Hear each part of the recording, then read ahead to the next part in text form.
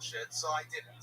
The next So you morning, went and had a drink. no, I did not go. I Right. didn't wake her up. I decided not to go, not to have Okay. a drink, whatever. So the next, and like my ex at the time, she was a fellow degenerate as well. So Okay. she was like, So you woke up. She woke up the next day. You guys wake up Yeah. Saturday morning. Well, She goes, Saturday "God, you didn't even wake me up last night." And you're No, like, "Yeah, no, well, I don't my like- buddy invited me for a drink." And she's like, "We could have gone to that drink. So you didn't fucking wake me up." And then you broke up because of that. well, no, what happened was I said, oh yeah, my cousin called me. He said, why don't you come down to have drinks? And I didn't even, I said, no, I'm not going to go. And she got mad at me because she's like, yeah, we knew what you were going to do. and I fucking flipped out. Why'd you flip out? I just flipped out because I knew what she was insinuating. That I can't picture you being mad. Can you do it without even thinking about it? Can you really get mad and show us? Wow, this is like gay Tony Soprano. This is exciting. I've always wondered what gay Tony Soprano would be like. Woke up this morning. It's the day before Valentine's Day. Girlfriend was mad at me. She'll be fine. She'll be fine. She was Gave drugs for schizophrenic. schizophrenic brother. You ever give compassionate masturbation to your schizophrenic brother? Have you ever heard of that before? That's a scary concept. I did not know. I've caught him masturbating a couple times, but What'd you do when you caught him? sprayed him with nothing. I just just that. Faster, harder.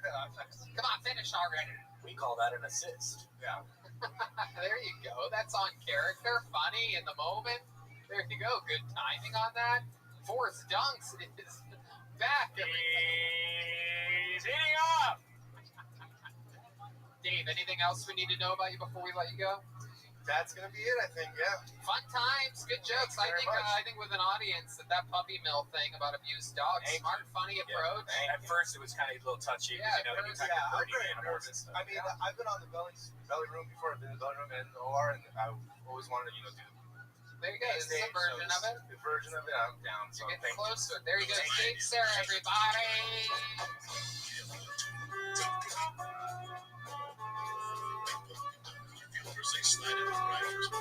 I get knocked down, but I get up again. Figure it out. Serious talk, Austin. Oh, the three of us? Oh, no. Yeah, I'm torn. I know. And you're staring like, Chip, what do you think? My life here is dope, though. But, for what I do, granted, the economy scene dried the fuck up and all our friends left and it's all this woke shit now, which is whatever. But remember, that was only one aspect of my life. As far as my partner in the mechanical shop at Bruno, Sigma Motorsport, so I get all my building cars there. I got Tigers fucking baseball, which is a big deal for me. I don't have a Bruno. Yeah, because I know guys in Texas like that. Because Texas, they've all drive tiny little electric cars. Nobody has a huge truck. There's no truck culture in Texas. There's definitely no sports culture. Nobody plays baseball. Sports are. Even the best baseball players come out of SoCal, honestly. Yeah, listen, hey, Ping pong ding dong. Did you feel personally slighted when Brian first went to Austin? No, it's my idea. I had to talk Brian into it. He didn't want to. figure it out. Serious talk, Austin Payne. Oh, with the three of us? Oh, No, well, yeah, I'm torn. I know. and you're staring like, Chip, what do you think? My life here is dope, though. But, for what I do, granted, the economy scene dried the fuck up and all our friends left and it's all this woke shit now, which is whatever. But remember, that was only one aspect of my life. As far as my partner in the mechanical shop at Bruno, Sigma Motorsport, so I get all my building cars there. I got Tigers fucking baseball, which is a big deal for me. I don't have a Bruno. Yeah, because I know guys in Texas like that. Because Texas, they've all drive tiny little electric cars. Nobody has a huge truck. There's no truck culture in Texas. There's definitely no sports culture. Nobody plays baseball. Sports are. Even the best baseball players come out of SoCal, honestly. Yeah, listen, hey, Ping pong ding dong. Did you feel personally slighted when Brian first went to Austin? No, it's my idea. I had to talk Brian into it. He didn't want to. figure it out. Serious talk, Austin Payne. Oh, with the three of us? Oh, No, well, yeah, I'm torn. I know. and you're staring like, Chip, what do you think? My life here is dope, though. But, for what I do, granted, the economy scene dried the fuck up and all our friends left and it's all this woke shit now, which is whatever. But remember, that was only one aspect of my life. As far as my partner in the mechanical shop at Bruno, Sigma Motorsport, so I get all my building cars there. I got Tigers fucking baseball, which is a big deal for me. I don't have a Bruno. Yeah, because I know guys in Texas like that. Because Texas, they've all drive tiny little electric cars. Nobody has a huge truck. There's no truck culture in Texas. There's definitely no sports culture. Nobody plays baseball. Sports are. Even the best baseball players come out of SoCal, honestly. Yeah, listen, hey, Ping pong, ding dong. Did you feel personally slighted when Brian first moved to Austin? No, it was my idea. I had to talk Brian into it. He didn't want to. Did you figure it out? Serious talk. Austin paid. Austin. Oh, with the three of us? Oh, No, well, yeah. I'm torn. I know. and you're just there, and like, Chip, what do you think? My life here is dope, though. But you know, like for what I do, like, granted, the commie scene dried the fuck up, and all our friends left, and it's all this woke shit now, which is whatever. But remember, that was only one aspect of my life. But as far as my partner in the mechanical shop at Bruno, Basic Motorsport, so I get all my building cars there. I got Tigers fucking baseball, which is a big deal for me. I don't have a Bruno. Yeah, no, because there are no guys in Texas like that. Because Texas, they've all drive tiny little electric cars. Nobody has a huge truck. There's no truck culture in Texas. There's definitely no sports culture. Nobody plays baseball. Sports are. Even with the best baseball players coming out of SoCal, obviously. Listen, hey, Ping pong, ding dong. Did you feel personally slighted when Brian first moved to Austin? No, it was my idea. I had to talk Brian into it. He didn't want to. did you figure it out? Serious talk. Austin paid. Austin. Oh, with the three of us? Oh, No, well, yeah. I'm torn. I know. and you're just there, and like, Chip, what do you think? My life here is dope, though. But you know, like for what I do, like, granted, the commie scene dried the fuck up, and all our friends left, and it's all this woke shit now, which is whatever. But remember, that was only one aspect of my life. But as far as my partner in the mechanical shop at Bruno, Basic Motorsport, so I get all my building cars there. I got Tigers fucking baseball, which is a big deal for me. I don't have a Bruno. Yeah, no, because there are no guys in Texas like that. Because Texas, they've all drive tiny little electric cars. Nobody has a huge truck. There's no truck culture in Texas. There's definitely no sports culture. Nobody plays baseball. Sports are. Even with the best baseball players coming out of SoCal, obviously. Listen, hey, Ping pong, ding dong. Did you feel personally slighted when Brian first moved to Austin? No, it was my idea. I had to talk Brian into it. He didn't want to. did you figure it out? Serious talk. Austin paid. Austin. Oh, with the three of us? Oh, No, well, yeah. I'm torn. I know. and you're just there, and like, Chip, what do you think? My life here is dope, though. But you know, like for what I do, like, granted, the commie scene dried the fuck up, and all our friends left, and it's all this woke shit now, which is whatever. But remember, that was only one aspect of my life. But as far as my partner in the mechanical shop at Bruno, Basic Motorsport, so I get all my building cars there. I got Tigers fucking baseball, which is a big deal for me. I don't have a Bruno. Yeah, no, because there are no guys in Texas like that. Because Texas, they've all drive tiny little electric cars. Nobody has a huge truck. There's no truck culture in Texas. There's definitely no sports culture. Nobody plays baseball. Sports are. Even with the best baseball players coming out of SoCal, obviously. Listen, hey, Ping pong, ding dong. Did you feel personally slighted when Brian first moved to Austin? Alright, back to the bucket we go. Okay, this is another young man. Ladies and gentlemen, Zach Bogus is next on Kill Tony. Hey, man, was a good friend of mine. I never understood. Here he is, Zach Bogus. Women and children are a lot like baseballs.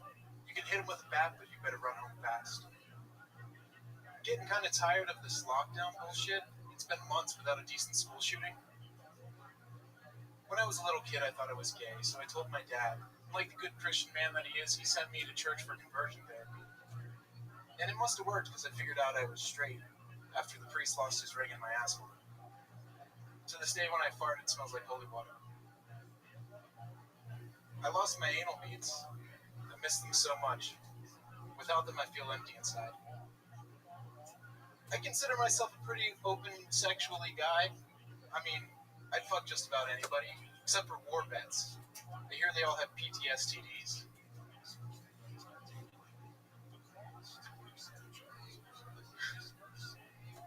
I got one. I'm a cancer survivor. I dated one for almost a month, nearly killed myself. I don't care what they say, Virgos and cancers, not compatible. There you go, Zach Bogus. Was a bullfrog. Was a good friend of mine. Hey, I never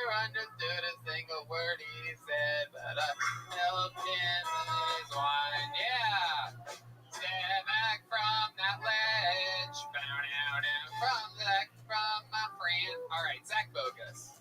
Howdy. The best part of that song, by the way, is the second verse when he comes in. If I was the king of the world, tell you what I do. We don't give a fuck anymore here on Kill Tony, everybody. We are talking about a song right now. And make sweet love to you. All right, very good. We're losing our minds. You know I love the lady. Yeah. You love to have Me some too. fun. Turn that missus to a miss, and I love my wife. And a straight shoot son of a gun. We just were. All right, Zach Bogus, welcome to the show. Is this your first time on, or have you been on before? No, this is my first time on, but I've signed up like over 20 times. Well, there you go. Look at this. Dreams are coming true. A lot of people that signed up many times never had a chance of getting on or getting on. Welcome, welcome, and welcome. Thank you. How long have you been doing stand-up? This is my second time. Second time ever doing stand-up, but you signed up tens of times? I have, yes. How come you didn't go to any other mics or anything? Well, I used to work a lot, but Where'd you work? Malibu at a restaurant. Oh, nice. Malibu has great restaurants. Which restaurant? Paradise Cove. Paradise Cove. Yeah, it's Big fan of Paradise Cove. It's all right. Is Paradise Cove the one with the deck outside with the seagulls that come up and it's like fishing wire? Attack you. Yeah. Yeah, the seagulls definitely attack.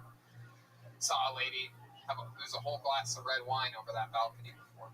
There's all those trailers, like a trailer park right in front of it, and that's where I think Woody Harrelson or somebody weird like that lives. Woody Harrelson, another Buckeye from Columbus, Ohio. I've seen Nick Nolte in that Paradise Cove as well. Really? Yep. What were you doing at Paradise Cove? They have a Groupon or something like that? I go there once every 9 years.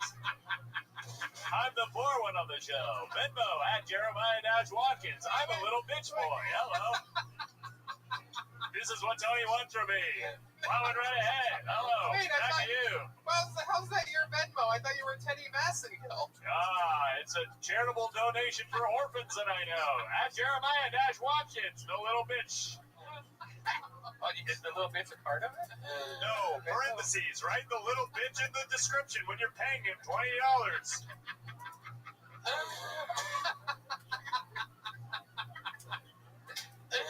Look up his song, I Need You on YouTube. It has 3,000 views. Back to you, Tony. Okay, Zach. So, you've only done stand-up twice. When was your first time doing stand-up? It was at the beginning of March at MI's West Side Theater. Okay. This March? Yep. Okay. Great time to start. Heck yeah, absolutely. How long have you lived in LA? Where are you from? I'm from New York originally. I've been in LA for like 7 years. So Upstate New York? Brooklyn. Oh, very nice. What made you move to Los Angeles? The weather mainly, and just weed life is a lot better out here. Yeah, how old Than are it you? used to be. 25. 25. That's good. How long have you lived out here? 7 years. 7 years. That's great. Moved out when you were 18. Just about. Yeah. That's awesome, man. How'd you end up making that move at such a young age? I Save just money or did it. something? And, Yeah, I mean, get a one-way flight for $300. That's what it is. So how about sleeping? Like, what did you do after you landed? I moved in with my mom. Oh, you got a mom out here. That Yeah. changes things. Yeah, that helps. Yep. Safe. What does your mom do? She works in catering management for a hotel. Okay. Yeah. Okay. You close with her? Not really. No. Where does she live? What part of town does she live Westwood, I think. in? Okay. Not really You sure. don't know where your mom lives? No, I probably should.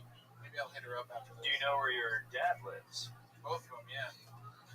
You have two dads. I've got two dads, not gay, but two dads. Where are they at? Brooklyn? No, I got one in Virginia and one in Portland. Your biological dad's in Portland? Yep. That is correct. I could tell. You look like you would try to storm a federal courthouse. You can feel the Portland energies beaming off of you. Have you ever protested or rioted in any way in your entire life? You ever go to the Occupy movement? No, I didn't do that. All my protests are internal. Like what? What are some of your internal protests? I used to be an emo kid. Yeah. I don't know if you can tell. I don't wear it on my sleeve. No, I get a little bit of punkabilly. Like, is that the word? Rockabilly. Rockabilly? Sure. Get some rockabilly vibes from you. I'll take it. You play any instruments? Nope. You have any special skills or talents? Yeah, I'm a tattoo artist and a freelance graphic designer. So Oh, okay. What's your favorite tattoo? on myself, Yep. um, Is that an R2 unit there on your elbow? that's Boba Fett. Oh, okay. Same world. Close. Probably this. It's a full shoulder chrysanthemum. Cool. Oh, that's back. Chrysanthemum. A friend of mine did it. Hell yeah. That's fun. Tattoos are fun. How about your biggest, most regretful tattoo? When I was learning how to tattoo, I tattooed an X-wing fighter from Star Wars on my shin. I was sitting on my carpet, just going at it freehand, and it looked like a little phallic after I was done. It looked like a lumpy cock. I'm just gonna be Can we honest. see it? Is it still there? It's covered up now. I can't really see Oh, okay. it, so it looks a lot better now. I got it lasered off and covered up, but for a while I had to wear knee-high socks. It was not a good look. Oh, okay. All right. How about now during the quarantine? What do you do for fun? How do you pass the time? I'm sure a lot of listeners are figuring out ways to do this. You might have a big piece of information that they never thought of. Yeah, man.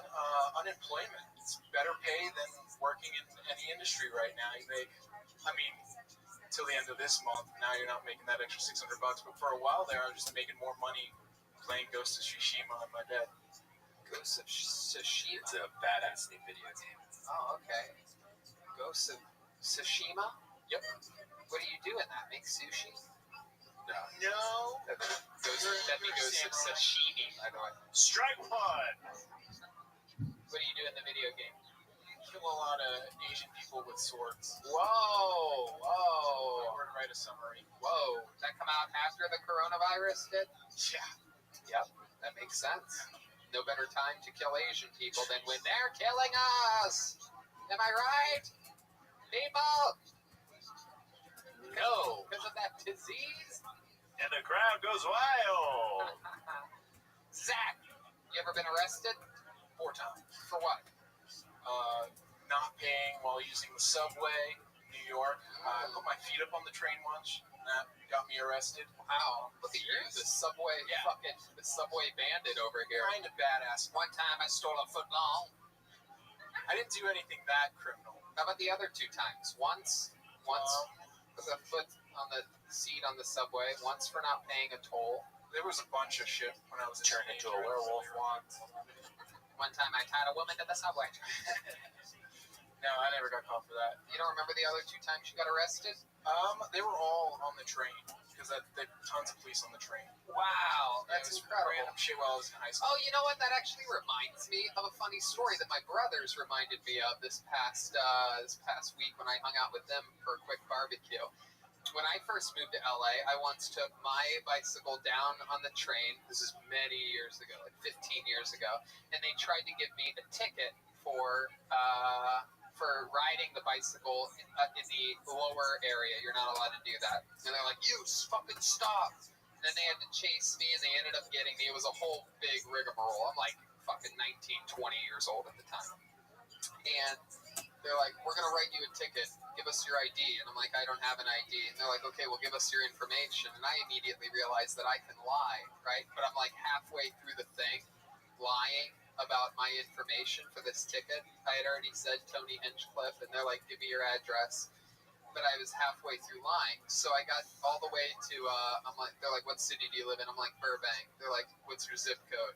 And I'm like, "Fuck, the only zip code I know in LA is my actual zip code." So I told them 90210. And they didn't even fucking blink at it. They were so excited to give me a ticket, it worked. I know. Fucking train police. You could have lied the whole time, dude. I told them to fuck off. I think that's where I went wrong. Yeah. Has anybody ever told you that you look like the Green River Killer? The Green Ryan J. Who's that serial killer? BTK. I've never heard of it. No? Look up. Will you pull that up real quick? Just for me, just so that I can confirm. I believe it's the BTK killer. Roma Chris said that he looks like Ryan J. Eagle's son. I'll take Yeah. There's not that picture, but that one over there. No, not that one. That one. It doesn't matter. Dennis Rader. Yeah. You have Dennis Rader energies. Have you ever thought about killing anyone? Yeah. We've had Serial. We've actually had a murder on the show before. Same energies as you. It's funny. He reminds me of Purse House. Very, very Clark Kent That's like. what I was afraid of, to be honest. Clark Kent with a touch of rockabilly. Okay, I'm not gonna push anybody off the balcony, but you know, I stay away from second floors. He actually threw her. Did he really throw her? I believe. Hell of an arm. I mean, I was gonna say, you're the sportscaster. It's quite an opportunity there. All right, Zach. Well, fun times, man. Thanks for coming on the show. You finally made it, dude. Thank you. Zach Bogus, everybody. Was a bullfrog.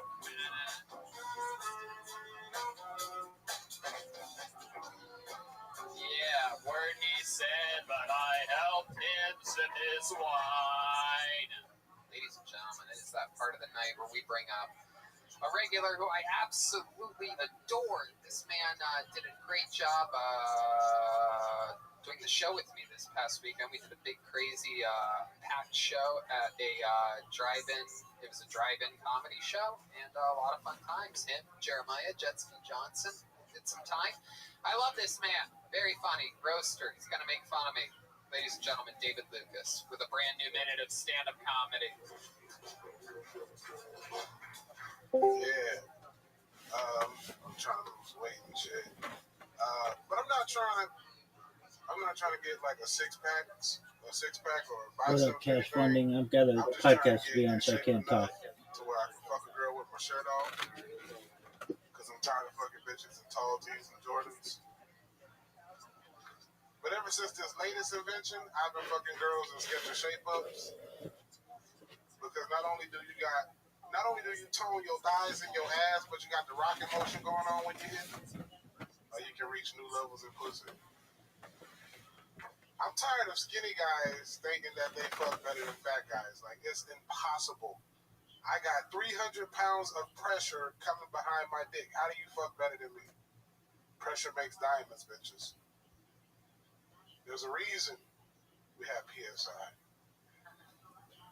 I'm tired of girls getting with me and complaining about being on top. Like, do you trust these arms over you in the missionary position? There you go. Hey. These minutes are long as fuck with no audience. No, you're doing good, man. Nah, I know. You're doing good. Yeah, fuck it. You believe that, though? You believe fat guys fuck better than skinny?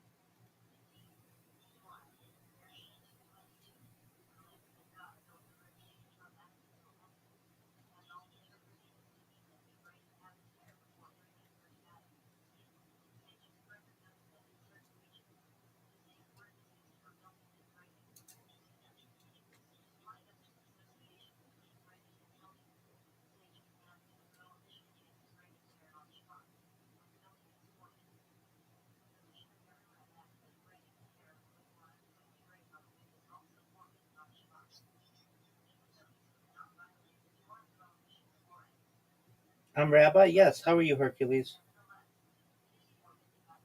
I'm well, thankfully. Hi, Sue.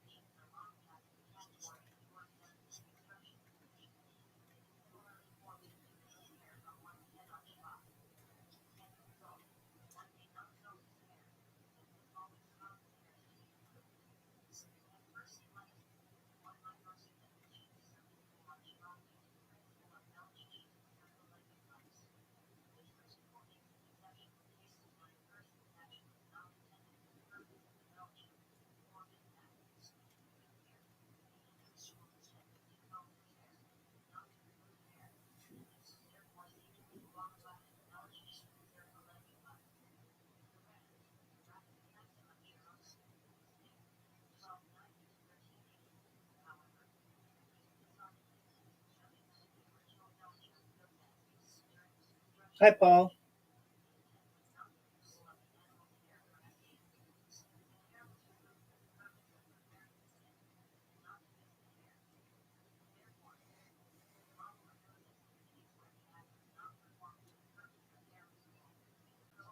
Absolutely. As ready as I'm going to be.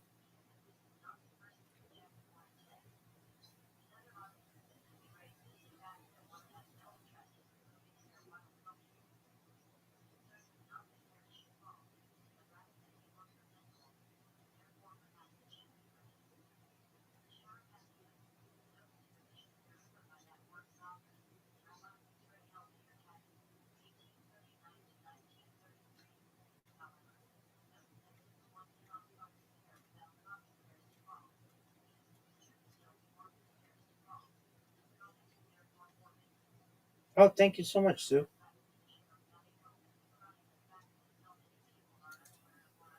Okay, thank you for telling me that. I sincerely appreciate that. Yeah, so, all right, how about now?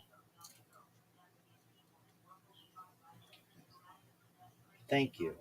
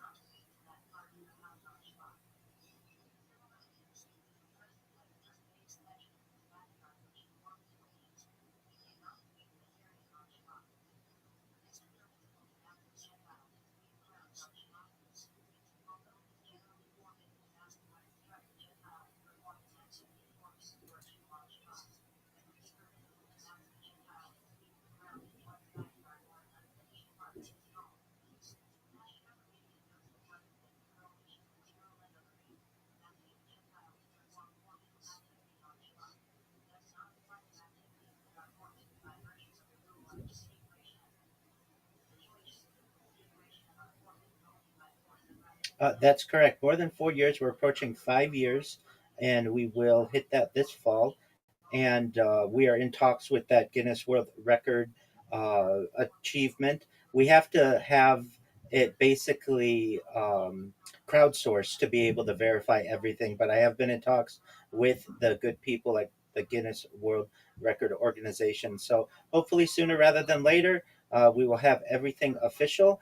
I am Rabbi Rothschild. I stream my life 24 hours a day, 7 days a week, 365 days a year for world peace. I've been doing so for more than 4 years. My streams go back to the pandemic. We've seen the death of a queen, the birth of AI, the coronation of a king, and everything in between. This is a real life Truman Show, a real life Big Brother. This is a timeline and a time capsule of human achievement.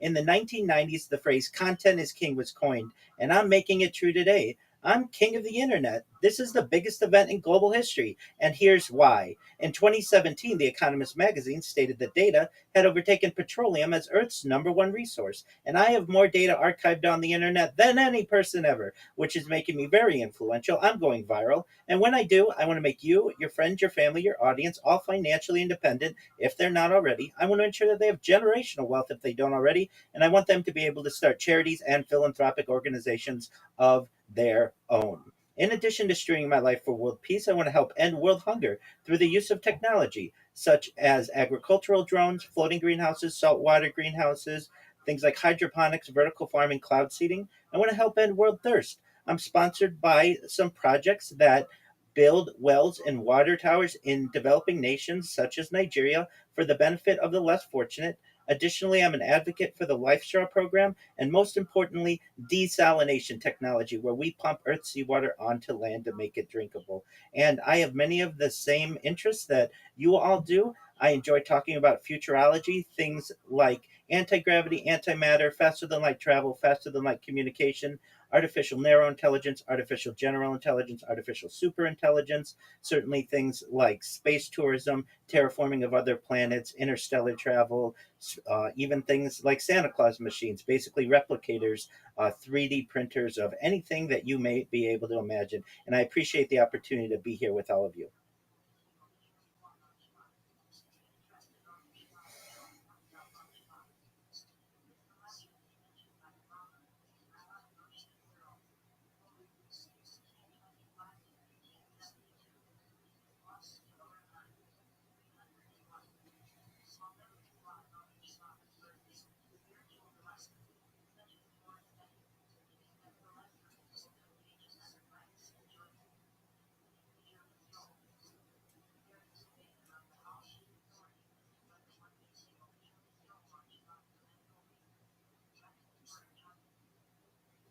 Oh boy, all of those are certainly of interest to me.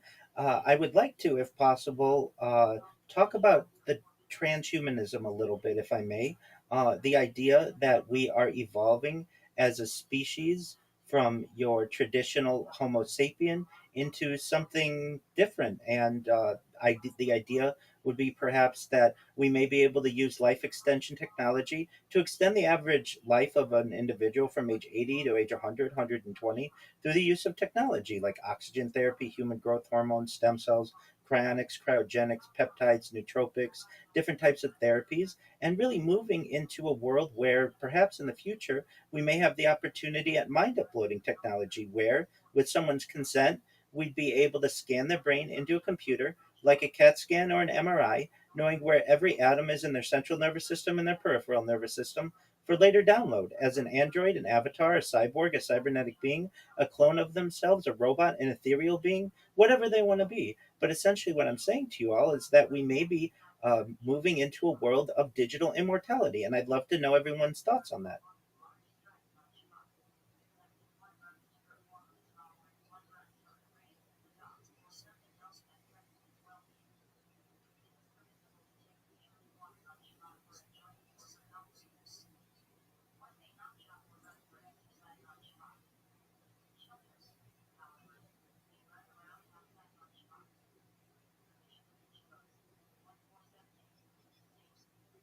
Go ahead, Hercules.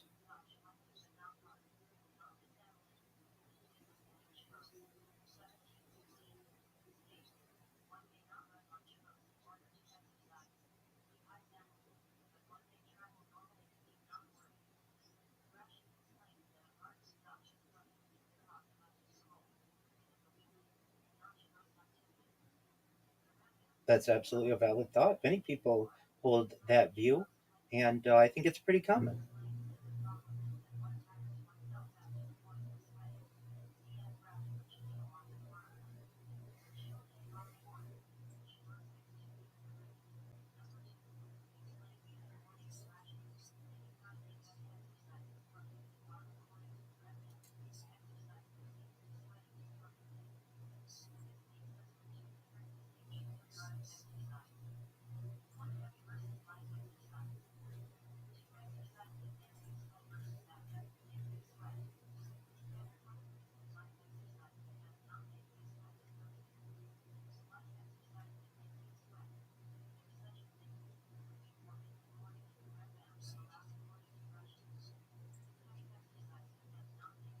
Absolutely.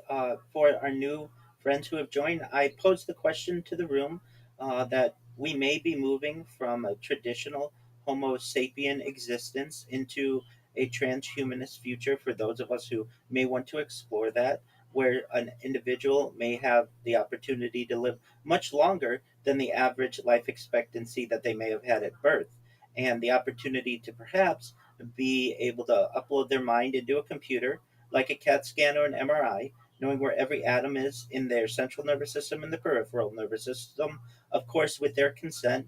And they might be able to change bodies into an android, an avatar, a cyborg, a cybernetic being, a clone of themselves, a robot, an ethereal being, whatever they want to be. And I was posing to the room, what are your thoughts on this? Does anyone here reject this idea? They want to live a standard life until perhaps age 80 or so, and then they're done? Or are there people here who are open to the opportunity to perhaps extend life much further than 80, 100, 120, or longer?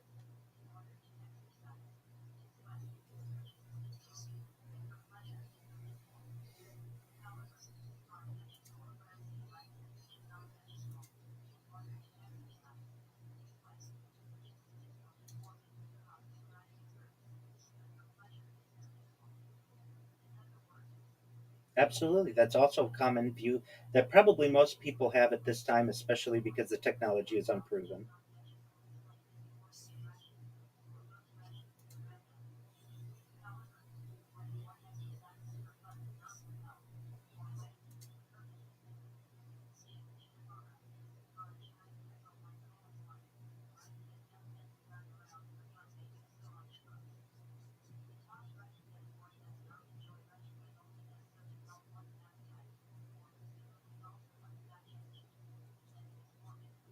It's a perfectly understandable position to take. Absolutely.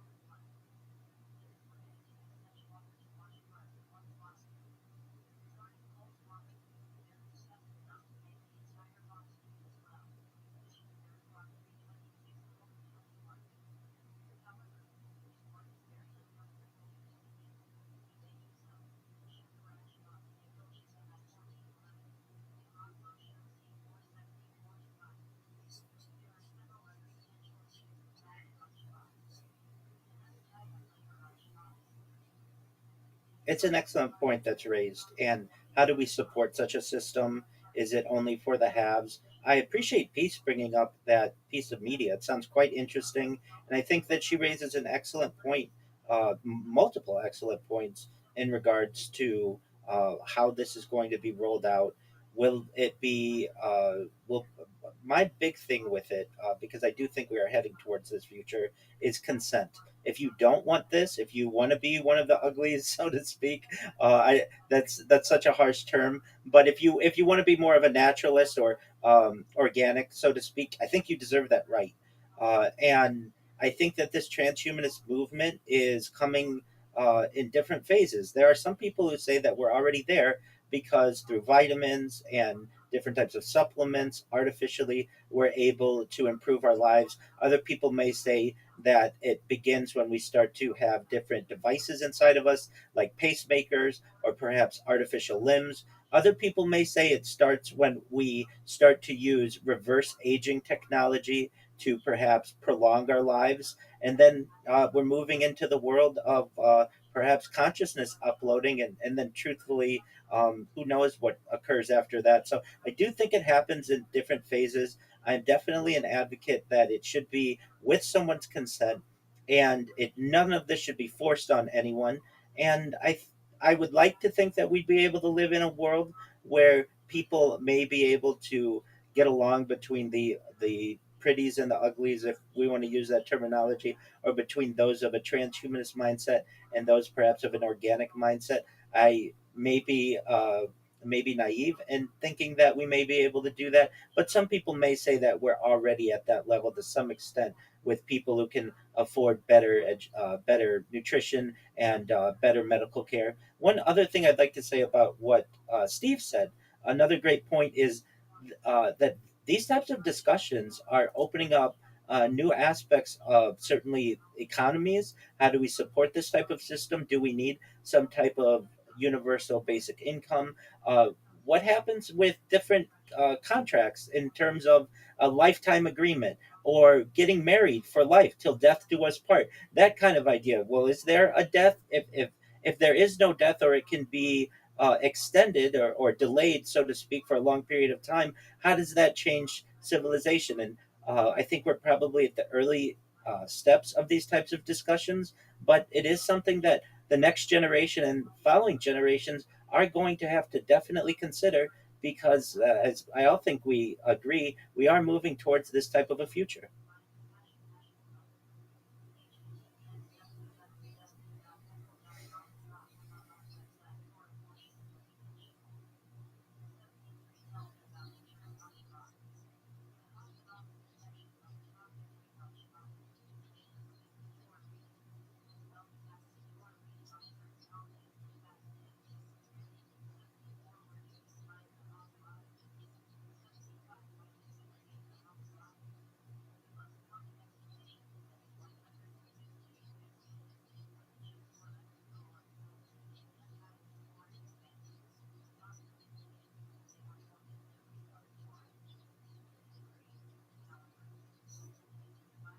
It's an excellent point.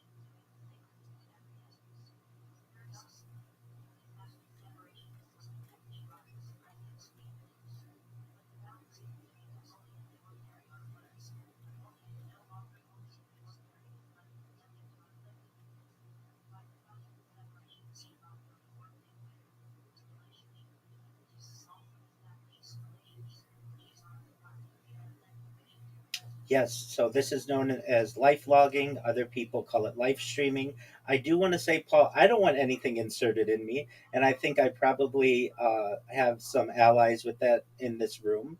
I would maybe be open to a cap that has been developed, like a swim cap, perhaps, but I don't want to be the first person to try it. I want to make sure that it works on many other people before I want to be an example. And additionally, I certainly want to be able to remove it at any given time. What worries me with brain computer interfaces, the Neuralink system, is that these cannot be removed. What happens if they become damaged? What if there's water issues? What if the battery, has issues?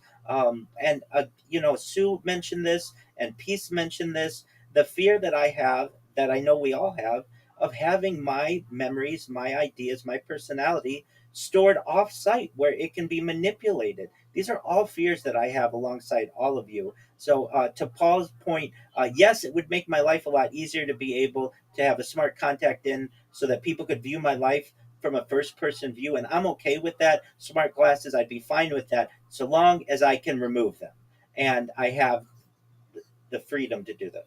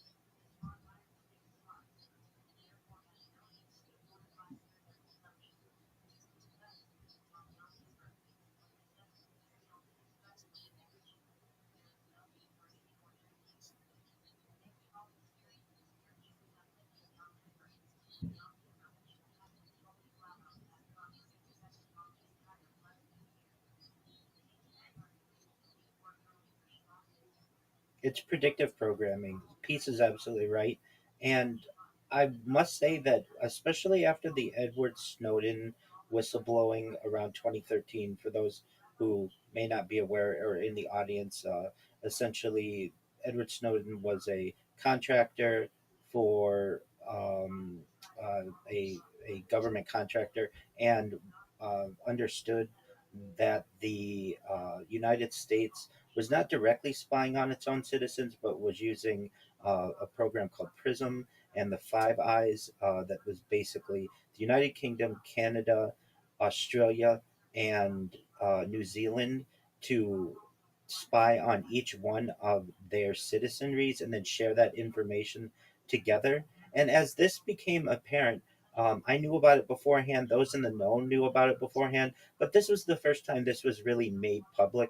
And then the arguments were being made that your camera is always on, your microphone is always on. The idea of Alexa and Hey Google and all of that kind of stuff is spying on you. In many ways, motivated me to say, if they're going to always be spying on me in one way or another, then I'm going to embrace it and I'm going to put my whole life on camera. And at least it gives me a platform to be able to discuss some of the things that these interesting topics that we're having, and to archive it for the future. Because even if was not someone who was not live streaming my life, we know somehow, somewhere, this information is being stored in a large data center, and it may not be available to the public, but it's available to someone, and that's quite a major fear of I would say society in general.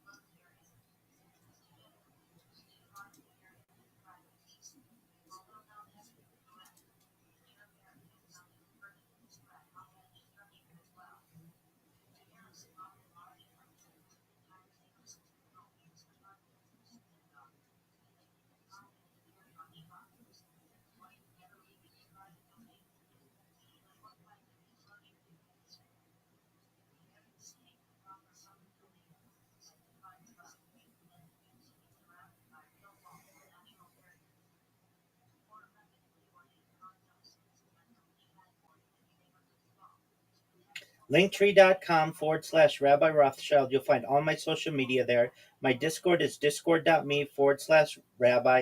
I'm available 24/7 to have these types of discussions, but also to help people through any issues that they may have. If you ever feel that you're alone, I'm here for you. I want to help you. I want to add positivity to your life. And you can view my life from multiple streams 24 hours a day on YouTube by typing Rabbi Rothschild into YouTube and filtering by live. Thank you.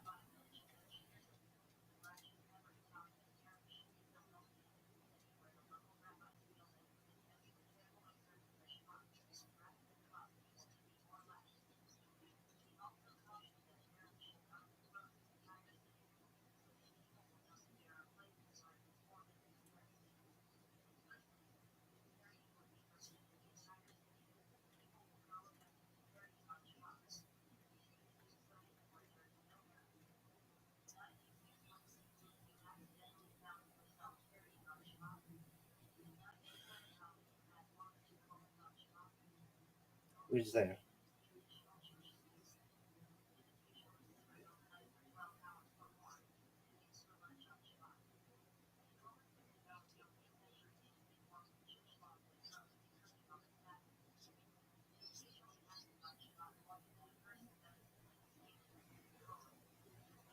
Who's that?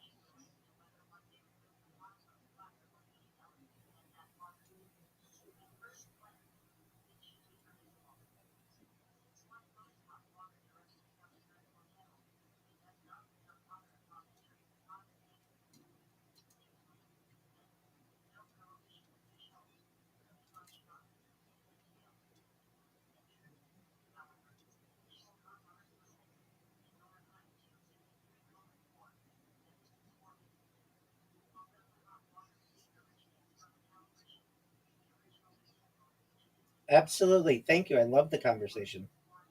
Yes.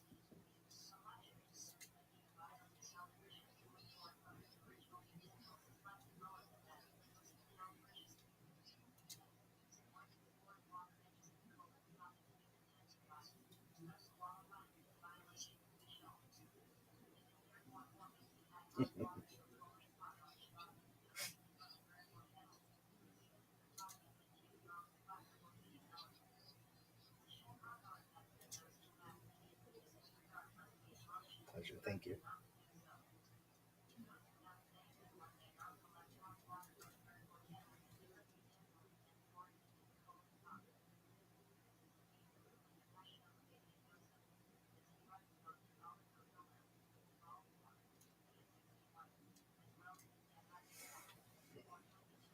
That was fun.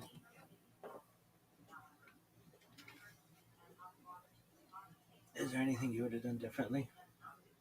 Um, no. I mean, I didn't talk that much, so I'm comfortable with what I said. It's consistent. What did you think of, let's just say, Peace? Because like she was the one who really thought Peace. If you ever see this, a lot of people are gonna have a lot of respect for you, and I have respect for you, and that way of living. Like I think people will say, why weren't we more like Peace? Like 50 years from now, or even 10 years from now, um, and that people will be like, hey, I want to live that kind of a life. And she might say to you, Rabbi, do you want to live that kind of a life? Be like, if I could be comfortable, yeah, I'm cool with all that stuff. Comfort's the big thing, and I think she would understand that. Nobody wants to be uncomfortable per se.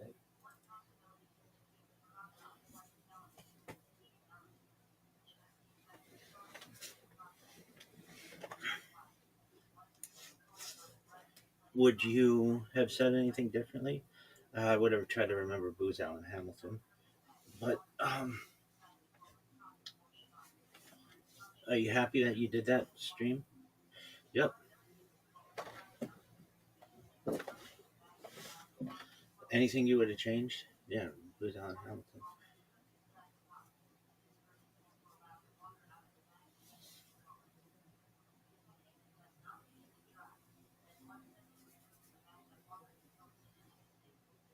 Is there anything you didn't like about the conversation? No.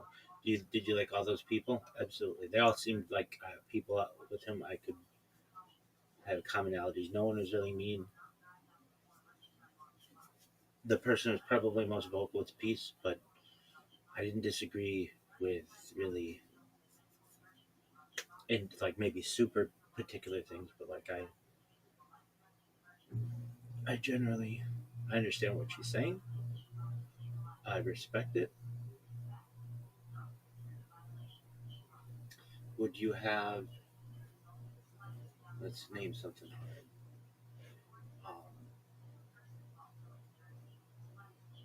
I don't know. It was good.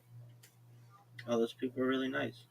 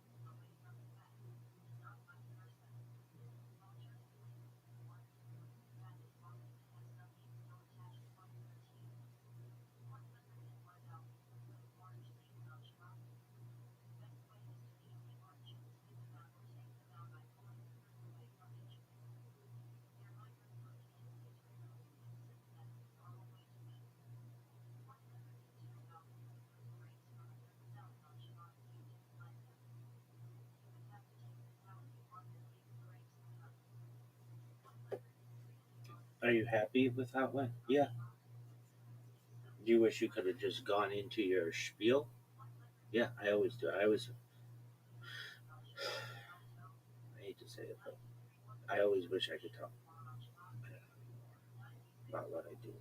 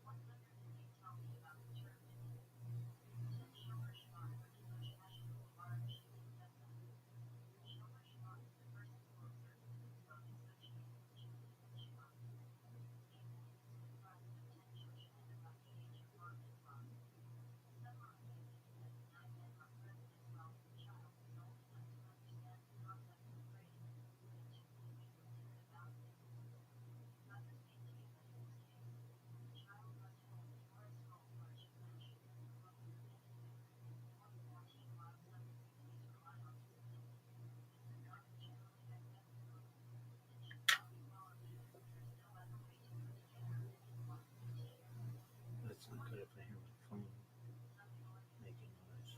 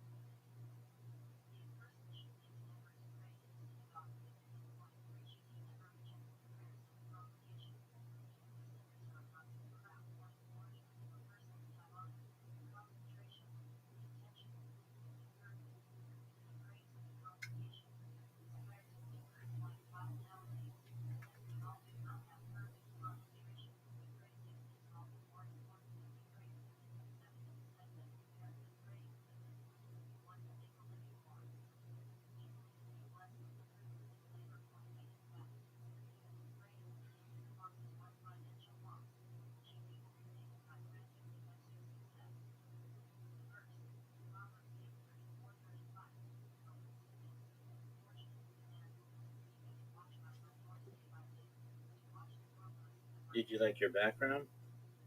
Yeah.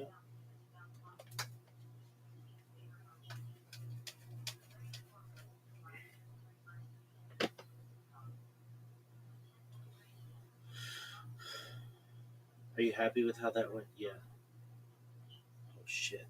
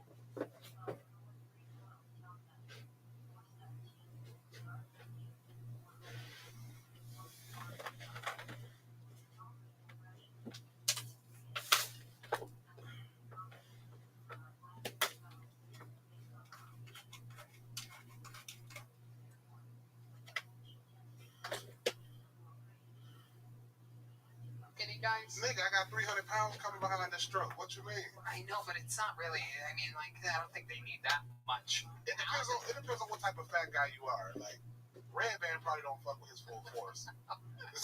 Red Band, what are you like in the bed? I've asked thousands of people on this show. I've never asked you. What is your move in the bed? Well, I like to bring a lot of food into bed with me. Oh, we know that.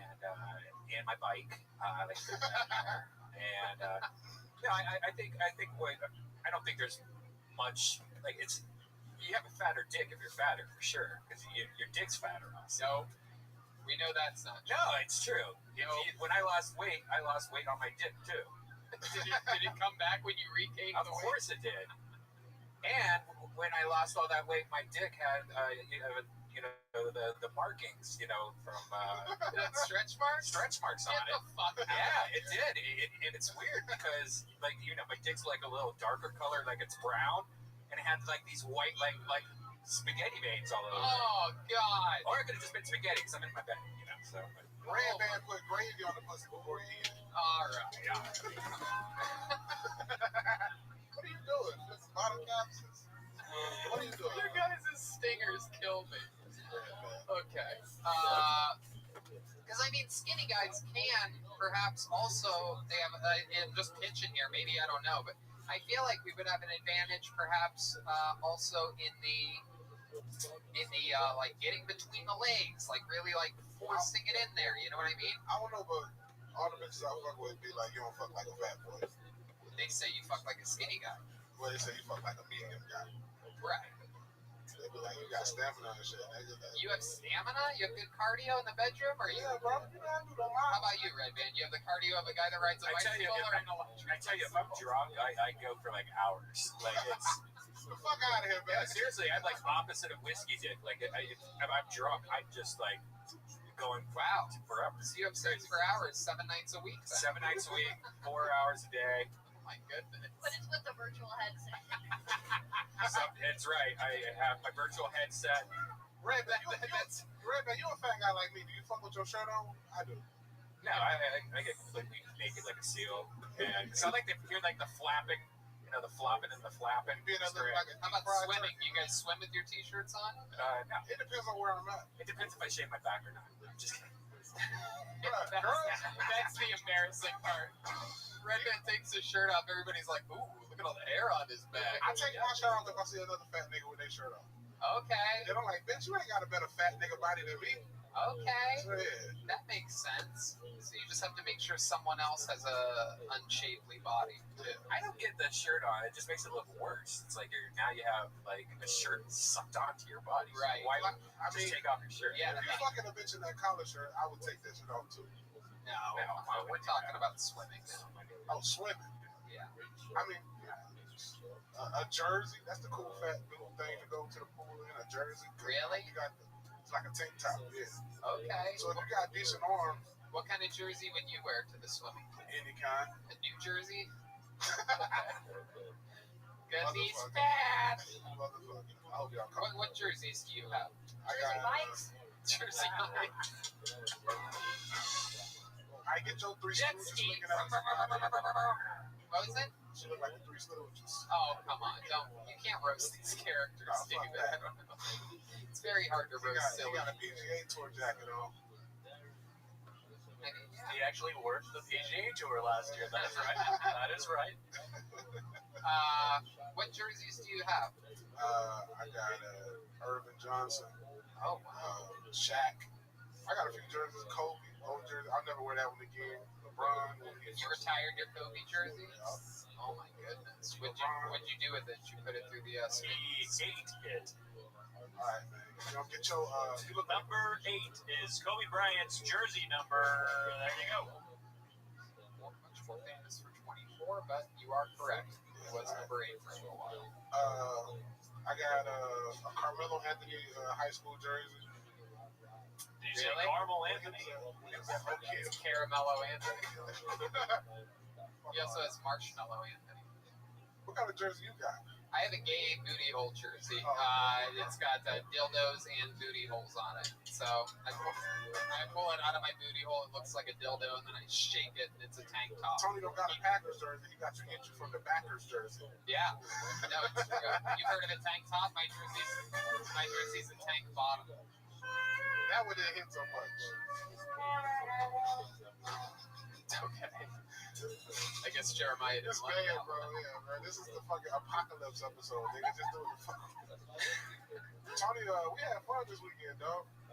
Yeah. Yes, we did. We had a great time. It was at a We had a car club. fancy meal. Yeah, we did. Took Jeremiah and David Lucas to a restaurant called Salt, as though David needed any more salt in his diet. We went there. We had a great meal. You had the salmon and the onion dip. Yep. Jeremiah had the pork shoulder with a Brussels sprout Slaw. slaw. I wasn't used to the fancy food because I usually eat Aldi meat. Oh, yeah, you did talk about that old bullshit. You eat Aldi meat, and David eats all the meat. Yeah, you eat the sweet meat. That's right. I eat that straight up booty hole Jenkins. That's my name. You take a hot dog on the grill and put it in the bed with you. That's right.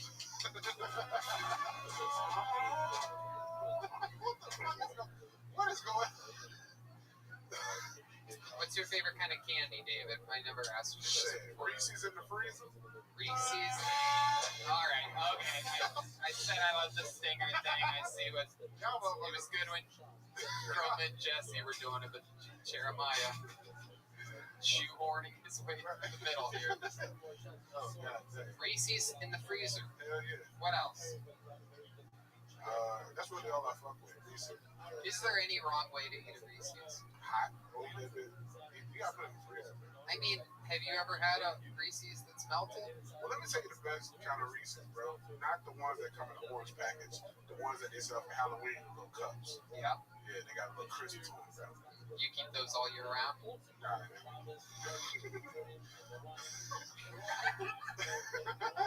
You make niggas no candy in your booty hole on Halloween. You know what? I actually do that. I had corn in my booth the other day. It was candy corn.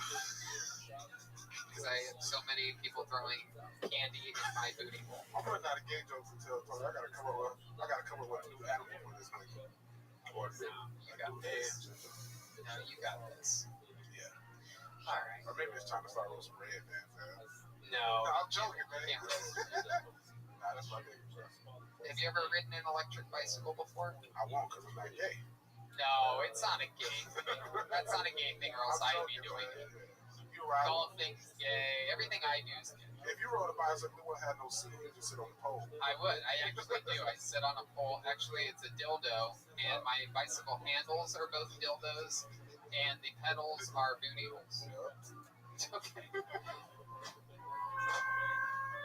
There you go. Okay. All right. We ruined the stinger thing. It took exactly 8 minutes after I said I love the stingers for them to ruin it, everybody. How did Go you, ahead, David. how did you feel about the outside show, bro? An outside show like The one Kill we did Tony? Sat- no, the one we did Saturday. I liked it. I told someone earlier it's 100 times better than not doing a show, and it's 25% as much fun as doing a show I like in that. front of a normal audience. They hung the horns. And Tony had Tony actually brought the fucking apartment building behind us out. Yeah, Yeah, the whole, it was wild, man. the whole audience from the apartment building. We had fun. Okay, we got through it. Ladies and gentlemen, David Lucas. There we go. On to the next one we go. Another great set by David Lucas. Here we go.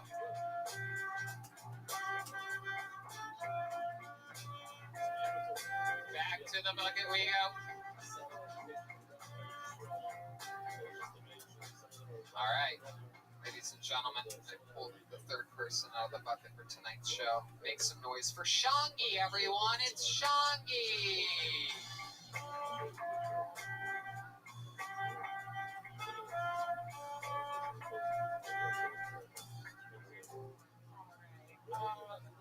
I came out a little bit ago at the beginning of the year, and this quarantine has been a fun experience realizing how gay I am. I have fallen in love with Home Depot recently. It started out with buying a cactus, which was super simple, And then I upgraded to lumber, and then I upgraded to cutting lumber, and then I upgraded to steeling bolts, and then I upgraded to steeling shower curtains, shower rods. There's expensive shit at Home Depot, and the CEO doesn't like black people, so that is my protest. I also have become obsessed with porcelain dolls, and I've slowly been turning my husband into a porcelain doll. His hair is growing out long and curly. I have him shaved. I've been putting my facial products, so he's very porcelain and very pretty. I started ordering doll clothes for him. They don't fit, but I'm working on it. That's it. There you go, Shangi, everybody.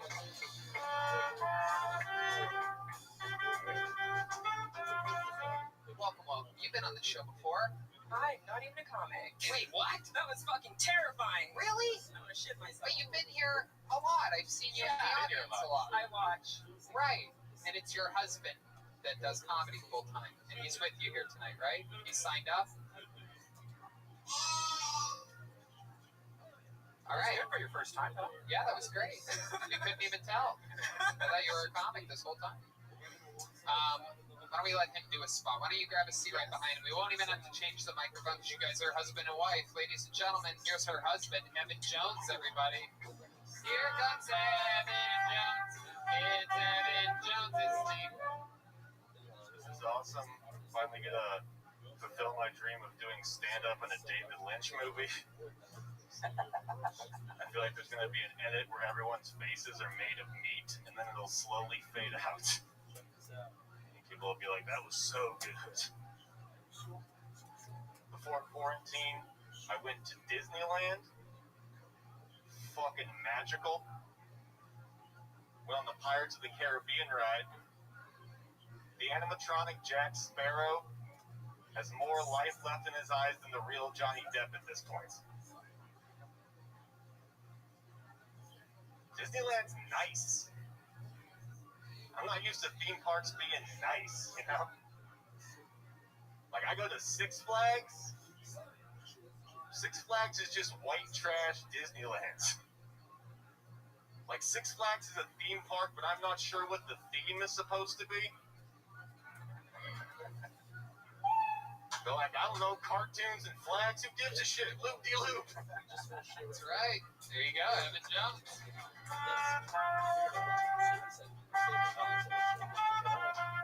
Damn, look at your hair. She's lying, man. What happened here? I went at one point. I looked like a sitcom dad from the '90s. I was like a Danny Tanner, and then I went to an Uncle Jesse, and now I'm like going elfin. I think it's getting. Oh yeah, man, looking good. Yeah. Killing it. Very, very, very good set. Oh, thank you. That's fun. Is that all stuff that you wrote during the pandemic? I wrote all that right before. I wrote like a whole 5 minutes about like theme parks right before theme parks didn't exist. So I've just been sitting on a bunch of theme park material. It was all good. I love Oh, the thanks. David Lynch part. I don't know if you're allowed to say Lynch with your wife that close sitting behind you. Yeah. No, I think I am allowed to say it because of that. Right, no, I know. Exactly. How long have you been doing stand-up, Evan? Like more than 10 years, 11 years, something All like been that. here in LA? No, I'll mostly in New York. I moved here like 3 years ago. So it's just like I started in New York, and then I started doing some just DIY road stuff, like maybe 4 or 5 years in there. How long have you been in LA? Since when did we move here? Like 2016, I think. And what made you want to do that? Just New York. I will just. There was a lot of people had a weird thing. A lot of guys had like a weird like jock thing against me, and it sort of made it difficult to move up In socially. New York. Yeah. Right, yes, they do And, that there. It's very tough guy. That's the yes. New York scene. They're all tough guys until they're around an LA comedian, and then they bend at the knee. And then I also am very into like psychedelics and weed and stuff, and a lot of the New York guys are more like Right. late cigarettes. I dose my fucking 6 coffee of the day. Yeah. So they would just be like, "Who the fuck is this guy trying to talk about this weird shit?" I don't know. And then also it's like I have a lot of social anxiety, but I don't look like I should, so they took it as maybe arrogance or something, like not being able to socialize for a while there and stuff. I Yeah, don't know. no, I get it. I know exactly everything that you're talking about right now. The scene in New York is definitely not exactly wide open to the thought of innocent looking, hippie-esque dudes, Yeah, or free even- spirited guys. Even like those things conceptually and material, it's like if you're not like angry or sad, then you're fake or something. Exactly, Yeah. 100%. You Yeah. cannot show any happiness whatsoever, even if you're wildly successful. Even the best comedians in New Yeah. York You have to seem be angry, even though they're happy. Okay, that's fun. What part of New York did you live in? When I first moved there, I was staying in like dorms. I was going to New York Film Academy, which was fucking bullshit. Right. So I was just staying in dorms in like Manhattan, and then it was Brooklyn, and then I lived in Jersey City and Astoria, then back to Manhattan. So just kind of all over. How about now? How about in LA? Where do you guys live? We just moved to Rampart Village, like on the edge of Koreatown, but we were in like Hollywood proper for like we were homeless, like Airbnb homeless for like 7 months when we first moved here, because Airbnbs had like all the fucking rent way jacked up, and so we had like a weird place that ended up turning into kind of a crackhead hotel recently on like Wilcox. Right. But then Airbnbs crashed like a couple weeks ago, so now there's a bunch of dope shit. We got a way better place. That's awesome. Yeah. How do you survive right now? I was working at a weed factory and was laid off right before the shutdown, so I was able to get the boosted unemployment. I just started back dog walking because this is the only gig I was doing that is happening right now. Also, I don't have to interact with any people at all. You like dogs? Yeah, dogs are fucking dope. That's also what makes it awesome is I just get to hang out with dogs. I get good Instagram videos of all these other people's dogs I don't have to pay for. Yeah. No, it's fucking great. Love dogs. We were talking about that before the show. Yeah, I like the weird ones. I like Shih Tzus and Brussels Griffins and like Oh, yeah. Fuck I yeah. used to have a Brussels Griffin. No shit. Yeah, it's famous now. It is. In fact, it just made its Comedy Central debut last week. Holy Little shit. Pepper. It was me and Esther Pavitsky's dog Dude, holy over shit. a decade ago. That's amazing. They're the best. Pepper's on the poster. Did you see that? The promo poster for What a great poster too. The artwork that they did on that. incredible. I thought it was so good. I thought it was a Ryan J. Ebel for a second, but it wasn't. That's fun. You guys don't have your own dog though?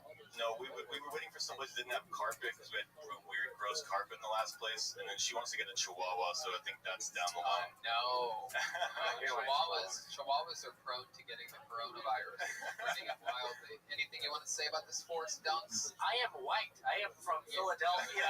You're the resident Chihuahua correspondent on the show. Is there anything you'd like to say about Chihuahuas? Getting coronavirus more often. Yeah. I would say that's fake news. No. Chihuahuas. Fake news. Chihuahuas get the Shih Tzus started. Says who? The media, the enemy of the people. Oh shit. Started it. Do you know anybody that's gotten the coronavirus? Yeah, I know a couple people. Okay. Do they know how they got it? No. Yeah, it's one thing that I've noticed is the people that I know that have gotten it don't know how they got it. There wasn't like some mysterious coughing person. Am I correct? Gary Paul. I got it and I know how. Oh, you do? Yeah. I thought you didn't know. I know. Who gave it to you? I ate a bat. Oh, well, there you go. That was a baseball bat. God damn it. And my dad lives in a homeless, like in the VA shelter downtown. He hasn't gotten it, so I don't know how you get it really. I feel like that should be Corona Central, and it's not. Should be. Probably not a lot of chihuahuas in that room. I chihuahua. Chihuahua. Oh, man. So, your wife and you guys Yeah. are in an interracial couple. Any wild times with that? You guys ever, like, drive through Arizona and people are like, what the fuck? It's been the opposite. It's when we moved here, people were overly supportive. Right. So they'd be like, "We love what you're doing," like yell at us from Oh, my cars, like, God.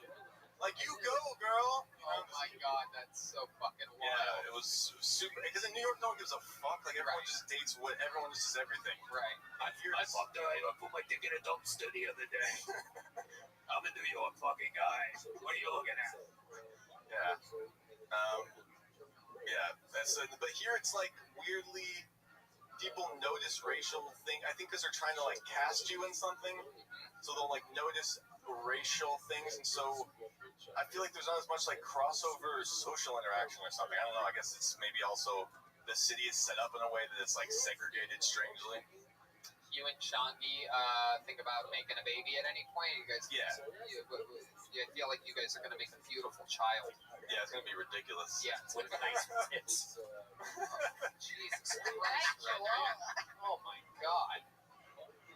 Good Lord, Brian. Out of bounds.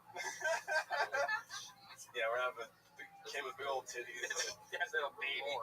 It's like, damn, that baby is fucking confusing me. As a white man, let me ask you this: as a white man being with a black woman, was that your first black woman that you've been with? Did I dated full time? Yes, but not that I've like hooked up with. Right. When you're with a black woman, are you ever concerned that perhaps you don't have all of the penis that they're used to? No. You have a special package down there. It's not that my dick is like excessive, but it's just like I don't know. I did the first naked show in New York, and everybody was like crazy about how big my dick was or whatever. But Right. I don't think it's not like the dick that would like stand out in a porn gangbang, but I think it's just like aesthetically perfect. So it's like So your kid's gonna have big tits and a big dick. at least a very nice dick and gigantic titties. That's incredible. We have a big dick correspondent on this show. Let me just see where he is for a second here. Let's check in with our big dick correspondent. Hey, why don't you come back up to the stage, Bucko? Here he comes, ladies and gentlemen. It is our Joel. big dick correspondent, Forrest Dunk, everyone. He left the stage where the show is for a moment. Sorry, it's so big I needed to let it breathe. Forrest, you're known for having a massive cock. This is true. Yours also made its debut in a New York naked roast. Yes. Do you have any questions for Evan Jones or any concerns about his big dick? Or perhaps maybe you could start a club or something like that. Yeah. New York Big Dick Association. Maybe start a new baseball league. But we only hit the ball with our cocks. That's what I meant. 2 balls, 1 bat. Okay. All right. Well, Evan, very fun. Amazing set, man. All the way through from beginning to end. Very, very good. Shangi, thank you so much. Her comedy debut. What a beautiful couple. We love what you guys are doing. There they go. Shangi and Evan Jones, everyone.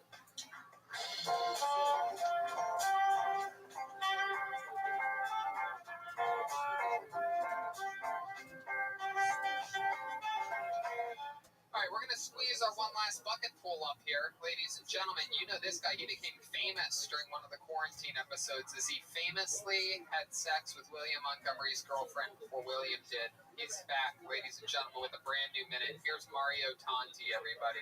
1, 2, 3.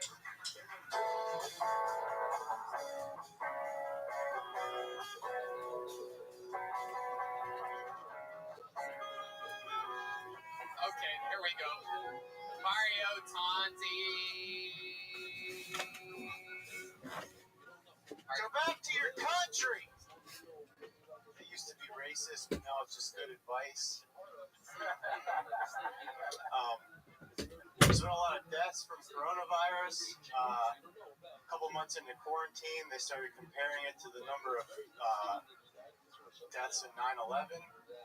They were like, oh, we're up to 3 9/11s now. I think 9/11 is my favorite made-up form of measurement next to smidge and cunt hair.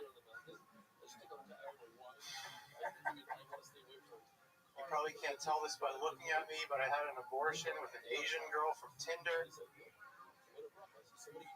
It's not exactly what I had in mind when she said she wanted to hook up.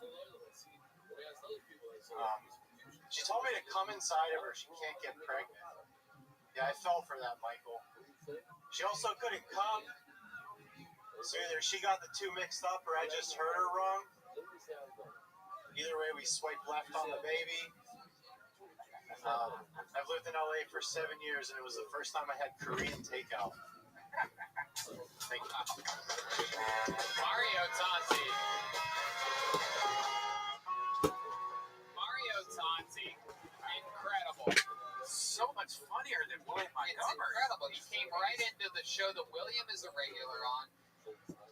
kicked off his set with a William Montgomery formatted like joke, but much better than all the jokes that William did tonight. Plus, follow through with continuous good set the entire 1 minute and 9 seconds of his set, using all of his time, unlike William, who dipped out at 41 seconds tonight. So you came in, you fucked his girlfriend, then you came in, had a better set than him on his show. How do you feel right now, Mario Tom? I feel pretty good. I'm glad to be here, guys. Thank you for having me. That's incredible. How happy are you right now that William left early? He left early. Oh, we're actually best friends. I actually don't know his girlfriend. That's been a bit the whole time. Whoa, that's great. Look at that. No, I'm just kidding. Oh, okay. Yeah, no, I had a feeling. That's not the Korean girl, though, right? Because that would be an even bigger revelation if we found out that she carried your baby for a moment, that there was a little baby Mario in there. I wish. Hey, baby Mario. We know about that. That was an actual Mario Kart contender. Baby Mario? Right? Isn't there a little baby Mario? Oh, yeah, this little half Korean Mario. Yeah. Absolutely. So, Mario, what have you been up to this whole time? What's going on? Just hanging out on unemployment. Lost my job. Restaurant industry's in the shitter right now, so no sous chef jobs out there. Just been hanging out, relaxing. Are you happy that you live in a country that has unemployment? Yes. Yes, you are. That is correct. The United States of America, the greatest Good country in the world. Absolutely. People just take it for granted. They're like, oh, I'm on unemployment. I'm on unemployment. I'm on unemployment. And then everybody talks about the stimulus package, but that's an extra thing. That's extra bonus money. Anybody who was employed now is on unemployment. I can't get it. Thank you, Mr. President. Thank you. You do such a good job keeping us out of wars with other countries. You're welcome. So Mario, what else is going on? You're collecting unemployment. What have you been doing to pass the time? Me, golf. We talked about that earlier. What's your golf? Going on walks and drives, going to the beaches, trying to just. What do you do when you go to the beach? Just sit there. You sit on a bench or on the I sand? brought a blanket a few times. You Sat took a there. blanket? I did. You have extra blanket? You seem like a guy that would only have one blanket. I just got a new comforter. You take a comforter to the beach? Like I have multiple Jesus blankets. Christ, this so guy like, takes his fucking duvet. to the beach. It's a Ninja Turtles blanket. What is your? It's a normal comforter. White. Yeah. You have a white comforter. Yeah, my sister keeps telling me to get a different one. She said it looks like a girl's comforter. No, white's great. You wipe your cum all over it, no one will see it. Wait, how does your sister even see your comforter? She lives here too. I showed her. So she. You live with your sister? No, she lives down the street from me. And she came over. She's like, you got a girl's comforter. Yeah, she said, get a black one. That looks stupid. A black Wow, one. Then you get. worse. I mean, Red Band knows you get Yeah. cum all over All it over from the place. using your Roman. Yeah. You put a little Roman. Yeah, put a little Hibit CBD, a little lube all over it. That's right. Yeah, black comforter is like as dumb as having white underpants. Wait, the black comforter is like having white underpants? Yeah, it's like the worst idea ever. Why? Red Band gets skid marks. This just in. Yeah, I don't think I've ever really got a skin. Maybe a little Ruby and bit. pee on the white stuff, Tony. Come on the black stuff. Red Band is a high-class gentleman, and he enjoys Miller High Life, a champagne of beer. I was talking about blood. Oh, yeah, you have a lot of blood coming out of Yeah, it? especially when you have a tushy, you get too much water in there, it just drips out. Oh, that's a great ad for Tootsie. What a great ad for one of our sponsors. Hey, blast your ass with water so hard you stop fucking bleeding. Hey. Yeah, it cleans it out though good. He could use the tushy and blood on tushy. You know what I mean? Hey, there it is. All right. So Mario, you have a white comforter so far. This is what we found out. I've been arrested too. All these guys have been arrested. Oh, tell us about it. I got arrested with heroin one time. Oh my God, were you doing the heroin or were you I selling didn't it? get to do it yet. Really? Well, I mean, I was doing it, but like I didn't get to do it that night. Right. So what happened? How'd you get arrested with it? Put your feet up on the train? Yeah, I went with a guy from work to get heroin, and we got pulled over on the way back. Why'd you get pulled over? I think my tail light was out. Oh shit! Classic junkie mistake. Fuck. So how did you get from just a tail light warning to them searching you? They smelled something in the back, car. Well, back where I'm from, like it was 10 years ago, like the cops, like they pull you over, like they look for anything to like search your car. Where are you from? Pennsylvania. Yeah. They do have tough police there in Pennsylvania. What part of Pennsylvania are you from? A little south of Pittsburgh. little south of Pittsburgh. What are we talking about? Sharon, Bessemer, Like Mount Lebanon area. You know the Gumps? The Gumps. No. How about the Dunks? Do you know the Dunks? I know a couple dunks. Yeah, Forrest? Do you know Forrest Dunk? yeah we actually watched Jurassic Park together last week. Ah, you are wearing a Jurassic Park shirt. Why is that? But Target? he's on a swing because it's his park. Aw, That's adorable. That's fine. My goodness gracious. You have a girlfriend now? No, Last girl you've been with, who is that? just a couple Tinder people. Ah, that was during the quarantine? No, this is way before. Okay. But yeah, when I got arrested with heroin, I told them it wasn't mine because I tried to get out of it. And they're like, whose was it? And I was like, I was getting it for a friend, and they were like, well, that's a felony now. Oh my gosh. Oh my god, that makes you the dealer. Yeah, Oh my it god. makes you intent to distribute. Oh, fuck. So what ended up happening there? They ended up lowering it at the end after I got a lawyer and paid for a lawyer, but like initially it was intent to distribute heroin. Goodness. Always say it's yours, even if it's a lot. Or always just put it in your butt or something if you get pulled over. Yeah, that's Red Band's policy on everything. I threw it Yeah, under the whether seat. he's getting pulled I over thought I was gonna get out of it. Wait, what? They searched whether my he's car. getting pulled over or not, it's Yeah. policy. Shove it in your butt. Pull the electric bike over now, sir, please. It's hard to pedal with this heroin in my ass. Luckily, I wasn't gonna pedal anyway. Oh, look, I'm a Never criminal. heard. I'm peddling heroin.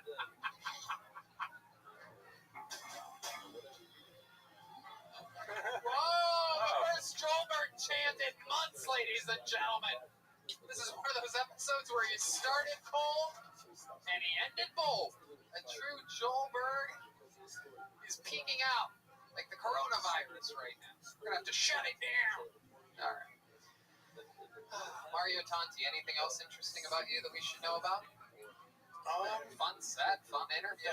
Thank you. I've been doing stand-up about a year. You ever have weird dreams? I had a dream the other night that I was on a Hinge video call with a girl. What's Hinge Video? Just so that It's like a dating app. Okay, no, I don't know because I'm happy. Yeah, Go ahead. change you have like a friend that knows the friend or a friend. Oh, Like it's a dating app. Like you can like video call people to say hi. Whatever. They added that during quarantine. Whatever. So I had a dream that I was on a Hinge call with this girl, and in the middle of the call, she shows up to my apartment with a gun. Yeah, she showed up to my apartment with a gun while we were on the call, and she went to go like point it at me, and I jumped at her, and then she pulled out a knife and went to go swing it at me, and like as I said no in the dream, but then I sprung up and said no in real life. Wow. But yeah, And that call never even happened. You never even talked to that girl. our brains are fucking weird. They are. My favorite part of the dream was that it was a gun, and then your subconscious thought, oh, it's too scary, and then made it a knife. I think in the dream she was mad. She said that I sent her my dick without asking her. I think that was why she showed up with a gun. Intent to distribute. Goodness. There he goes, ladies and gentlemen. Fun set, fun interview. Mario Tanti, everybody. There he goes. Mario Tanti. Hey. That was Mario Tanti. All right. It is that most special part of the night, everybody. This fucking guy, I don't know where to begin.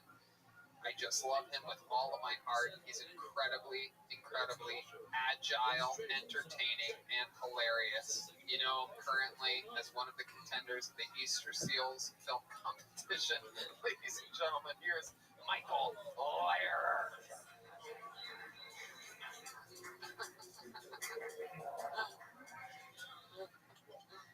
Here he is, Michael Lehrer.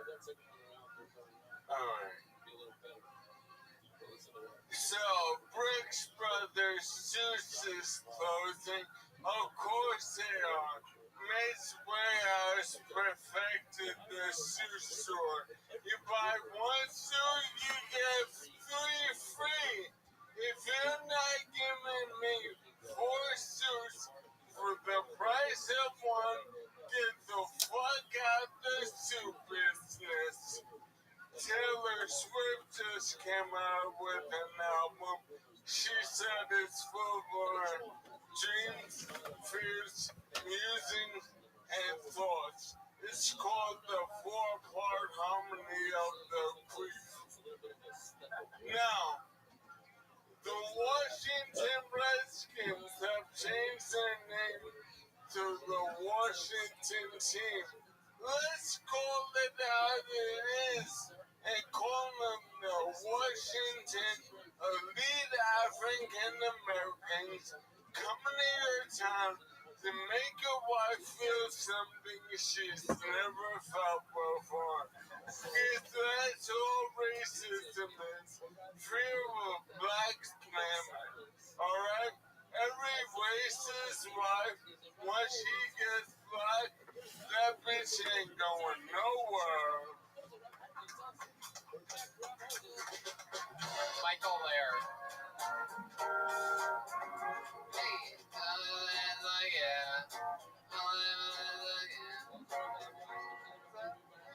Yeah, blown the horn, boy. I like that. That was a good set. That was like a Tonight Show set. It was like a weekend update with Michael Lair, which I absolutely love. Wow, Michael's eyes are locked in on Jeremiah Watkins right now. This is very interesting. Baby, bring me over my toy. He's got a pink one. No, it's a Chicago Tony Award. It's Oh, called the Jeffrey Gift, a Joseph Gifferson Award for excellence in theater. you have the Jeffro Gifferson Award for excellence in theater. Yeah, man. You don't know the Wow, this is perhaps this is talking about last week's episode in which we found out that Jeremiah would not share a wig with Michael Lair. He needed a wig to play a woman for a Well, year. it turns out I got plenty of wig money, bitch. Wow, he's got wig money, and you only eat Aldi meat. That is correct. Jeremiah, you can hide behind that character, but I see you in there. Alright? And next week. What's going to happen next week? I'm very excited about this. I turned into a monologue. Whoa, a monologue off. Oh, actor versus actor. A monologue. I see you as the master thespian that killed Tony. Wow, look at this. I love this challenge. Jeremiah, do you accept the challenge? Thespian versus thespian, mono versus mono in a What monologue. kind of monologue are we talking? Same one. And the Rambo. Rambo Part 1, First Blood. Rambo the first one. The end of Rambo. So the end of Rambo, the first one. First Blood. Rambo Part 1. Part 1 of Rambo First Blood. Roman numeral 1. Rambo. Rambo? I thought he was saying rainbow this whole time. He's saying Rambo? Rambo. John Rambo, motherfucker. You better become in next week. Cause I will. And everything you build, will be gone next Tuesday. Wow. Next Monday. It's next Monday. No, the morning after. Oh, yes. Next morning, yes. Absolutely. Next Yeah. Tuesday. It'll all be gone. Everything you built. And you will no longer believe. You will no longer believe in God? He just said that I will no longer believe in God after he does his monologue next Monday. Oh my goodness, I'm so That's excited. pretty wild. Wow. Chicago Tony Award. Did you put your own sticker with you in a wheelchair on your Tony Award? Can we zoom in on that? That is Michael Lair in the top right corner of his own Tony Award. I was wondering if they gave those to all the participants who got that award or just you. Oh, shit. Oh, wow. Yeah, a little bit of trash dog, you idiot. Oh, Jesus Christ. Yeah, that's right. Oh, let's read some names on here, Jeremiah. All right, great. I've got a solid chunk of 15 minutes for you to read the certificate. Oh, Oh, I don't wow. Jeremiah Watkins That sounds like a fucking stage name. Are you a pussy with a stage name? Wait, is this true? I always thought that was your real name. Yes, my mother actually named me Pussy. You have like a fake. Just a moment we lost touch.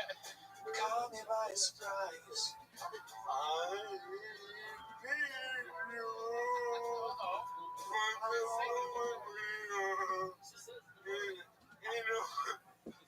I love all your warm embrace. The caress of your face.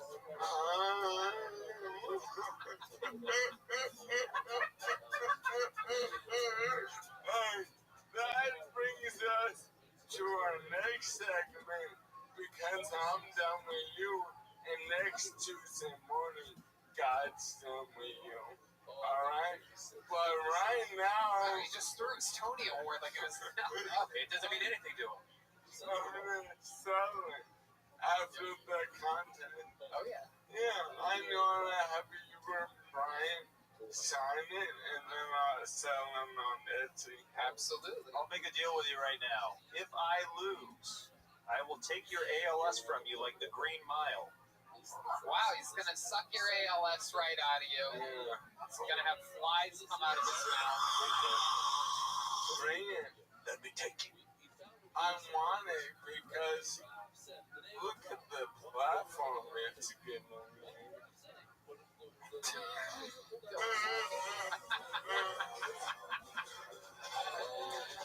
Michael Lair, you're the fucking best. I'm really oh, his eyes are covered. Can you zoom in on that? Can we move on? Alright, I'd like before I fell in love with comedy or rap or magic, my first love was karaoke.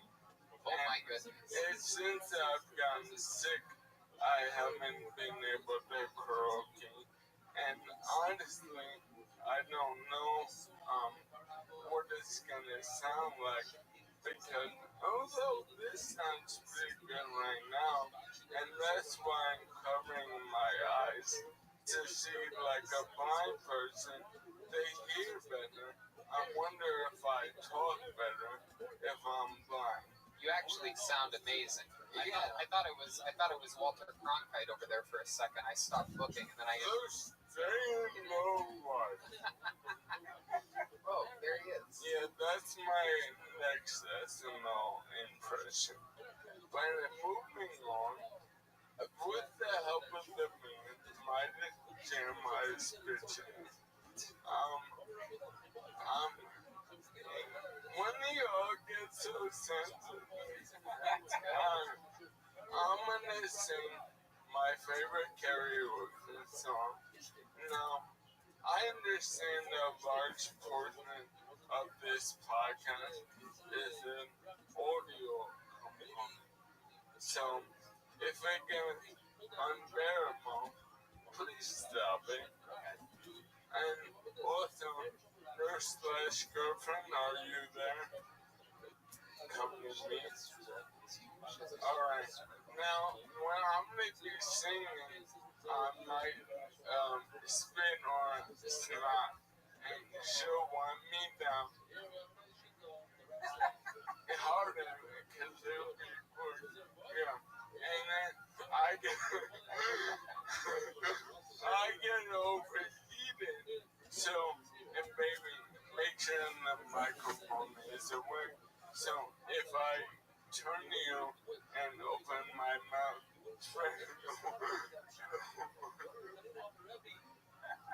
Oh, there you go. so we're ready.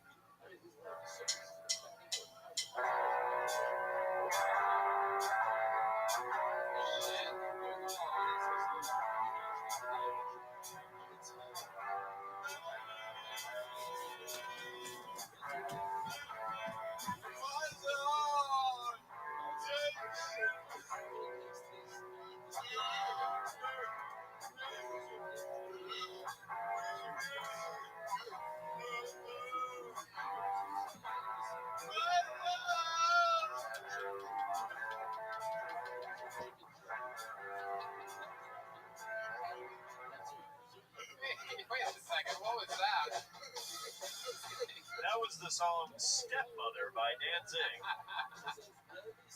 Oh my goodness, Michael! I'm really surprised there. I don't even think you got one word out, and the only word of that song really is just "mother." You really couldn't. Somehow the headband made him blind and mute at the same time. Goodness. Headband.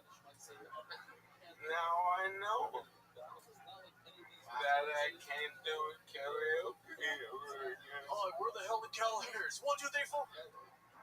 Say what? Helen Keller was blind and deaf. Yeah, I'll be Andy Solomon, miracle worker. You hear that? Theater references, Jeremiah. There is only one master thespian. You're not looking in Jeremiah's direction. You hear that, Jeremiah? Theater references. You hear that, Jeremiah? Theater references.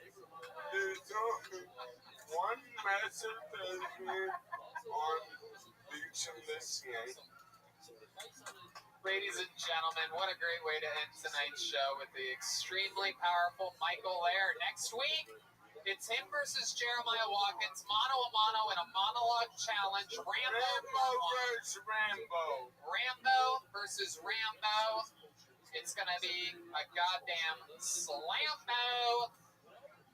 He's giving Jeremiah the thumbs down. He's also giving the thumbs down to the far left speaker of the stage. He hates that He just gave one of the neons the middle finger, and he's telling the neon to go fuck himself. Jeremiah is the opposite direction. Look to your left. No, not that way, Michael. Not that way. That's the guy that went up first. Ladies and gentlemen, MichaelLairComedy.com for everything Michael Lair. Anything else, Michael? I'm fucking. Oh, check out his video. His Yes. Easter Seals video is available right now. Give him a view, give him a comment, give him a like. We need all the Kill Tony fans just to go over there and check that That's out. right, because they judge it off of views and likes. Is that correct? That is one category I plan. What are the other categories? Best actor, film, and editor. I want to win editor. But I'm my cup overflowing, so I don't need. Well, a lot of people in the Easter Seals cup overfloweth. Let's face it. It's a lot of spilly cups in that competition. Yeah. So I'm fine with not winning. It's nice to bring That sounds like a man that feels like he's about to lose to children with special needs. yeah. You weren't fine with not winning 2 weeks ago when you said you were going to do it. Saw the competition. He's like, I can't beat that guy. Well, we'll see if you can beat Jeremiah Watkins and monologue off next week. Oh, that's gonna happen. You're going down there, my time Rambo's my cousin. Jeremiah, let the record show that he is losing an Easter Seal special needs film competition, but he's confident he's going to beat you in a monologue off next week on the show. Extreme confidence that he can beat you. A girl with Down syndrome that's 4 years old is dominating him right now, but you, easy pickings, you would say. Yeah, Jeremiah. What's your YouTube called? Michael Lair Comedy? Yeah. Go to Michael Lair Comedy channel. Look at his Easter Seals video. It says Easter Seals in the heading. You can't miss it. And give it a like, please. For the sake of Kill Tony. Don't let us lose a. Don't let Michael. Tony, I don't care about all those instructions were wrong. Okay. Michael Lair, everybody. MichaelLairComedy.com. Let's check out the drawing from Ryan J. Ebelt tonight. Let's see what we got here. Here we go. There it comes. Look at that. It'll get in a little bit there. Push it on in so we can see different parts of it. That's cool. Wow. Incredible detail. Incredible. That is just mind-blowing. RyanJEbelt.com. Look up the Kill Tony heading on that website. You can find every print ever done. All there. He is the house artist for years and years and years now. Incredible stuff. Hey, Jeremiah Watkins was here, everybody. Jeremiah is doing Raleigh, North Carolina, August 13th to the 15th. Minneapolis, August 26th to the 29th. And as a new episode of Jeremiah Wonders out with William Montgomery, his Venmo's at Jeremiah-Watkins if you just want to give him free money. Jeremiah, anything else? YouTube.com/Jeremiah Watkins. Head over there. Got a lot of great content, especially with William Montgomery and new Timmy sketch where he interviewed a cow. There you go. How about the great Jesse Jetski Johnson tonight, everyone? High kill ratio. I mean, just knows how to pick those moments. Gary Balls was here. Gary Balls was in the house. Kind of sounds like Harry Balls. Sort of. Oh. Pretty funny. I thought it was Gary Balls the whole time. Gotcha. Jetski is at Jetski Johnson on all social media. What else, Jetski? That's it. Come over to my social media and hang out. Come on over and hang out. Hang out and spend a few hours on her social media. You can even take over her social media if you want. Her password's probably really easy to guess. Just keep trying. You have two-factor authentication. What's it called? Broom69. Broom69 is the password. Ladies and gentlemen, Chroma Chris was here the entire time. Believe it or not, that was Grand Slam Sam. Grand Slam Sam. Coming to you from the sidelines. What else, Chroma? Did we miss anything tonight? No, thank you to Orange Ants, and also you can follow me at Chroma Chris on Instagram. What'd you think about tonight's episode, Chroma? Oh, Tony, you knocked it out of the park.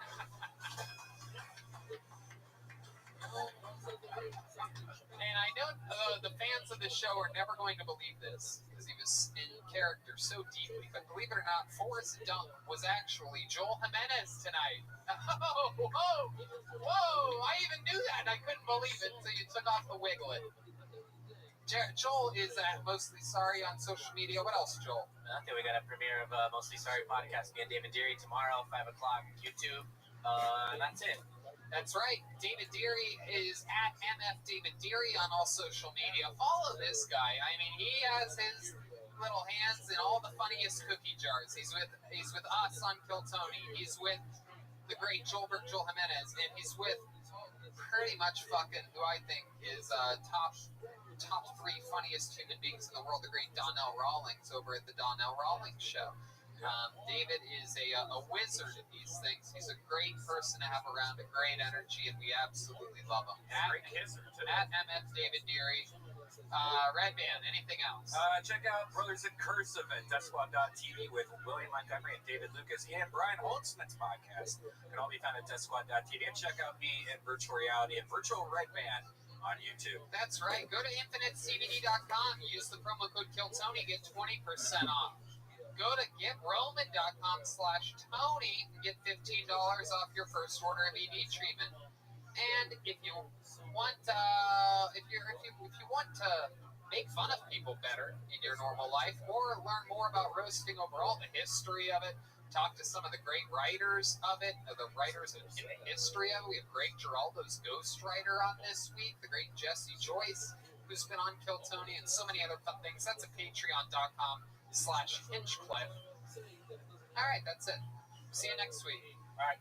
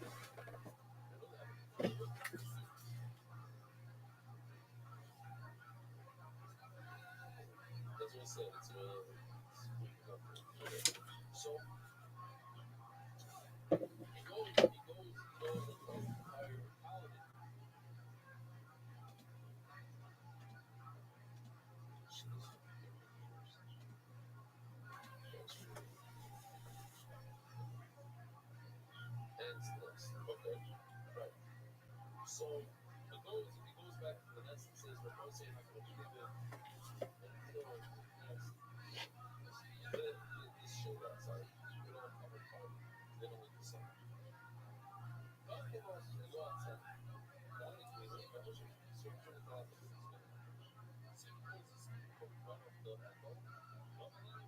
So they get weather and sunny outside. So they jump the top of his head, this poor guy, and they put him. All my observation with that says, no, that's not my fault. Obviously, they don't have a king. They still they would have a king. I'm not like you guys are going. Shouldn't they go back in his position?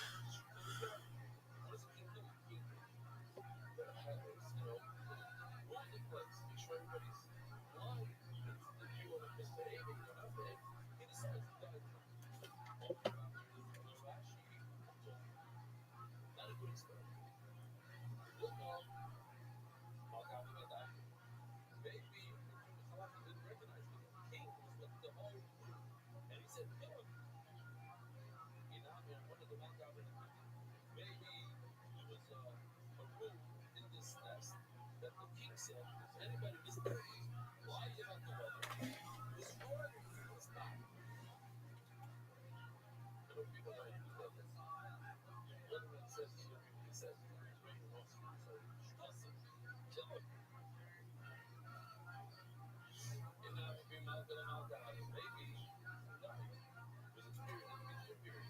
There's somebody up there, if you sort of like human beings, you have periods of okay, they change a bit of the answer. What is social unrest.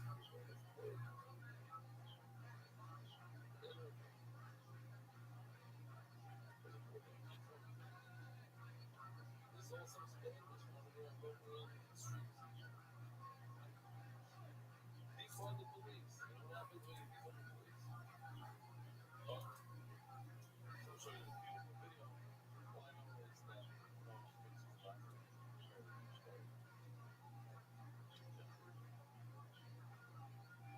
this is the experiment. This is obviously not a triple block. It's just that experiment. Those hats over the whole good shape.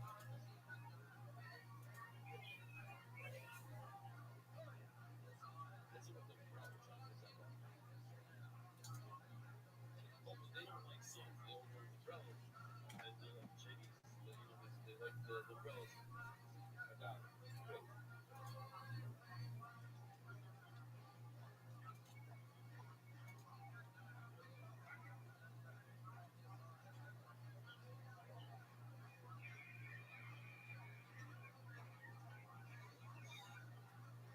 So maybe the king is with them.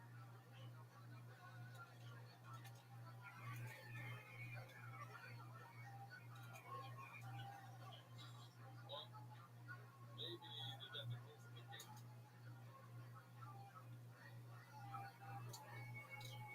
Whoever dies, it's that brother. We just see it.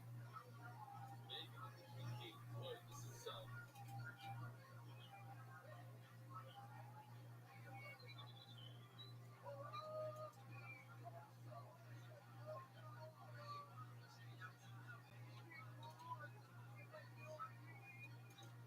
it's a beard. It's an end beard. I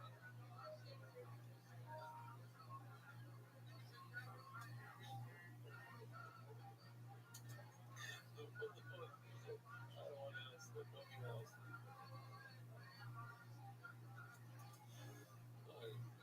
Okay, let's just finish up. He says, tomorrow it's my representation. You should listen to him about it. He says it's no king for me. I know we're late, but I better let you see this real quick. Let's ask the mock question. Famous Gemara that the government said that last Gemara is going to be giant gems that are the entrance to the Mitzvah and the atomic lamps inside. And one day he's on a boat and he saw a malachim carving out these giant gems. So he came back and says, Rebbe, I saw it with my own eyes. All authority. Break up. Empty one. You didn't believe me when I said it. Only now when you saw it. And told why is Richard Falafel and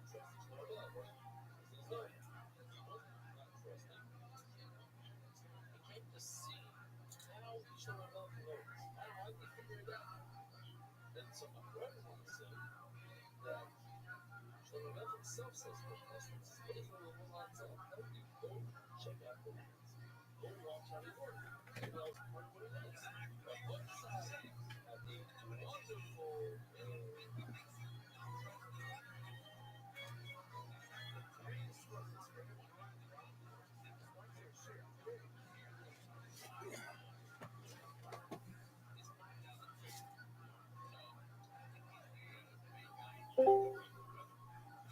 What's going on, Tony? How you living, pimp?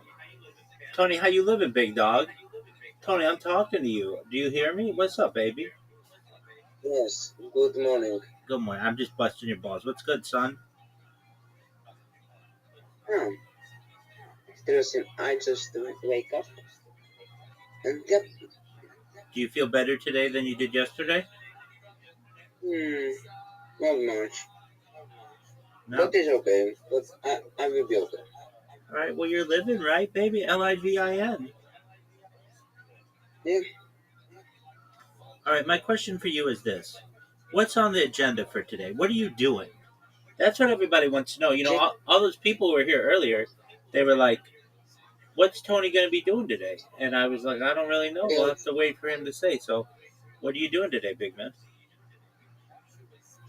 I don't think everybody wants to know, but thank you for this kind of words. No. I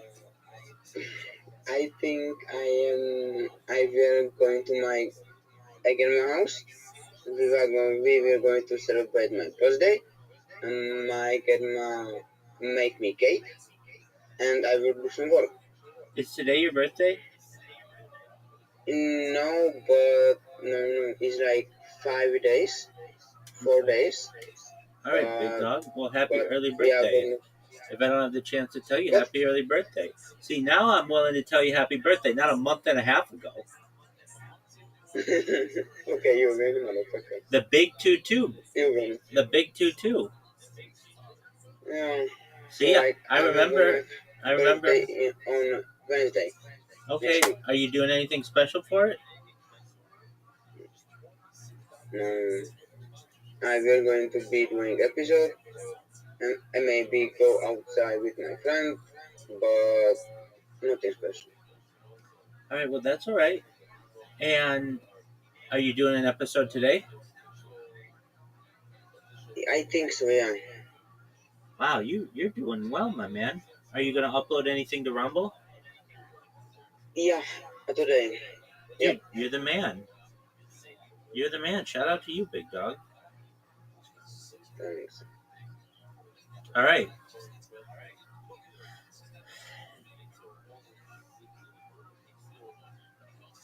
Anything else new? Anything else new in your world? I just did a podcast for an hour. Nice. It was nice. Yeah, it was good. It was on.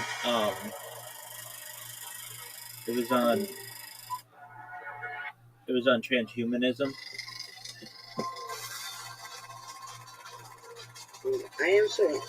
I'm so happy for the ride because you will be big and yeah, that's so cool. Well, let's hope. Maybe someday, big dog.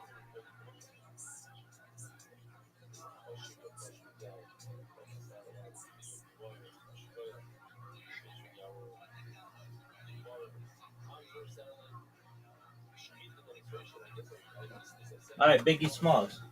So what's new? Nothing new. Same name, same shit. All right. That's the saying, right? Yep. Okay. Do you feel as if you did your podcast without my help, if you did your podcast every single day from now until, let's just say, for your own podcast to go viral, you think you'd go viral within 10 10 days? I No? 10 years? I'm not sure. Here it can happen.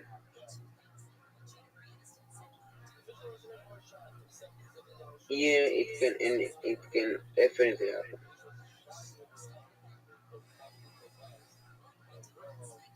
Do you think you're going to be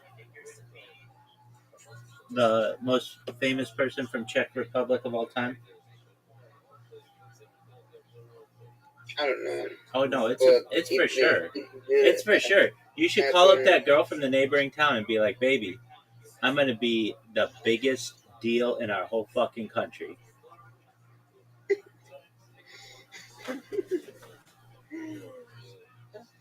It can happen. It can happen, baby. That's right. It can happen. I will be, because I have you, so I will be the biggest name of my country. Everybody will know me. That's right. Everybody will know me. I have a question for you. Are you ready for it? Yeah. Do you think that you are a good judge of people's looks?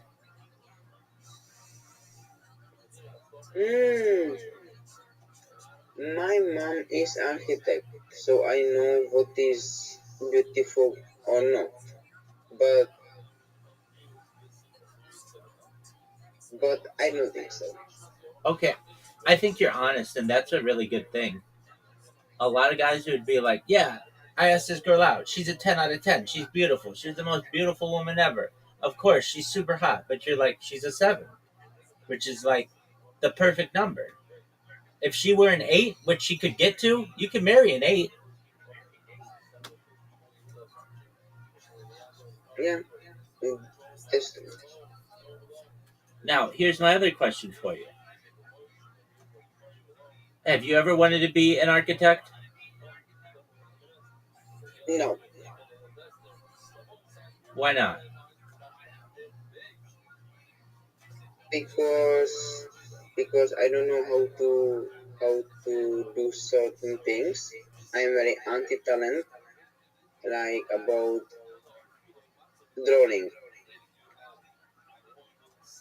Okay. Now, here's another question. This might be the best question you've ever been asked in your entire life. Have you ever been in a building that your mother designed? I think so, yes. Did you think she did a good job? Every time. Okay. That's great. Are they nice buildings? Yeah.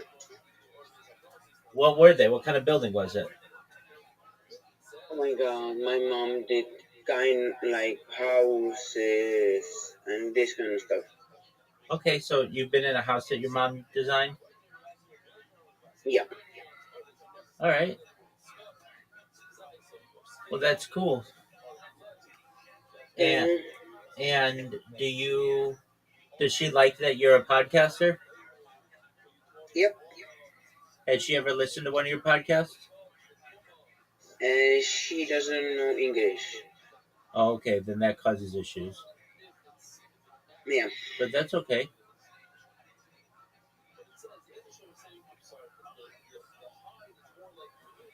So let's ask you this. What's your podcast on today? I think I don't about some shop. Some shop? What does that mean? We are gonna talk about a crypto economy shop. Oh, you're going to talk about about cryptocurrency? Yeah. But like in the shop. What do you mean in the show? In the shop.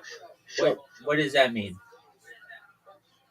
Like there is new shop and the name is Crypto Corner Shop, and I think today we are gonna talk about this.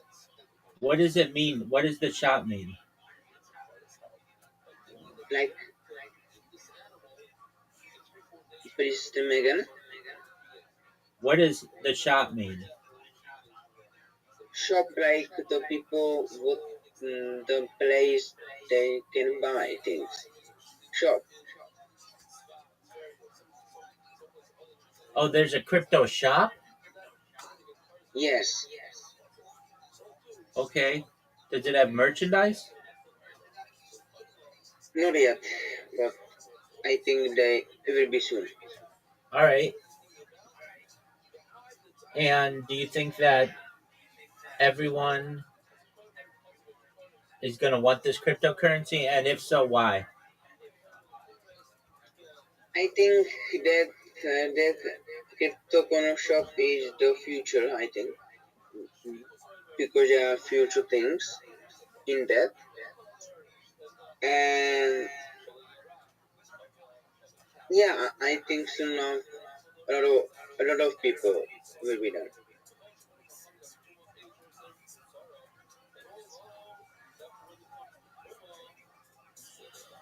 Did you see that France won? What? Did you see that France won in soccer?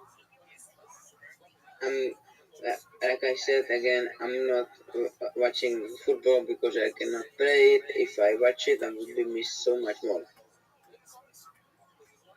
All right. So you don't even want to know what happened? I think France won 4-1 and Mbappé scored That's right. 3 goals. Yeah, that's right. You had a hat trick.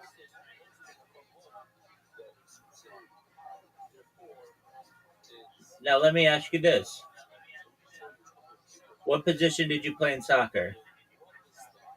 I play attack or right midfield. Okay. All right, big dog. All right. Well, go upload something to Rumble. Go do your podcast.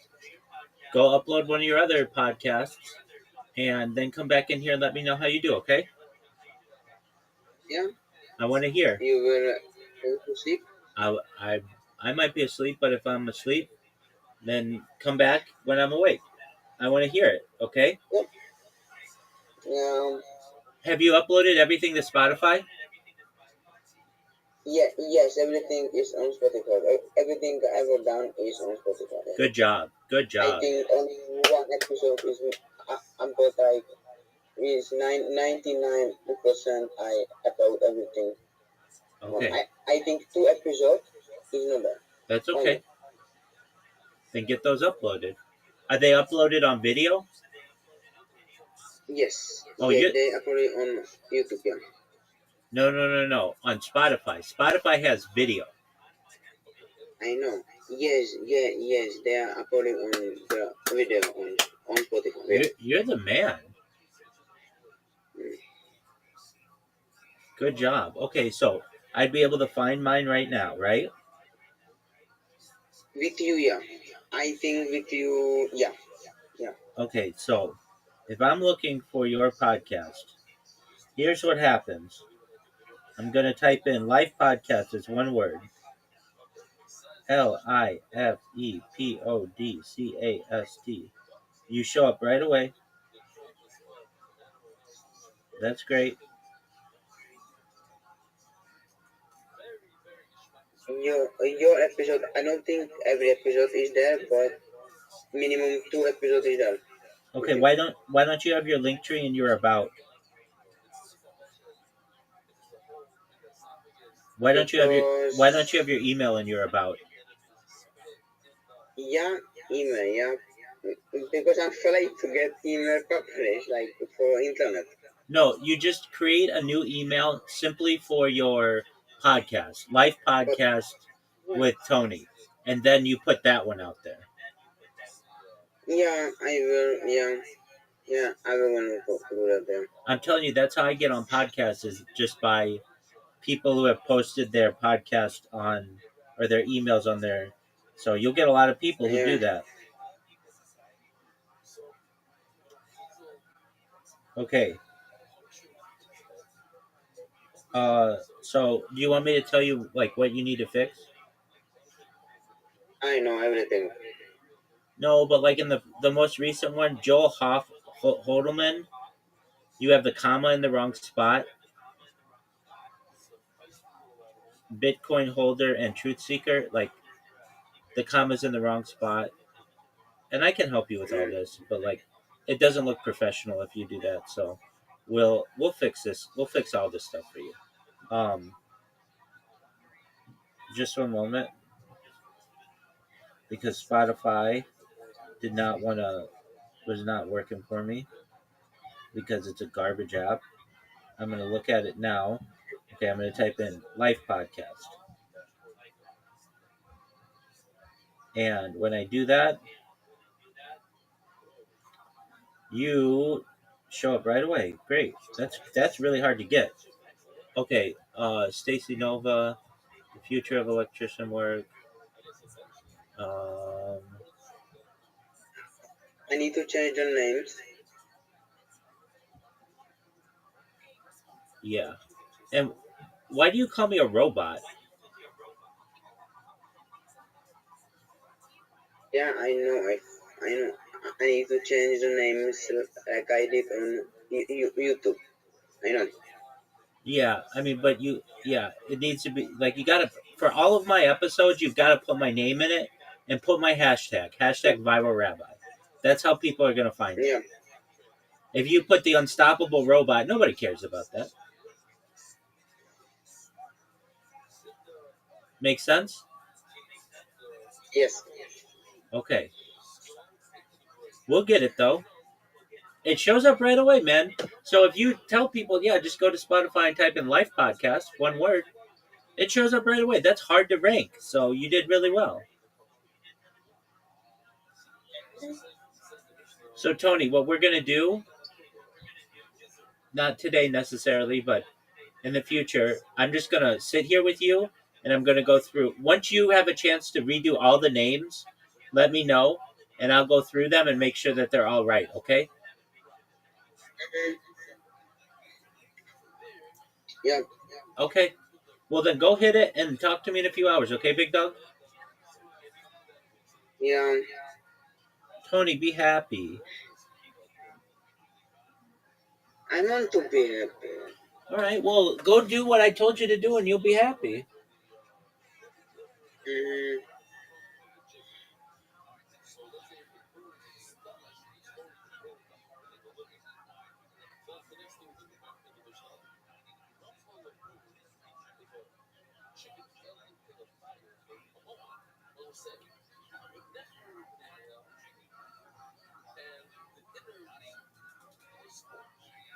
Yesterday I had the first episode with the best of the best in sports. The Brazilian guy? No. In my from my country. Who was that? I was having the best parkour man who I believe in Czech Republic. Parkour? Yeah. That's pretty cool. Did he did he retire? Yes. Oh, so he did it with all his didn't break bones and stuff? Yep. Oh wow, good for him. I'll have to check it out. Is it in English? Czech, but I will gonna have English subs. Okay. For this. Excellent. Well, then when it's all done, I might give it a listen because that sounds interesting. How long was it? 41 minutes, but I think the final edit will be like 30 minutes. Okay.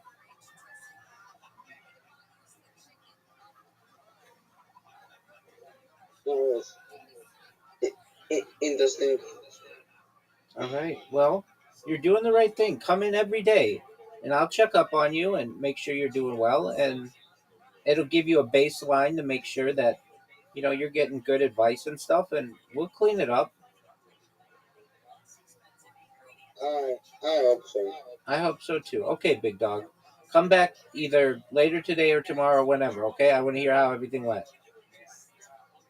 All right, pimp. You take care, Tony. Okay, take care. Bye bye. Do go? What'd you say? Do I need to log off? No, you can stay as long as you want. I'm going to listen to a podcast, so feel free. It's a comedy podcast. You don't have to log off. No, you're fine. You can live in here if you want.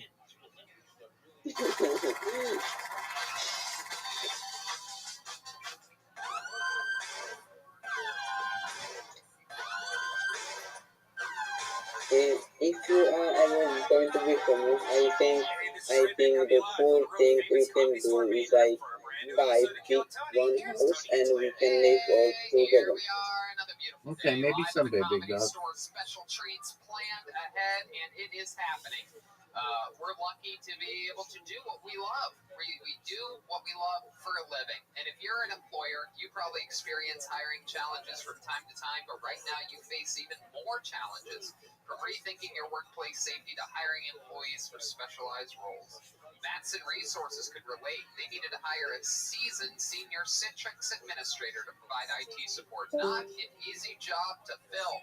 So they turned to ZipRecruiter. ZipRecruiter's powerful matching technology finds people with the right skills and experience for your job. In fact, 4 out of 5 employers who posted on ZipRecruiter get a quality candidate within the first day. That's how Matson Resources found Peter Alcantar Jr. Peter was laid off during COVID-19 and needed to find another IT job quickly to continue paying his mortgage and bills. He posted his resume on ZipRecruiter. ZipRecruiter identified him as a great match for the role at Madison Resources, and they interviewed and hired Peter in less than 3 weeks. ZipRecruiter helped Peter find the right job, and they helped Madison find the right person for a hard-to-fill role fast. And you can see how ZipRecruiter can help you hire. Try it now for free at ZipRecruiter.com/KillTony. That's ZipRecruiter.com/KillTony. ZipRecruiter, the smartest way to hire. And you fans of this show, you know if you're having a rough time getting through lockdowns, social distancing, well then I want to tell you about some products from Infinite CBD. You remember Infinite CBD? Infinite CBD has the cleanest, purest CBD available. If you've never heard of CBD, it's derived from hemp plants and packs all the benefits of marijuana without getting high. And Infinite CBD has a ton of different products that we've used, and they're great.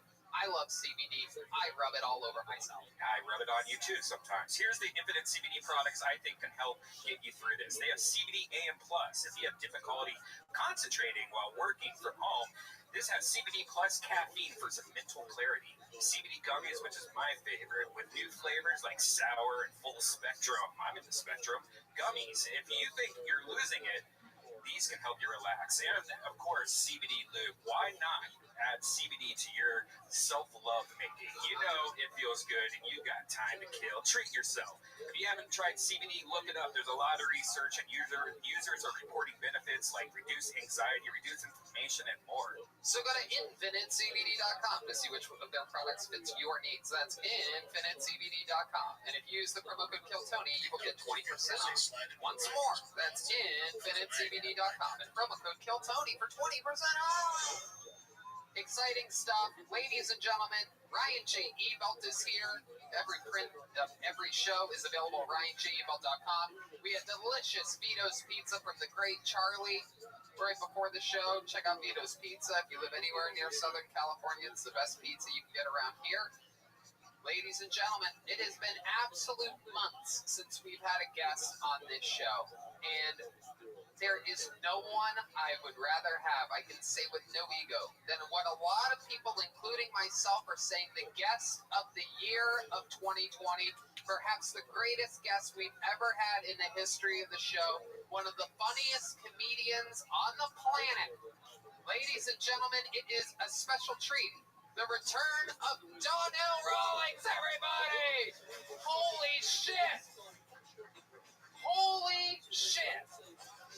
We got guests! We are back with a guest No, for the I don't first care if we're back. Are we tested up in this bitch? That's my Oh, question. yes. Everything's tested. Antibodies or the nose? Everything. Okay, just Just want to make sure.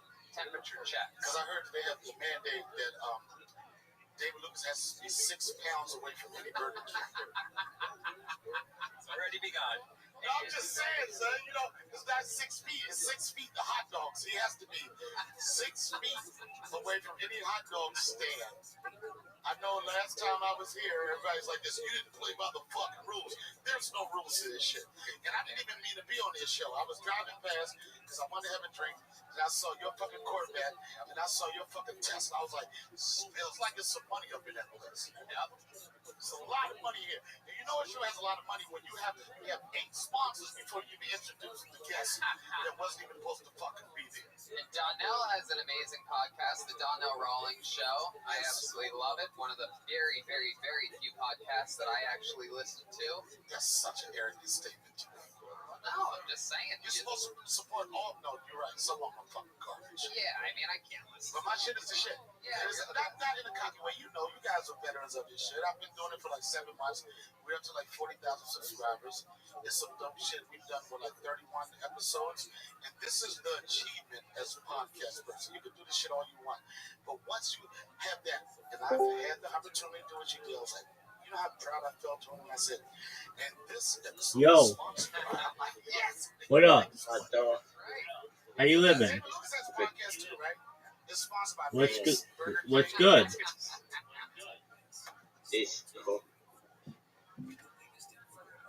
Erwin Speed, what's up?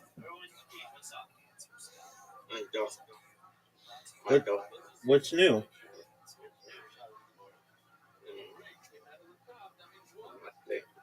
All right. Well, I hope you're having a good day, big man. All right. Well, feel free to listen to this podcast, son. We lost Weight Watchers. Hooray. He's the only one that don't watch his weight. Look, he'll be writing jokes now. Nah, niggas off the top, son.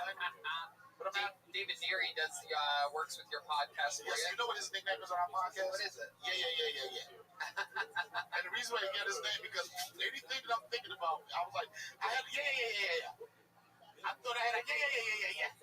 He's a yeah. But at the end of it's like, no. But I will say, the birth of my podcast was because of him. And you know, you've been doing this long enough that you know that sometimes you think a certain way, people think different. But the best thing to have on your team is somebody that's committed, that's loyal, and that's going to always be there despite any type of personality, discrepancies you have, whatever. And yeah, a.k.a. David Deary, has been that person. He's at MF David Deary on all things social media. And you know I'm not really paying him a lot of money because he hasn't quit this podcast yet. That's right. That's right. He can't wait, too. Only person asked for a raise during the pandemic. A little fun fact.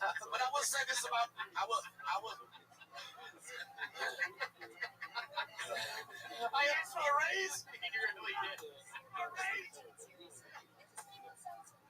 You really did. I'm like, now's not really the best time. It's not really the best time to ask for a raise.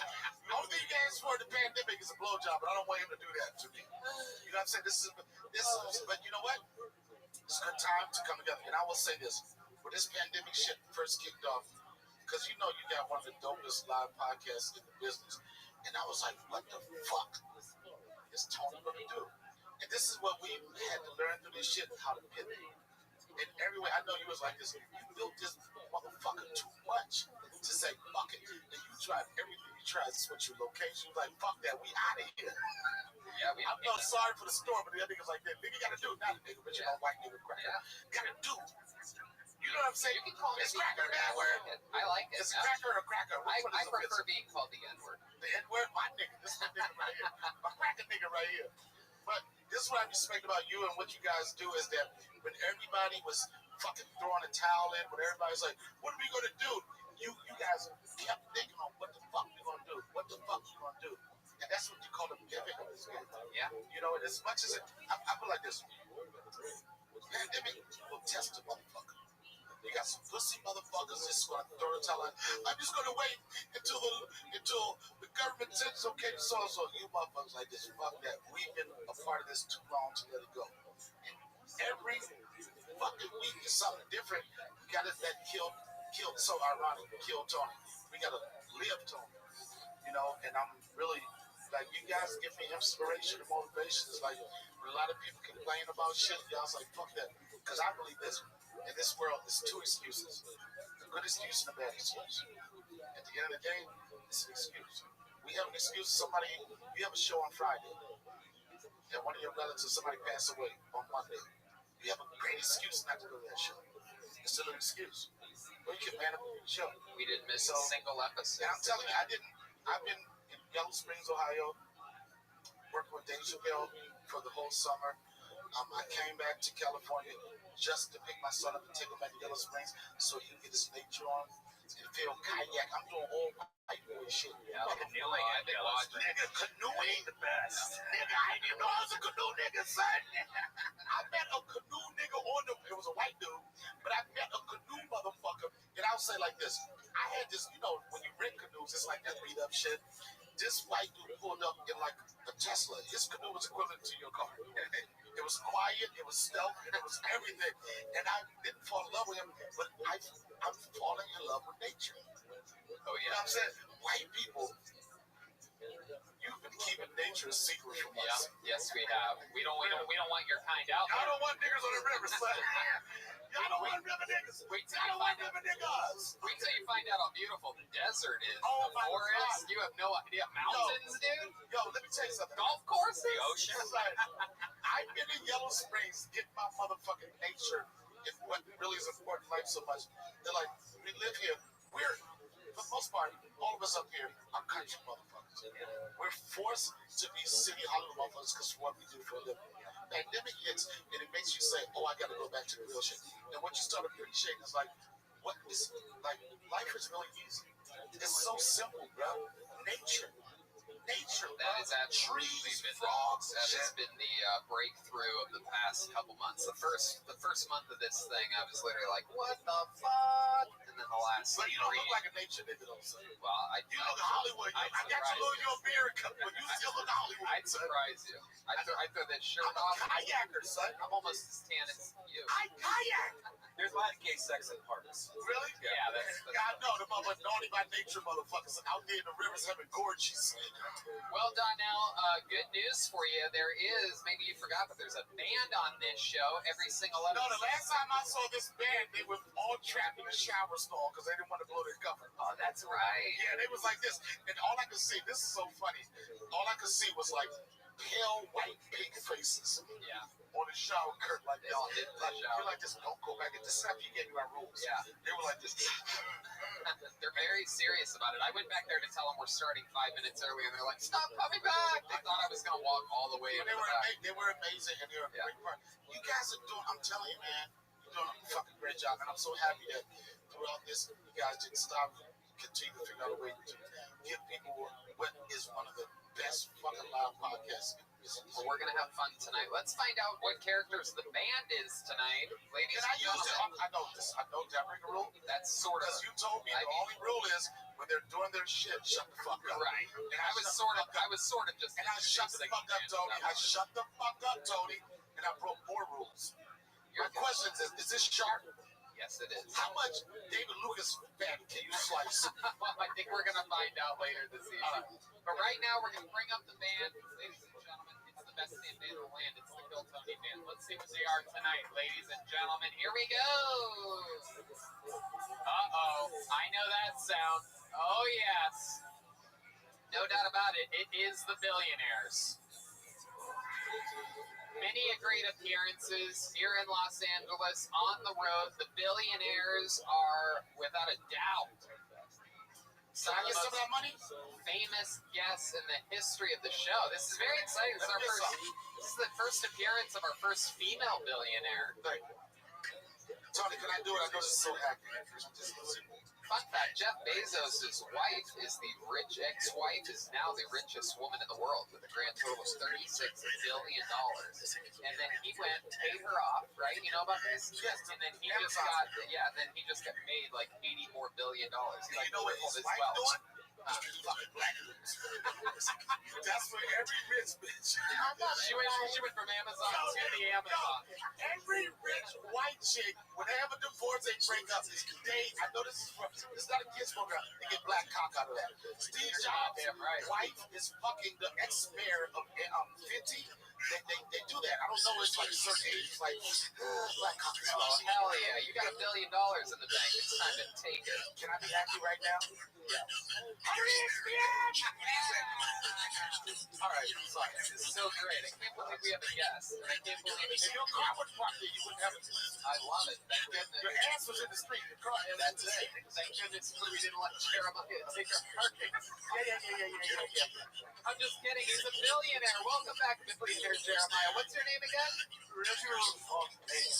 Reginald Fontaine. Now, Tony, you told me before the show started that you would be calling us out earlier. Then I said, who's the guest? You said, John L. Rowland. And I said, we really noted we would not be being called out earlier. What happened, bro? You talk a lot. I'm in the Aren't you dead? No, you're not dead. You're separated. I do talk a lot.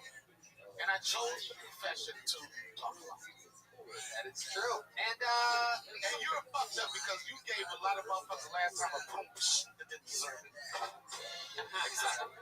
Well, this is our first female billionaire in the history of the show. What's your name? I'm Victoria Fontaine, also the third. Wow. Are you Reginald's wife? Correct. Unfortunately. Oh my goodness. So although maybe I'll get divorced. Hey, you know what that means? Black cock for everybody. That's right. Black cock bastards, apparently. And then how about you, young man? The name is Roger McWaters. Roger McWaters. And how about the guy on the drums? Timothy Burgington. Timothy Burgington. Now remind me, Timothy, how did you make all your money? You're a billionaire. Honestly, I can't talk about it.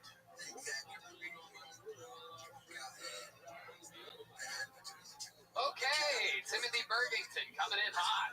You need a new laugh, bro. Ladies and gentlemen, you heard that laugh, and that is right. That is without doubt the man who will be kicking off tonight's show. He will also be at the end of the show. So we have a special monologue battle. But kicking off tonight's show, ladies and gentlemen, it is the one, the only, the great Michael Lehrer, everybody. Here we go. Oh, he shitted on me last time. Hey, in a blast from the past, drive-in movie theaters are back. It's all the beep-bopping, sock-hopping sounds of car race. Now, a bunch of LA City Council members got put in jail for taking money from downtown Skid Row developers. In their defense, they said we left it smeared and shit and poop on their plate, so the joke's on them, right? So when I could walk, I used to fuck all the time, and I never had an STD, more than the doctor being like, I don't know, we'll just shoot it off with a laser. Thank you. All right, Michael Lehrer. Damn, the band sounds good tonight. Hi, Michael. Hey, Tony. What did they shoot off with a laser? I must have missed a part. When they're like unsure if you're in an STD and they're like, I don't know where's that a bomb, I don't know. Let's shoot it off with a laser. Oh, that's scary. Have you ever had anything shot off with a laser? No. What was that look you just gave the camera? I think Can you look zoom in on that? camera. Zoom in on his face, and I'm gonna ask him again. Let's see if it happens again. Have you ever had anything shot off with a laser? What do you mean? Shot off with a laser. Have you ever had an STD shot off with a laser? No. Oh, hey, what is that look? I can see on the screen you keep looking looking at the camera. That's my disease. You're being Hold on. Let me ask you one more question. Have you ever had an STD of any kind? What is that? No one. You mean insensitive to the disabled. Yeah. You used to do a lot of fucking back in Chicago. Oh, I still do. I just got to lay on my back. Oh, I see. You're And one person. But in Chicago, I fucked everybody. Yeah, that's true. Yeah. It was good. You know, it's a good town. Later tonight, he's going to be taking place, and we're having a monologue battle tonight from the movie Rambo First Blood between that Rambo over there and Mr. Reginald Fontaine III is going to switch into Rambo character. Yeah, Jerry, you ready? You a fan of the Rambo movies at all, Donnell? Yeah. Oh, cool. Hey, Jerry. Rambo. Oh, that's the BET version. It's Tyler Perry's. For the same people that bought you Adidas going home. It's Rambo. Rambo. Tyler Perry plays all the characters. And I still have beef on this episode because a lot of these motherfuckers, you fucking came from the other stuff. Yeah, but I'm dying, so give me a break. That is true. Let's go, Ron. Wrap it up. That is true. Michael, how's everything going this week? I'm in a video competition for Easter seals for disabled filmmakers. How's it going? You winning? I had probably 20 friends with check marks share my video, and I'm getting destroyed by every person with a disability who makes film. Yeah, it's embarrassing. You thought I was rude. These disabled filmmakers are smoking me. I've been in the game for 20 years. I've only been disabled for 24 months. Like that. Well, maybe. Do you have any idea why? Like, is there a reason? Like, are they all Twitch gamers? I have a theory. They definitely Twitch a lot, that's for sure. I don't know if they are on the app, but they are Twitchers. I Twitch. Maybe it's because they have been handicapped for so much longer that they've gotten good at being handicapped. Whereas with you, it's a new thing, and you're used to just being a great filmmaker without the handicap. Exactly. It's like when I get up in the morning, I stand up, I go to walk, I fall on the ground because I can't walk. But you pick yourself up, and that's all that matters. No, the EMT comes. I'm like a nurse that girlfriend brings out. I get 10 staples in my head, and then I call you and you say, well, if you miss your show, you won't be a regular. No, I've never said that. I've never. If you're a disabled director, how many times do you say back to one? Hey, joke's on you, I'll never work in Hollywood again. I left Hollywood for the whole Hollywood. I know, I meant back to one is the Hollywood term. I'm playing along. You're a hero of mine. I would improv for you. Okay, back to one. Well, you know, Michael, you might be losing the video competition, but the good news is at least you've never had an STD. Yeah. That means you don't fuck. I can see the screen and Now, you know I be fucking. You can look at your phone all you want during my shift. No, I'm not looking at my phone. Respect. He's voting for your Easter Seals video. He just put in one of the. No, real talk. I like you, funny motherfucker. Thank you, bro. And I mean, you're a legend and respect, no doubt, man. That's a nice way the white people call black people old. You're a legend. Goat means you're old. Legend means you're That's not true. It's all That is some all the more white people say. adjectives if you want them. You have what? My adjective to describe you. No. Okay. Michael, we're going to keep it flying through. We have a big Rambo monologue to go through later, Yes. so we're going to fly through it. There goes Michael Lair, everybody. Here we go. Yeah. Yeah. Bert.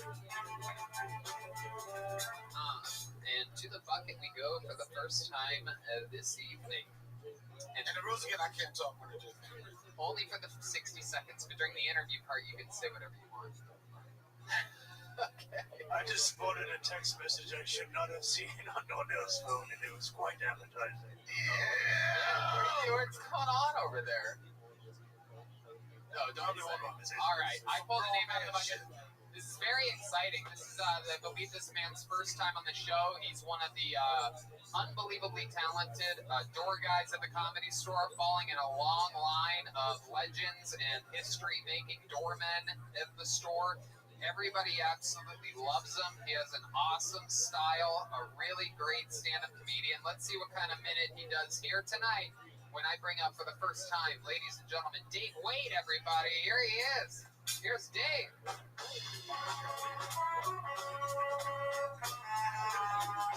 Hey, what's up? Wow, shit. Here he is, Dave Wade. All right, man, it's weird to be raw dog in the air like this. I'll be honest with you guys. Feels a little too good. Might come right away. I was in a 7-Eleven the other day. Somebody sneezed, almost burned that fucking place down. I was like, this place is over, bro. Fuck that. Smile a lot. If you haven't noticed, I smile a lot for a depressed person because nobody wants to hang out with a sad bitch. You're not allowed to be sad in LA. That's against the rules, right? You better take your movie ass to Seattle or New York City or some shit. LA, you gotta pretend like everything's working out. You're like, hey, I'm just waiting to hear back on that thing, and then, yeah, help me. Boy, a minute seems a lot longer when you haven't done stand-up in so long, right? Holy crap. Meow noise. That's not coming. Man, yeah, that's enough for me. Were you gonna give me? How much time? A minute, nigga. Keep talking. Oh, wow. Dave Wade. Stretching it out to get through 60 seconds there. I love it. How are you, Dave? Oh, man, I'm all right, man. I've been playing a lot of Frisbee. That's what I've been doing with my time. Regular just catch Frisbee or Frisbee golf? I went Frisbee golfing once, and then I've just been going Frisbeeing. You just Frisbee with other people, right? Yeah. Yeah, it's a hard thing to do by yourself. Yeah, my roommate was like, hey, are you good at Frisbee? That's what he asked me one day. And I was like, I mean, what sort of question is that? I mean, that's a fucked up question. I mean, are you good at friendship? That should be the question. Because you need a friend to Frisbee. That is true. Yeah. You know what? You could have added that on to the 45 seconds. I should have done that. You would have had a complete set. I would have had a complete set. That's great. So is Frisbee new to you? No, but being outside is new. Like Donnell was saying. Do black guys play Frisbee? The only time black guys play Frisbee is they try to fuck white chicks. We didn't do any sport. That's what we would do. But we don't hula hoop. That's the fucking game. That's the gateway drug to the game. If your son wins a hula hoop championship, son, he's sucking dick while we're full of fun. So not just anything wrong with that. It's just a real live show.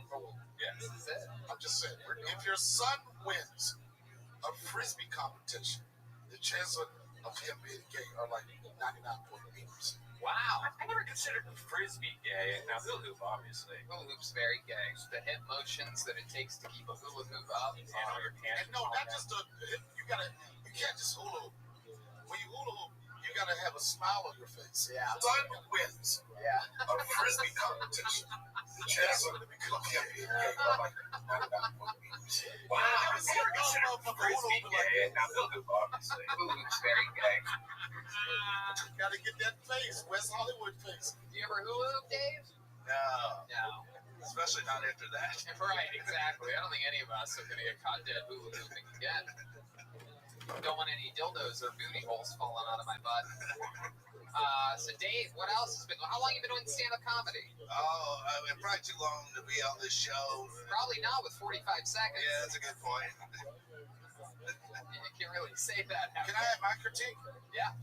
Okay. So everybody knows I've been in Yellow Spring doing shows with Dave Chappelle. One of the most challenging things for someone to have not told jokes for 3 or 4 months to go on stage for the first time.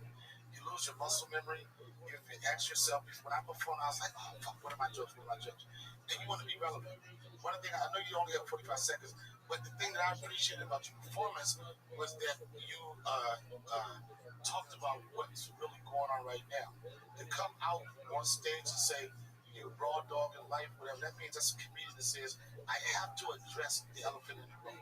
This is not a normal situation. You know what I'm saying? And that can block you from getting to your material. But like, I really feel like, and this is crazy, with more stage time, like you'll grow.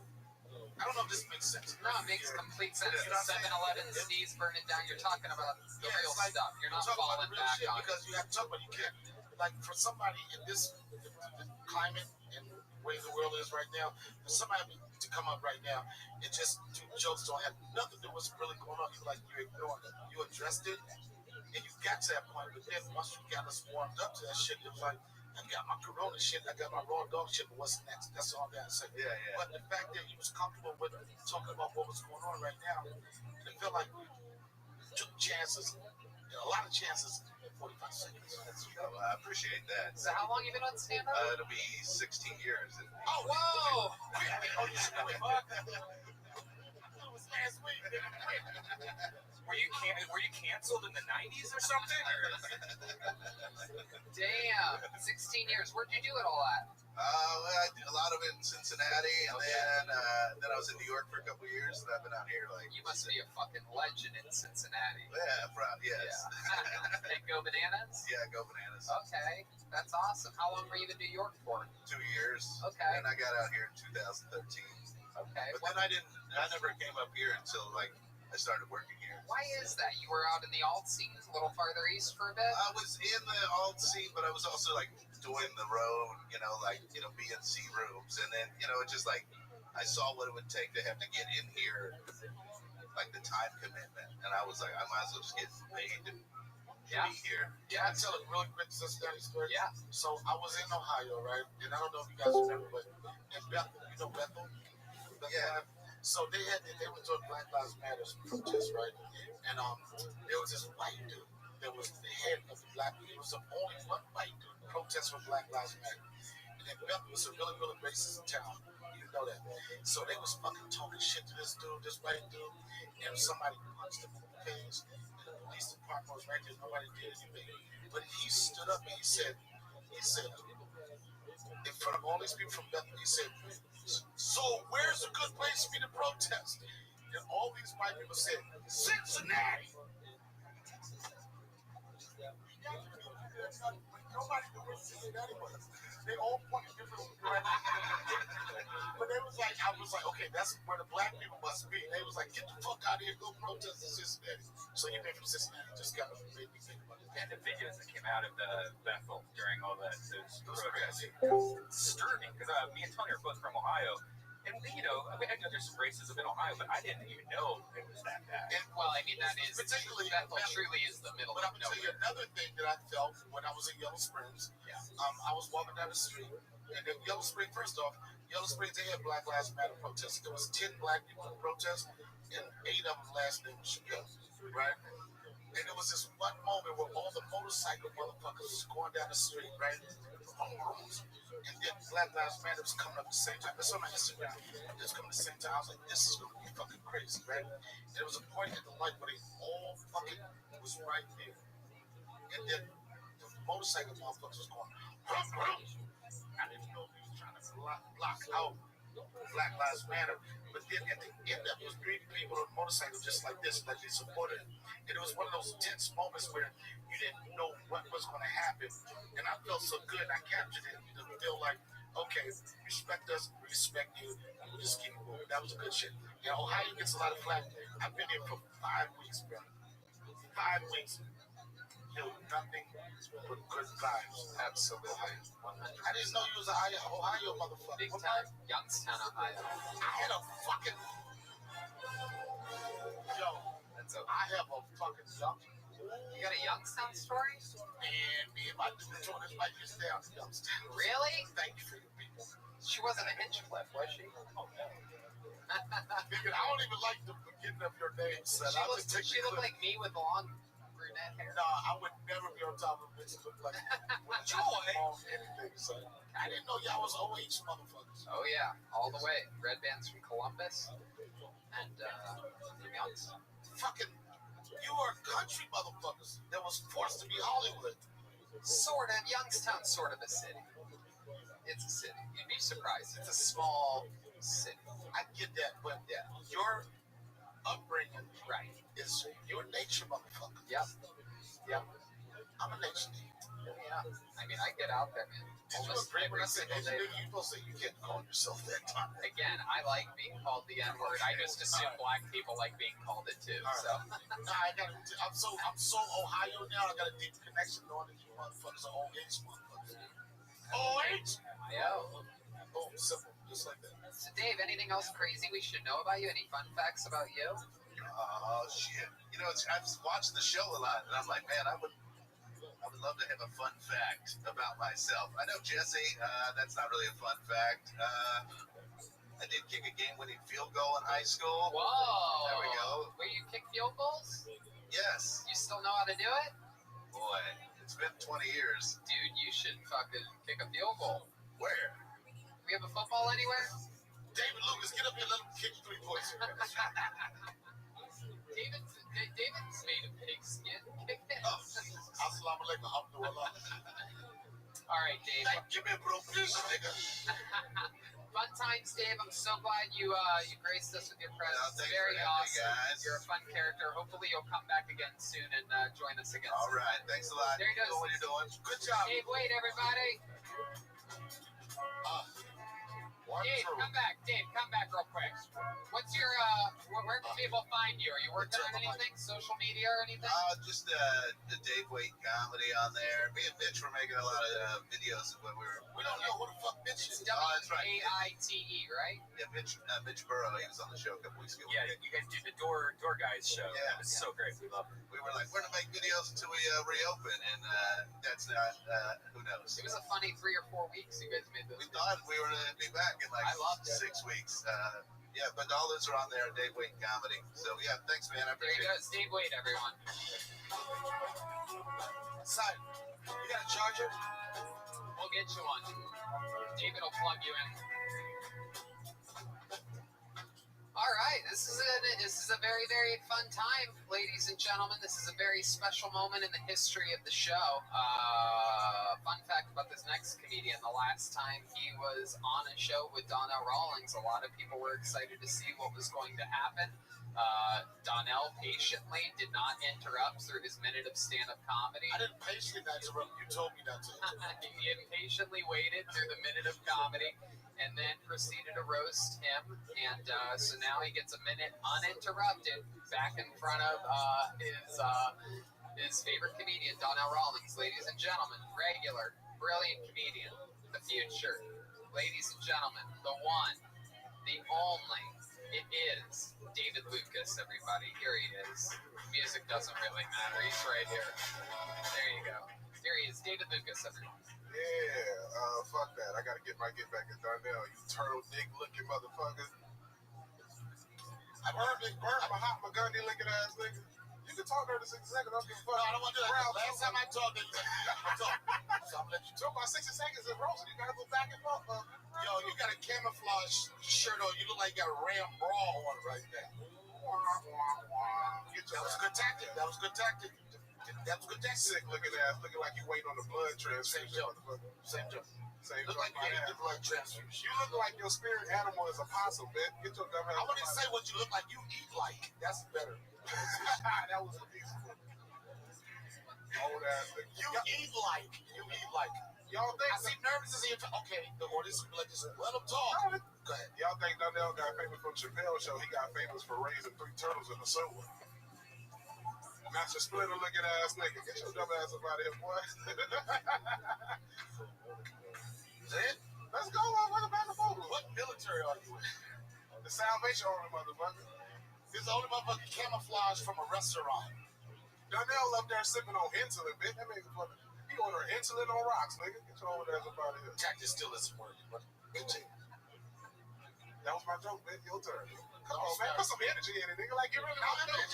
The last time I had energy, it was like, oh, you didn't let him talk. So I want to let you talk, son. I'm letting you talk yourself into that being funny. I ain't got to say shit. Make it back. As much as they said last time, I don't remember last time the show had a standing O at the end of it. Okay. That's true. You did that. See, this has been over a minute. Well, I'll come in. That was your set? Yes, nigga, I was roasting your ass the whole minute, motherfucker. That's why I said talk. I still have ass all the fucking do your material. Let's do your material.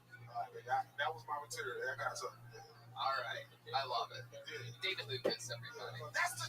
No. I want the jokes. All right, fuck it. Let me get my phone. Hold on. You got to go to your phone for jokes? Nigga, I just wrote it today. Oh, Jesus. All right, here you They go. say he was in the gym doing what? Eating buffet? He has to go get his phone because it doesn't fit in his pocket while he walks. And here's the thing about it. I really like him. Oh, no. Fuck both of y'all. Y'all still on that talking shit? No. I really like him. Even though when I demolished you the last time, yo, it reminded me, and I don't not to be on my dick, but I have to be on my dick. But it reminded me when I was younger where I was fucking fearless. 200 years ago, you old motherfucker. Okay. I told you, don't let your mother's a fan, son. Don't let me. I'll say her TikTok video and be over. What I'm saying is, I really appreciate you, and I appreciate your energy. Oh, yeah. And I appreciate the fact that you're fearless and you don't give a fuck who's on the stage. You don't go for it. Sometimes you take an L. I consider L. We had, even in your master class, we talked about the difference between roasting and Jonan. Jonan is when you just off the cuff, you just make something happen. A lot of people don't appreciate it, especially in the roast world, because the roast world is so many rules. You get 30 seconds, I get 30 seconds, and go. Not in the streets. In the streets, once you get them up, it's like the way a pit bull fucking fights. Once he got the motherfucker by the neck, they don't let up. Absolutely. And I really, and I was saying, like you said, you don't like a lot of podcasts. I really like your energy. Oh, appreciate you. But what the backstory that people don't know is before that night, they was like this downhill cave with beer. He was nervous about Dave's. No, I wasn't. The first time I met you was in the hallway, and you was fucking with me, and I murdered you. And when you came at me, I was like, what the fuck is he talking about? And I gave you a challenge. I gave you a simple challenge. I said, nigga, if you can button your jacket up, I give you $100. And you should have seen wait a minute. I said, I know you work with Tony them, so 100 is not a lot. Right? I said, if you can button up the second button, I give you $500. And guess what? You didn't get money because you couldn't button it up. It's so true. What? That jacket was so far apart from one.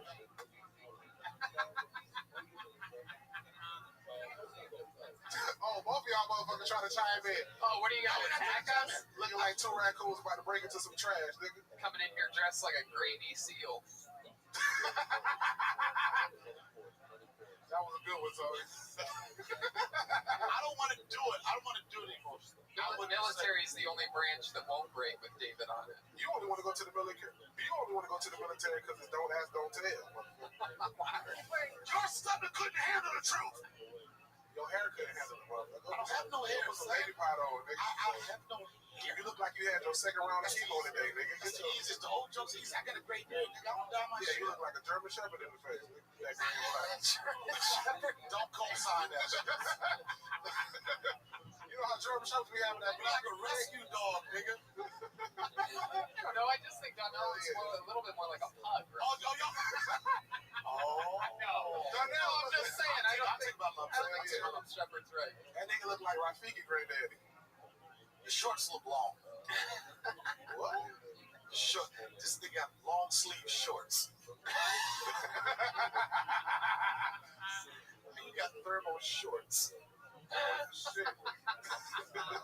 But I will say, I think you're funny guy. I think you got a bright future. Appreciate it, man. I think you got a bright future. Yeah, absolutely. Tell your mother call. You know, this is good. This is fun for you because now you have another minute for another time. Oh, yeah. I mean, you know, No. I think so. I don't think anything can really fall. I just had, man, I thought he was going to bring the, the excited energy back. I wasn't here. That nigga ain't took his medicine. I wasn't supposed to be here. I just came through. When I saw you, I was like, oh shit. Yeah. And when I saw you peel yourself out of your car. Donnell. That's it. Get the fuck. He peeled himself out the Your car looked like spandex one. Donnell, they brought you out on a stretcher to come to the comedy store, bitch. Still living. 25 years doing this shit. Yeah, your nursing home man gonna be waiting on you outside at the end of the show, man. I like a live audience here. Yeah, you gotta chase your alcohol with fiber, nigga. Oh my goodness gracious. I don't know. I might not have one of those epic moments. Damn, man, it does I'm something. already in the mood. Plain and simple. I need to give up for the fat little boys. Nope. Good tactic. This is wild. To dismiss that shit. That is a lot of camouflage you're wearing. And we still see your big ass. All right. Like Fatoon. How do you dress in camouflage and still have a shadow? Nope. It is a Try another one. You can't just say no. I'll warm it up. You can't just say no while people are laughing about you. No, Just trying to fool the podcast listener. No, this is the art of fucking show. No, this is the art of Don't it. never, now, if you get hit, don't never let them see you. Right? Right, bro. It's like defensive. You gotta, you know what I'm saying? Shake that shit out. Yeah. How many push-ups do you do? I can do it. I worked out today, man. Are you talking about the You work popsicle? out Yeah, I worked out today. for who? What? You worked out for who? Me, Did you shed any pounds? I mean, throughout the whole, hey, bro, I weighed my, well, Richie How you weighed, suck your stomach and your neck get rich? Richie weighed me the other day, dog. Richie weighed me the other day, dog. I'm actually 41 pounds down throughout the whole quarantine, nigga. Really? Hell yeah. No, 376 to 335. Nope. Rich got a fucking scale for watts, nigga. Don't That get shit mad, don't work. don't get mad, cause He's just selling a lot of cocaine. That's a lot of cocaine. hey, Red, man, don't get the fuck out of here with that mask jacket on, nigga. Mask jacket? What the fuck? You're the one wearing camo. I'm just wearing a green shirt. You drive a convertible Jeep that's green, man. It's You're not standing still and your stomach is fucking shaking.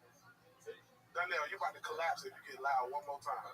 You're standing still and you fucking still shaking. You can't even be in the sunlight too long, nigga. Direct sunlight is your enemy. Why? Why would the sunlight Because he on a lot of medicine. That nigga on kidney medicine. Oh my Look at him, sick ass. Sick. And then black motherfucker look like a sick You do know you're a week away from diabetes, right? Hell yeah. Shout out to Patrice O'Neal. You fall into his footsteps. Too soon? No. Too late. Greatest nigga You down there on the look last like a health milk. hazard. You like a health hazard, son. Corona don't get you high cholesterol. You can't even scratch your head without breaking your arm. Break the bone ass. You don't even see your dick when you You got shower. bird bones. How do you know when you're getting a blowjob? You up there looking like a hairless pig. How do you know when you're getting your dick sucked? Somebody got to remind you. He starts walking away from excuse me, I'm down here. You got to lift your stomach up to get a nut, nigga. It's over. Tony, you got a glory hole at your apartment, nigga. That's true. You got a glory hole in your navel. Donnell, you got an OnlyFans, nigga. Shut your gay ass up. I do. Get right in front of You got a bitch pushing you in a wheelchair, nigga. I got an OnlyFans. You got no fans, Oh, nigga. God. Here we go. That's No it. fans. David's only fans of the people sitting at that table over there. That's it. Tony, you put videos of you eating hot dog with no bun on You it. shouldn't talk about anything about food, nigga. Don't talk about food. Talk about hiking, making shit. I do all that shit. You go to the window. No, you don't. You don't hike. You hike to Burger King. We can race. I'll beat you in a race, bro. Oh my God. Are you serious? This is that Coney Island hot dog eating contest. A real race. Are we about to do a foot race right now? No, dang. I'm going to have some shoes in the car. Oh, you're going to change your shoes? Fucking Mr. Rogers over Hey, there. come on, Tony. You saw my race the other week, man. Come on. Yeah, but that was against a morbidly obese man. Yeah, but he's like 40 pounds lighter than me. I was talking about yourself. You were racing yourself. No, I was racing. But no, he was decently fast. Donnell would absolutely smoke. I was smoking you, son. I don't know, bro. He old. The only time you've been in a race of you are the biggest losers, and that show is canceled. Yeah, that's not the one, man. I know it's not. It's not my audience. Yeah, man. It's, the no audience. God damn, this shit is fucking. Bro, bring it back on with the I audience. love it. I still know what's. No, I know. Yeah. You're great, David. How many hooks is on the back of your suit? I really hooked you on the back. Mother had a stroke mid-sitting. He tried to go by his ass up How out of many here. hooks on the back of your bras? That's it. No, I'm just saying. You got a photo shoot with Lane Bryant in 10 minutes. Wah, wah, wah. Oh, perfect tech. You got a photo shoot with insurance. Nigga, you be holding the cane. All right. You're holding your stomach and your chest with one hand. Easy. Fat boy swag. Nigga, get some. I'll die skipping. All right, there he goes. There he goes, ladies and gentlemen. David Lucas. Yeah. Fighting the good fight. Hey, that was fun.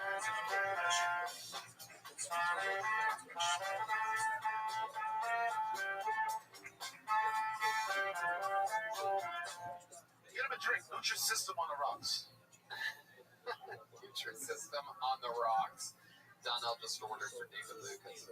This is exciting. I pulled a name out. This is someone's first time. We have no idea who this is. This is very, very exciting. Make some noise for Smokey Augusta people in the room. There's a couple people in here clapping. Here comes Smokey Augusta.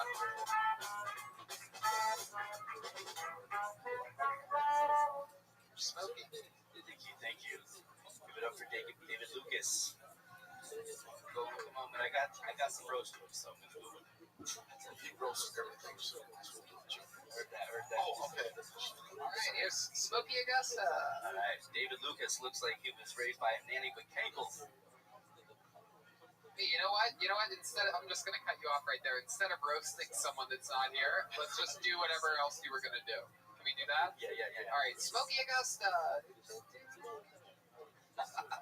So I was watching the old Brad Pitt movie Seven the other day, and I realized when none of my past relationships work out. Not enough head. Just kidding. What I did realize is that the women I date have too many of the 7 deadly sins present for a long-term relationship to blossom. You get lucky with 2, you get lust and pride, because you know lust likes to fuck. Pride, well, they have a whatever it takes attitude in the bedroom. That's a good thing as well. That's all I got to say about that. But once you get to 3 is only good for short term. That's why I say just add wrath, just for the angry sex alone. Come on, y'all, give it up for angry sex. I look back fondly on the great simultaneous ejaculation in 2012. Thank the Mayans for that shit. That was some end of the world fucking right there.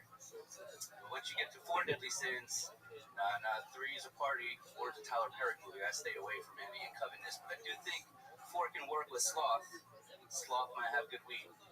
How may I catch you again? Hot diggity damn, Smokey Augusta. Step back from that ledge, my friend. Hello, Smokey Augusta. How are you? I'm so sad to hear what happened to your hit show Mythbusters. Were you the one that raped your sister, or was that the other one? Okay, well, obviously myths aren't the only thing you guys are boasting in. You see what all right. That's a weird sister rape joke right there.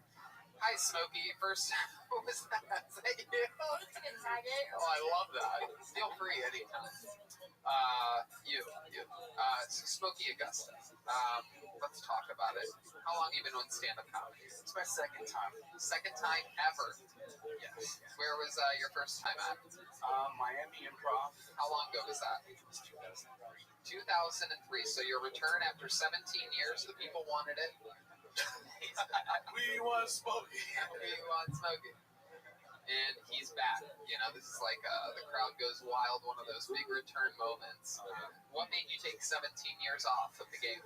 You know, I didn't really do it in front of the crowd. I was auditioning for something. I went to visit friends, and it inspired me. I saw an audition in the paper. I went for it. And in the newspaper. That's how things were back then, 17 years ago. You had to get an audition in the newspaper back then. Yeah, that's right. You want to make it, you got to get a newspaper. See? He's got the newspaper hat on. Extra. Read all about it. Auditions, Miami, Florida. One chance only. So what have you been doing with your life up until this point? You look like the kind of guy that likes to cut your own wood. You build your own fires. You have one of those fireplaces with a little furnace in there. You have your own heated place. He looks like the kind of guy who stirs his milk with his index finger. Do you stir your milk with your index finger? Yes. How about the in the home furnace thing? You ever have your own wood burning furnace? No, not yet. Okay, so what have you been doing with your life? I manage a restaurant in Anaheim.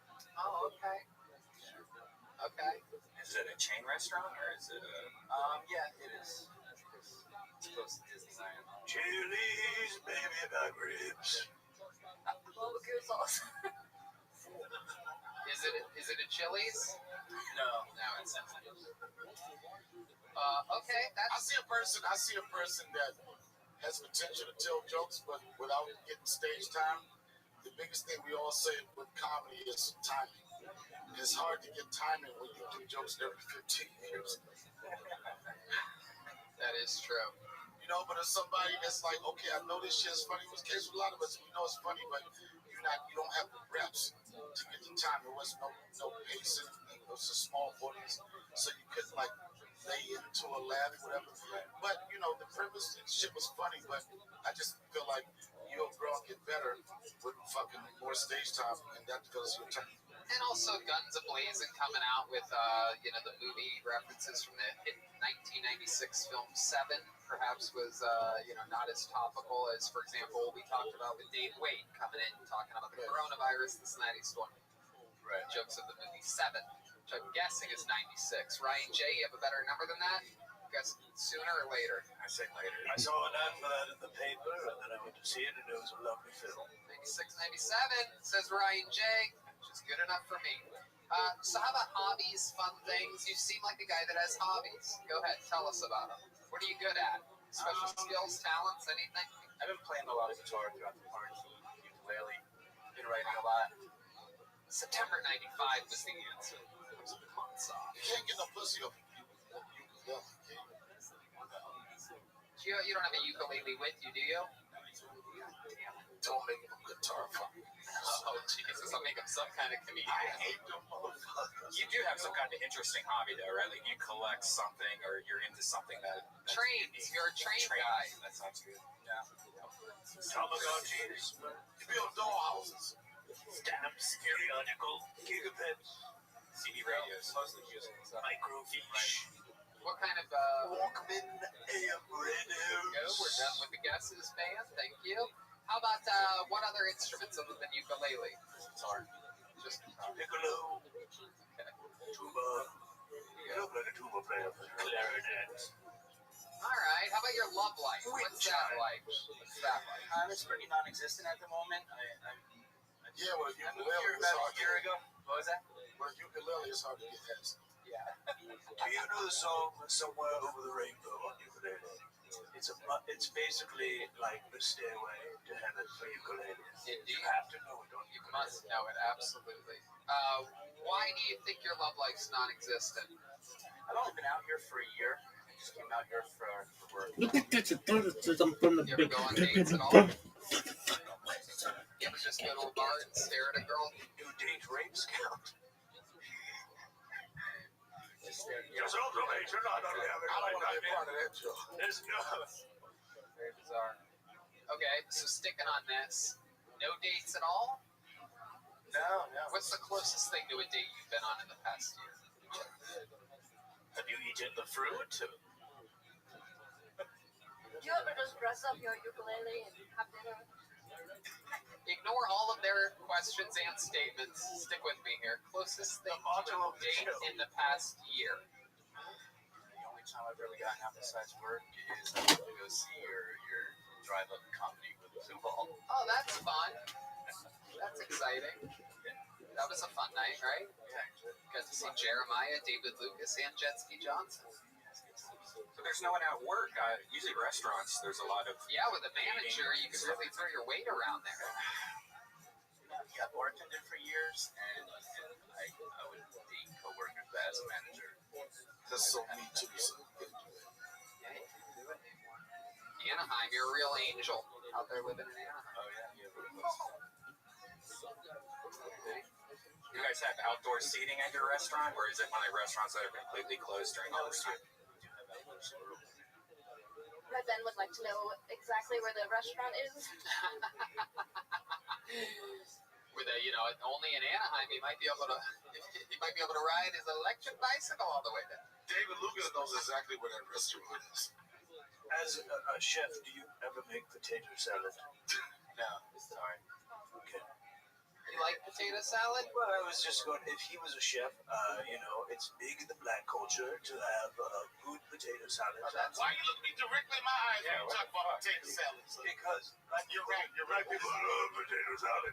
You'll fucking lose friendship over fucking baby. Exactly. So I was going to ask. Why people don't put paprika on their potato salad? That's fucking They don't put what on it? paprika. I love very that. And mustard. It's like a mustard. Yeah, just some celery sauce. Have you ever put raisins in potato salad? No. I can't do this. White people put almonds, apples. My wife did it once, and I almost divorced her there on the spot. Is that true? Is that true, Victoria Fontaine III? Yes, I don't know why. I was just doing an art project. I don't know why he ate it. I have people to cook. It wasn't even potato salad, Reginald. Okay. Anything? Have you ever been arrested before, Smokey? Yes. For what? Just missing a court date. Missing a court date for what? What was the court date for? Traffic violation. Sex trafficking? Yes, she yelled stop. He kept going. All right. Well, fun time, Smokey. Thank you for making your 17-year return on the show. Ladies and gentlemen, there he goes, Smokey Augusta, everybody.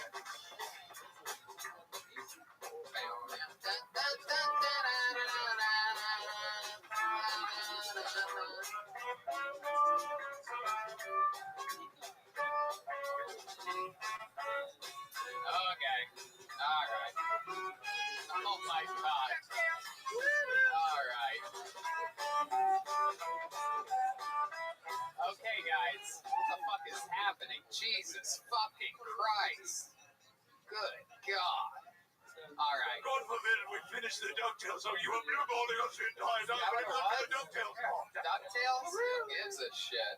Okay. Ladies and gentlemen, your next comedian, very controversial figure. I mean, I gave him a silly intro last week and people got mad. So I'm just going to say, some people love him. Some people really love him. Some people just like him. Ladies and gentlemen, William, the Big Red Machine, Montgomery. First and foremost, David Lucas, take a couple notes. You're my first line. Donnell, I loved you in Spider-Man 2. Whoa! Funny how unless I'm scared the dust inside my computer is about to call the cops, the weed is too weak. There is nothing more annoying than a bunch of whining, screaming kids on a plane. That's why I never flew with Bill Clinton and Jeffrey Epstein. I was over at Redman's place the other night. Redman, I got a question to ask you. Who designed the glory hole in your bathroom? And then what? I was able to see Redman's Oriental wife suck his dick. It was wonderful. Remember that time Jimmy Page of Led Zeppelin played the guitar with the Jello bow? How the fuck did he do that? Would Tracy Chapman be the first known they in music history? All right. You got a fast car. I want a ticket to anywhere. Maybe we can make a deal. Maybe together we can get somewhere. Okay, William Montgomery, everybody. There we go. Oh. We're taking fucking pictures. From DuckTales, it's DuckTales, DuckTales. We're taking Everybody pictures, knows the song. It's the song from DuckTales. It's DuckTales. Oh. DuckTales. Everybody loves DuckTales. Now my theme song. You are so sweet to have played that. A lot of people don't know that DuckTales is the official theme song of William Montgomery. Of Black Lives Matter. Oh my goodness, is that true? Donnell, can you corroborate that? Shout out to George Floyd. That's all. That's it. What'd you say? No, I didn't hear you. What'd you say? He said shut up. Oh, okay. Black Lives Matter. There you go. The DuckTales song I heard was a theme song. Was I mistaken? Nope. William, how you doing this week, William? I've been better. I'm looking for a job still. Yeah? How's that going? What are you doing to look for a job exactly? I have been going to the local YMCA and swimming laps. Uh-huh. How about the job part? No, literally, I mean, I've been going to the YMCA and swimming laps. Nobody's allowed in the YMCA. No, but really, I haven't been looking for a job. So Donnell, do you have one for me? Nope. Okay. Fair enough. Maybe you can do some ukuleles. Maybe I could what? Build some ukuleles. It's ZipRecruiter.com. Yeah, it was hard to understand. No, what'd you say? William, You're going in a bad place. You did a good job. Go chop some wood. Okay, I know, I'm kidding. Donnell, I'm kidding. I'm on edge tonight. No, we're still doing protest, nigga. I don't know if you're serious. No, I'm kidding. My parents almost died in the tornadoes last night in Tennessee. Is that true? Yep. I never felt sorry for a white person with a tornado. Come on, my parents bought that house 20 years ago. Is that true? Did the tornado? Yeah, they bought it 20 years ago. Did the tornado hit near where they live? Yeah, it broke down the house. What broke down about the house? There was a tornado. What was that dumb little song you were about to play? That was the sound of a tornado. Play it again. Yeah, play that again. That was really helping. That's a tornado siren. That's a tornado warning? Yeah. No, but yeah, last night it was... know that that's the sound of a tornado warning. Yeah, we know. I had to get in the basement many a times. We had tornado drills. Really? Yeah. Oh, yeah. Used to get in the towel closet. Tornadoes, I think, are. I would prefer a tornado area than an earthquake. So what's the rule? You go in your house, you get low. What do you do? Go in the basement. Yeah, you go to the stairs, place, Go in the towel closet. or in a hallway. Towel closet is normally in the middle of the house. Really? Do you have a towel closet, William? Yeah, it's filled with green and blue towels. Never used. No, what do you mean never used? Who said that? It's Red Band. Red Band, why'd you say that? I take showers, dude. Rip same shorts every single day. And the zipper's still broken. It's still broken. God, William. Take a look at that, You're Donnell. pulling up some games. Take a look at that, Donnell. Black lives still matter. Put your shirt down. Come on, I'm kidding. My goodness. My God. So what are you going to do for a job? Are you running out of money? I am coming up with a new board game. Yeah, what's it going to be called? It's going to be similar. Tornado Twister. Tornado Twister. How'd you know it was going to be called Tornado Twister? Jeez, bro. Tornado. How does that game go? It's a lot like Battleship, Oh, it is? but it's tornadoes. That's actually It's literally just like Battleship, but it's tornadoes. How'd you know that, Donnell? And you sing. Genius, bro. How'd you know that one? Gee, I looked at your body and I knew you looked like you man the game cartoon. Look at my bio. The body. Oh, my body. I'm not going to keep explaining how I talk, motherfucker. That's the most condescending shit I've ever seen. What did you say? It's very silly. Hold on, what? This thing is being silly. I'm trying. Are you? I had a real hard week this week. Yeah, tell us about it. Yeah, is that it? Went to McDonald's a couple days ago. They overcharged me for a Big Mac. How much did they charge you? $10. I should have known before I paid them. They said, Yeah, I paid $10 for a Big Mac. oh my goodness, that's like 10. They overcharged me. That's like 10 double cheeseburgers. It's yeah. I mean, I don't have $10. I don't have a job anymore. And the motherfuckers at McDonald's charged me $10 for a Big Mac. Did you try to return it? I ate it. No, he ate the second one. No, I ate the first one. Oh my goodness, William, a lot of anger coming through this week. Clearly, you're going through. Yeah, I'm looking for a job. There's a pandemic happening. You lost your job. What's that, Ryan? Ryan just dropped his light. What are you drawing over there, dude? There's a lot of wild shit happening. That's the first time Ryan J. Evald has ever lost Yeah, his that's a light. bad omen. What is that? We have What up, big dog? Donnell, I hate it. What's he drawing? 4 more weeks of summer. Right, are you drawing a tornado? Is that how you draw a tornado? WWE. Absolutely. And what? Somehow I could let me stream it. Are you sure WWE's going on right now?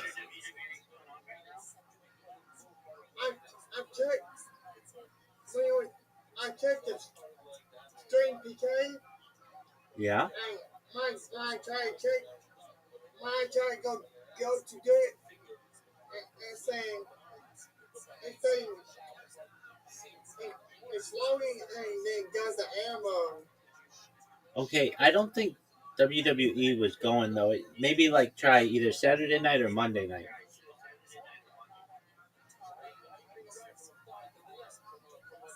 Okay?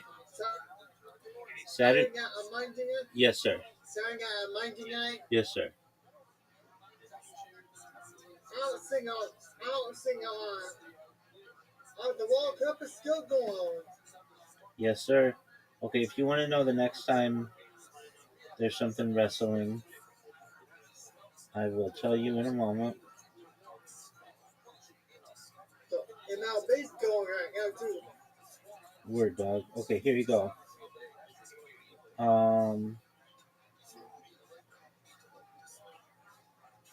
Try it.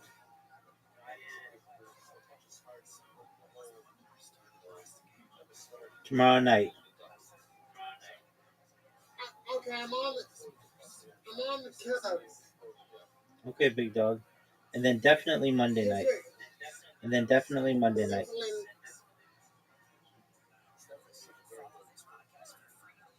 Definitely Monday night. Yes, sir.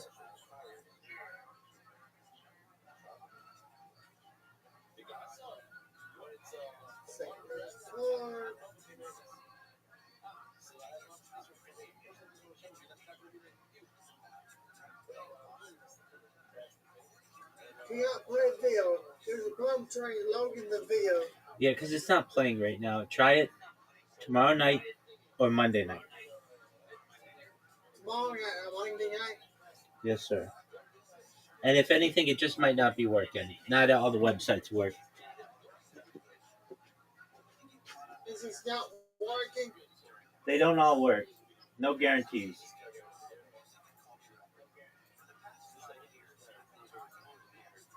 I'll bring this one again. My other one don't show here.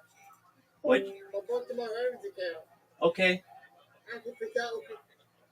Bring whatever one you want. Bring whatever one you want in, big dog. Has anybody come in here lately? Yeah, a couple hours ago. Is that big in here? Yeah, my friend Tony was in here not too long ago. And he might be back in a little bit. Zoot was in here earlier too. What about that guy? What guy?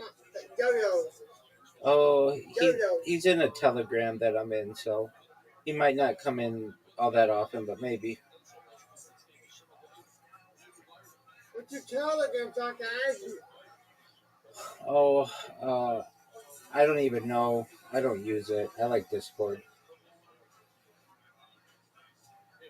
Don't know? We don't know, no.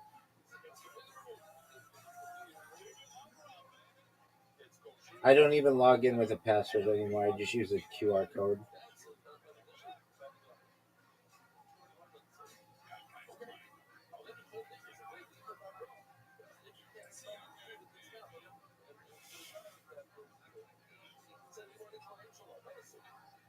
You don't use the login? No, and I don't have any friends on Telegram. I don't friend anybody. I tell them to follow me on Discord.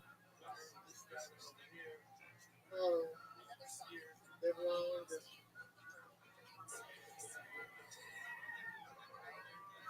Alright, right back.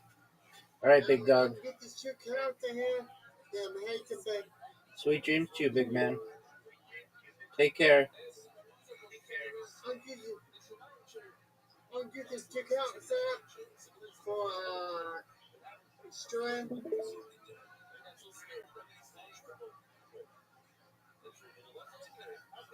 Make it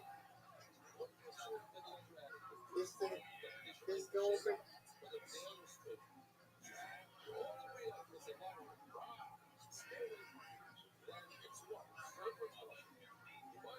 What's the good going?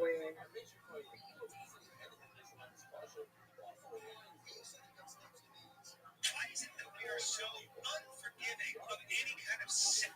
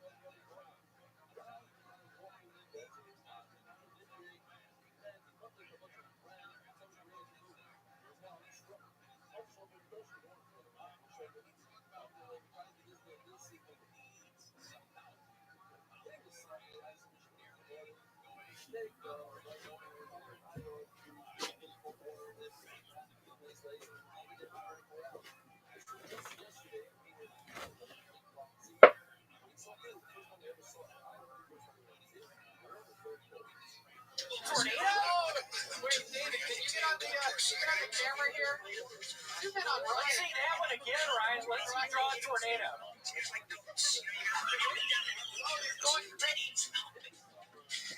Sex offender. She's so upset by sexual harassment that she just rolls her eyes. I mean, look at take.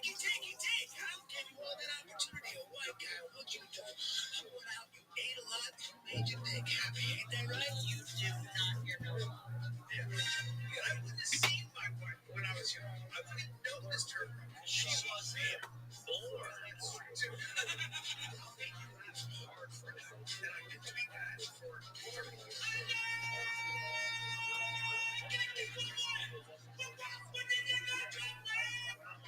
Really good. That's good. It's good as anything. You take no. Whoever. Yep.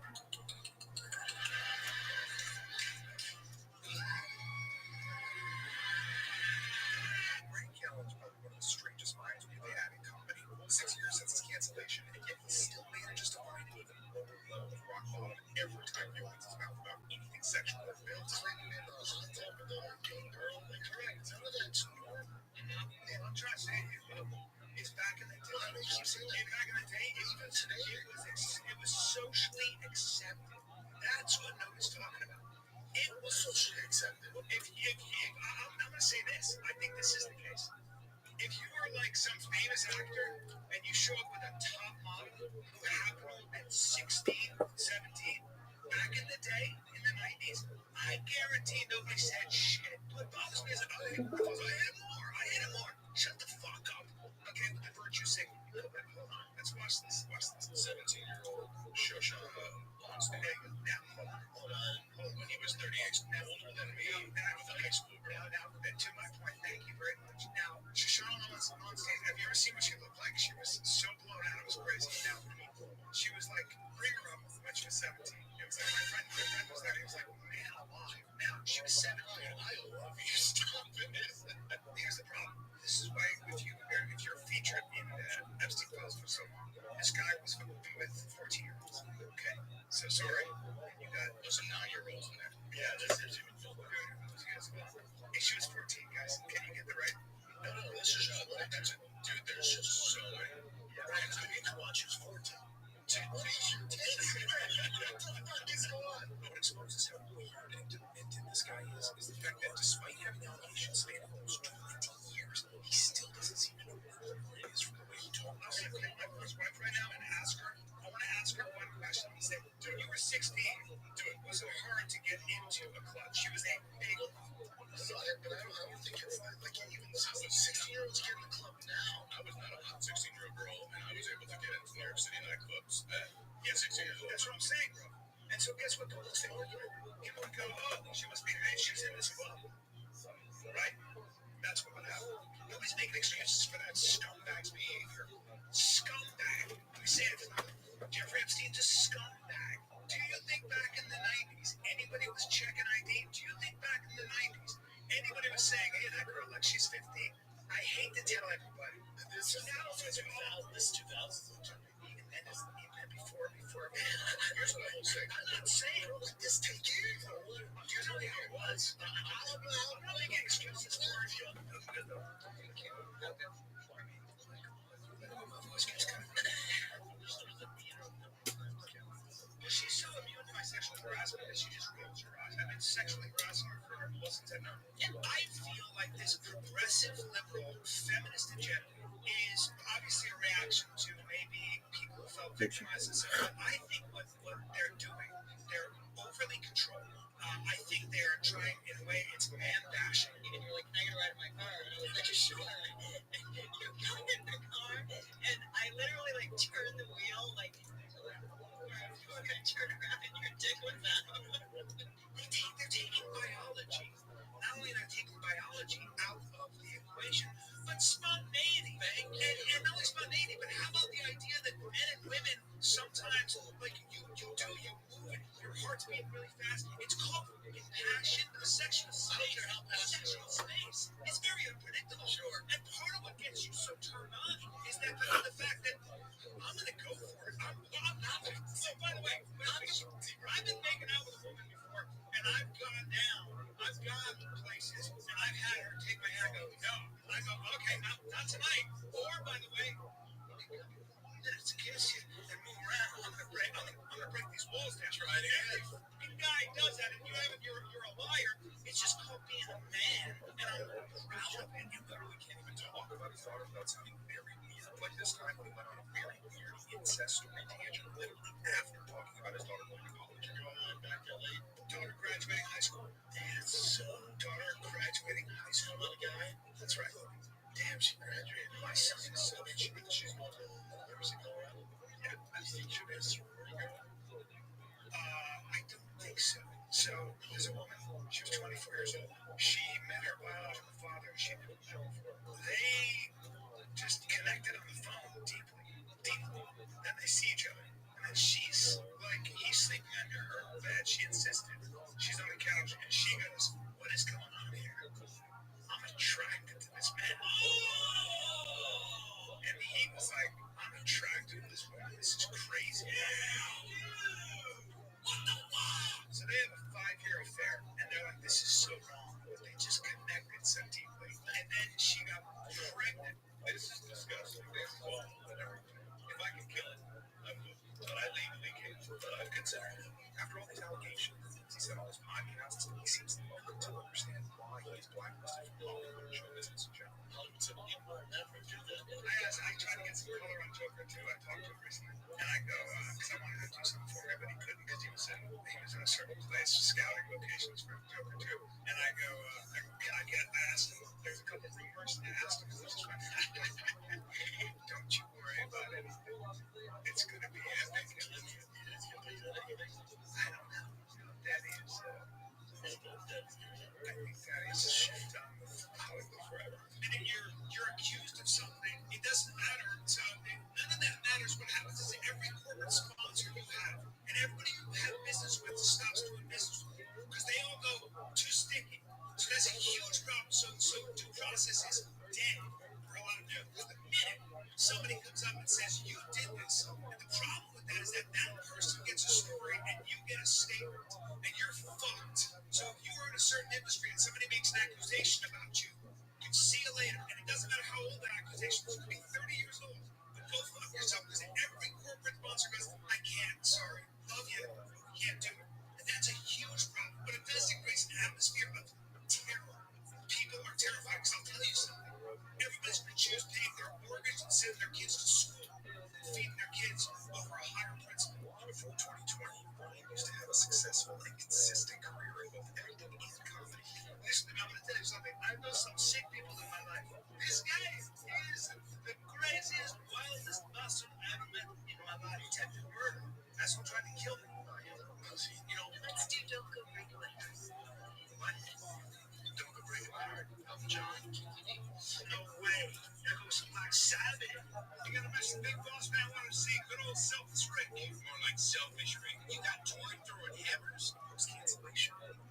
He wants to compare himself with CK. Still, he doesn't want the risk of working with him. Have you ever made a person laugh before? Yeah. Fucking, I'm a comic, dude. I'm really good at stand-up comedy. I understand that that's like the thing, but it doesn't work. It does seem that you're selling something that you've been selling for a while. You don't know, smiling, just you know, and you grunt, just grunt. You know, never laugh. A real man never laughs unless he's taking a life, and then it's the only time.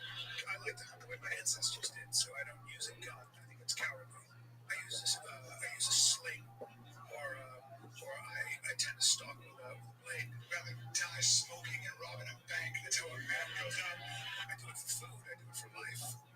I do it to take the animal spirit of my rest.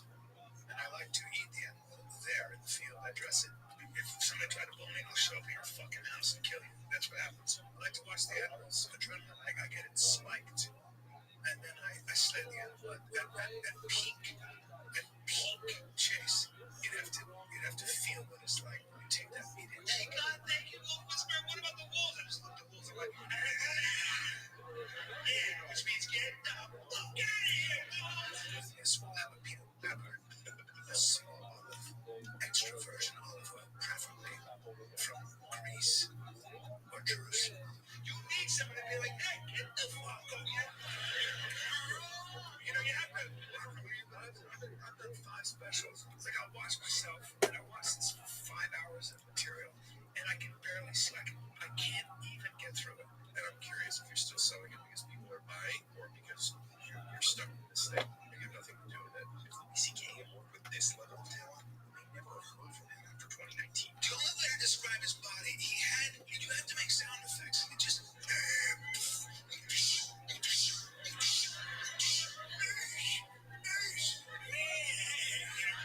Start popping my legs. It's weird. It's just like, why is that guy walking like a male chicken? If you talk about feelings in my generation, you better be. If you talk about how something felt, you better be talking about shoes, bitch. I caught the double wave one time. And they were like, oh my god, oh my god. Why is it shaking its head so violently? What happened? There was even a time when it was completely abandoned by unbelievable people.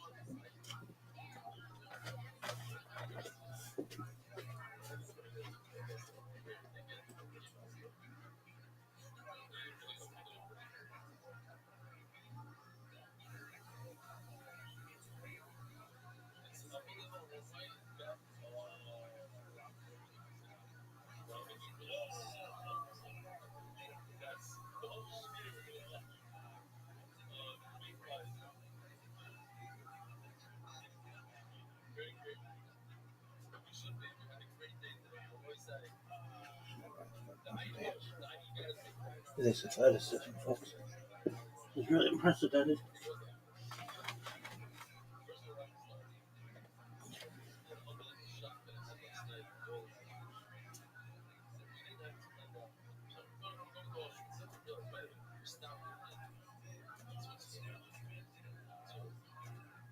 Look at this move. Kicked off his other podcast, telling me that he took a job from Stephen Crowder to play the role in the 2012 version of Hudson Hector's Dog. Crowder used to use a switch to cut his mic and stop him from talking.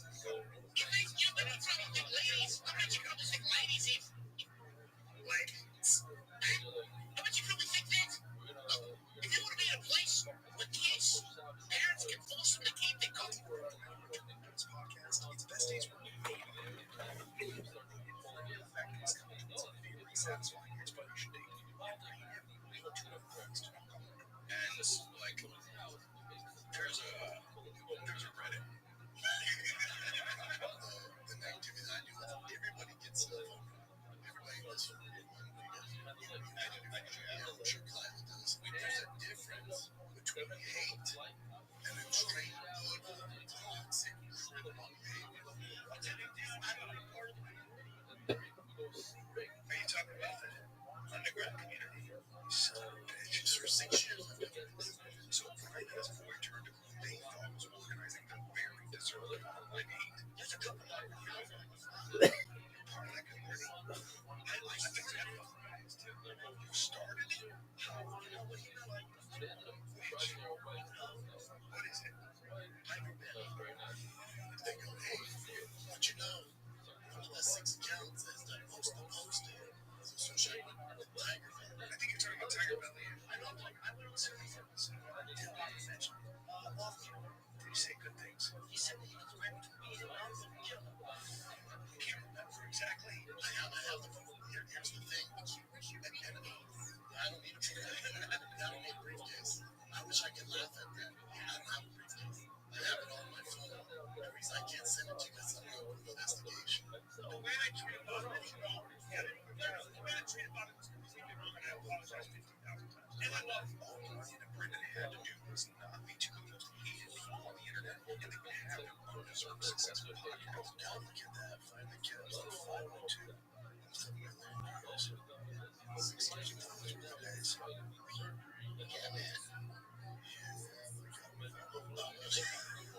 Didn't even realize how big the influence we had. No idea. We can pick anybody we want. If you would have came like, yeah, I got that over, I didn't like absolutely. I didn't know that. I had no interest in talking. Yeah.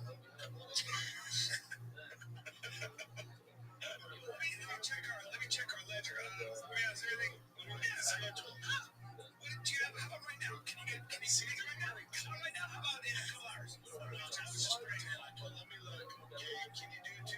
We got 10 on that. Let me keep looking. Yeah. I can sandwich it in between Table Fun and wait, it's not 2019. So I'm 2018. Yeah. Go. Can you go for a few? Wide open. Pick a day or an hour. We'll be there right now. Okay, you want us to come to you? Fantastic. Speaking of reservations, so we're on Titanic. No, Titanic scene. Popping, man. Everyone's popping. Everyone gets on. Now I'm just stuck with their 20,000 watchers dealing with volumes below stream prices. So that's an life you gotta be where you're gonna be in something like that. You gotta find your way through. Jimmy Fauci is the trigger. Merch guy either. I'm not in anything now.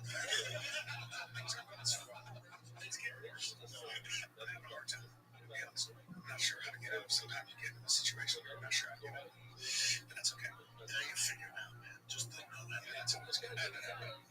Yeah, I don't really do. Well, it's gonna be fun. I got some ideas. It does seem foolish. I agree with you 100%. Most of the time I can tell Brian doesn't want to be here. I'll just promote my special on my socials. So good reviews. I don't read the comments. I hear them. I don't know the future like do not know, and that's okay.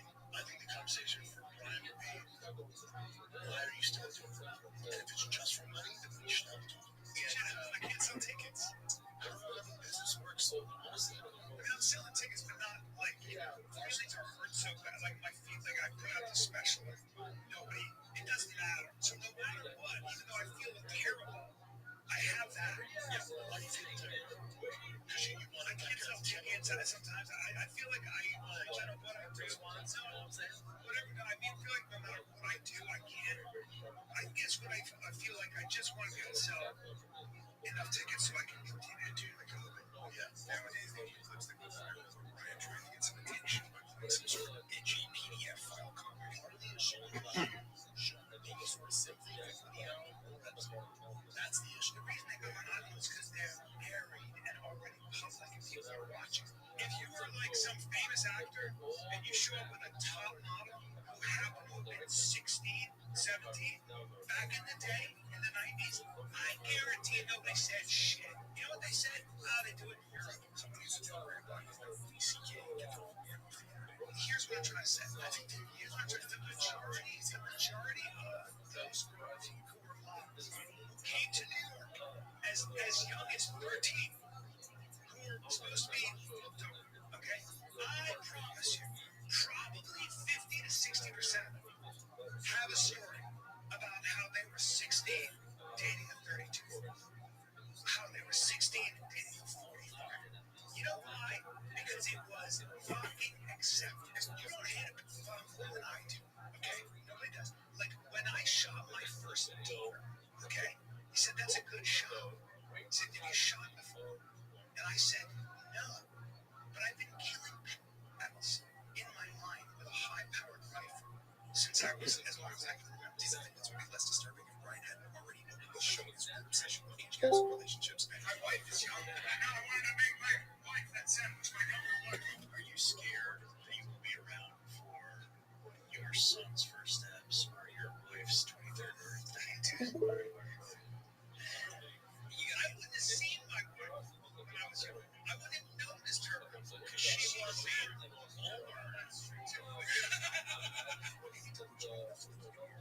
Since he is delusional enough to think he is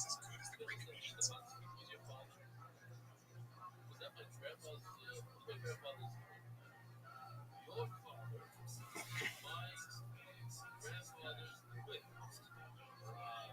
Okay, let's turn this camera around. And you've been to between 2000 Shoreline, unbelievable. Shkoyach is coming special to 3 parts this year. Be here, Shkoyach wedding. So, I'm sure it's the person that have some of these person that knows the most that what would much the means to increase have with are you physically strong? Used to be strong, right? Nancy's are very, very, very strong. Mostly a lot of them very, very physical, specimen.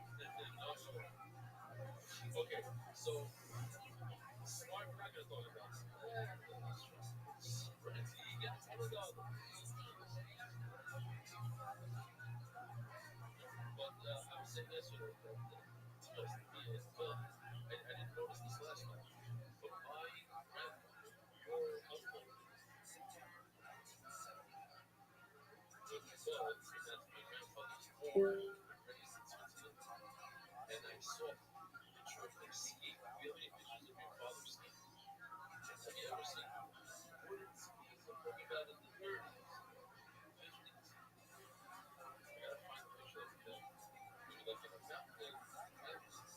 Wooden skis. Anyway, so it was special for me to see the shoe in Switzerland. And it's just my book. And then my grandmother married my grandfather. My grandmother, Chaya's Tensky, she was born in Boston.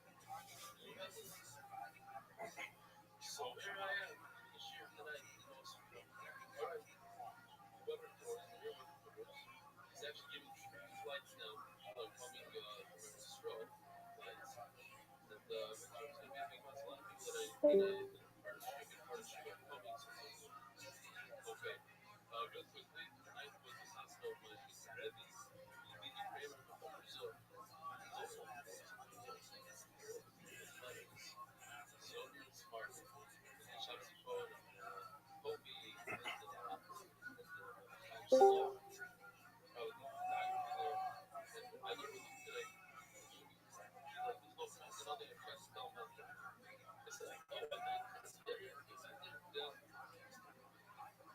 What else did we do? Last night, we saw the stuff. It's okay. Unbelievable. Leo Matze. I spoke a lot, so I'm just skipping. This is, we're having Shabbat in Eretz Yisrael. Mamish like, Rosh Hashanah, like a couple weeks before Christmas, rather than the Shabbos in the first, I guess. We just started selling tickets that are already half off, sold out. And we just, it's even online. It's a book and a photo chef. This is super interesting that Dave Salmon, instead of putting all that at his location in Miami, he's offering $500 for someone who lives in Miami for a month. We say, let's jump into it. Look at this.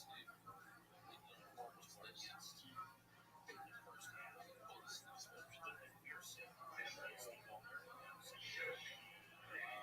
waited late.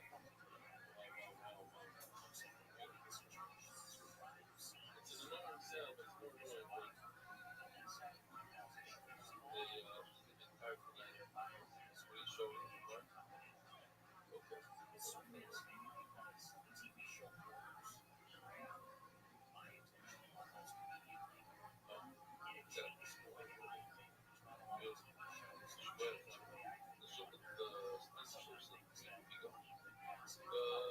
Official edition, the Zero Shot, this is the second sponsor, I said, partly make it large. And by Gilad Mary and Luigi that are coming here for Shabbos instead of today's so this was Shaya, and I was in Tevin Tabit. Go fast. Rojo. And not today. Now, Albert, Rachel, Sheva, Udo, Yella, Lisa, and Parker.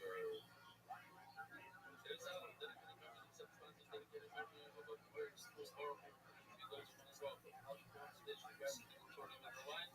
And holy Jesus, supporting the White House. Cheetah Man gave money to see Cheetah and excited that she has some proof of that.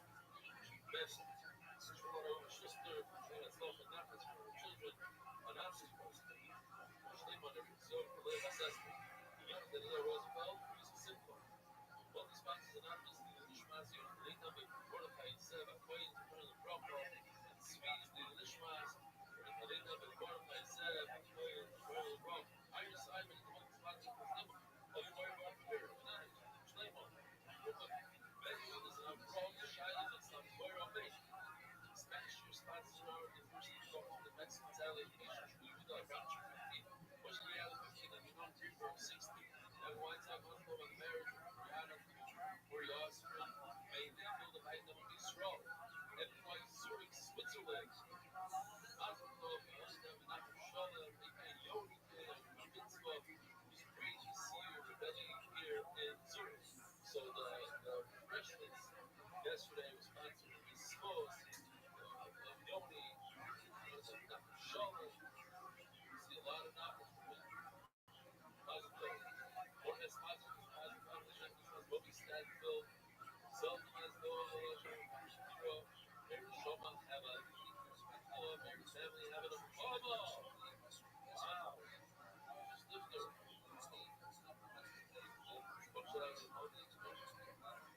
Much more than we should not handle, but it's not manual here that one days. We always enjoy the whole other shit. Wow. We don't need for what was up. Really? Why do you try to see relatives? Then do I are well the first name of my Esther. Because I yelled at Neil Zeb, but I yelled at Esther. Okay.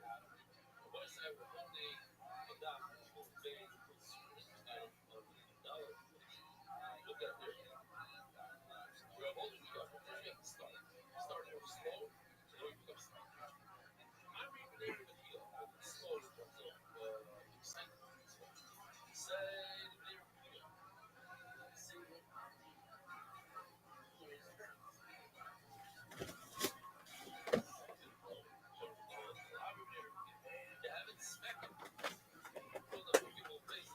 Crazy! He's drawing a tornado. Oh my god. Clearly, okay, that's enough. William, is there anything else that we should know about before we let you go tonight? I illegally went to a movie this past week. You went to an actual movie theater? Yup. Did you? Were they open? Yeah, they were open. What'd you see? Tarzan movie. Did you play the movie yourself? Were you the projectionist? Yeah, they were setting up. It was a Tarzan movie. I ate some sweet tarts, and they really hurt my tongue. Oh boy. Donnell, you told me to say that one. I didn't. It didn't work out. I just want to see the final product of the tornado sketch. I want to see it too. Can you do perhaps we can close your set this week with an impression of you in a tornado? Can you show us? Can you put the mic in the mic stand and show us what you would look like if you were outside during a tornado? There's the sirens are happening. David's on the camera. Let's see. Oh, he's going poop, everybody. He's shitting his pants first. He's very scared. Oh no, Mom! Get the towel closet! That's a callback to that towel closet reference from a few minutes ago. My goodness. What if the tornado is literally like happening right now? Don't he care? That was the worst tornado impression I've ever heard. What do you mean, Donnell? Let's say you're not in a house, right? You're outside in a field, and there's a tornado going over you right now. There's a tornado. Boom. Oh, Mom, get out of the field! Oh, Mom, get out of the field! No, your mom's not in the field. You're in a field all by yourself. And action. Here you go, big tornado. Hey, Lucas, get out of the field! No, nobody's in the field with you. You're by yourself, so you can't just yell at somebody. And the Black Lives Matter protest is coming right down the street of the tornado, right? Yeah, okay. Oh, no, what are y'all doing on the street? That's what he would say at a Black Lives Matter rally. I don't do it coming down the street. In Bethel. Go to Cincinnati with that tornado. All right, ladies and gentlemen, another very fun, silly week with William Montgomery, everybody. Oh. DuckTales, DuckTales. Please step back from that ledge, my friend. DuckTales, DuckTales. Yeah, it is DuckTales. D-U-C-K, it's DuckTales.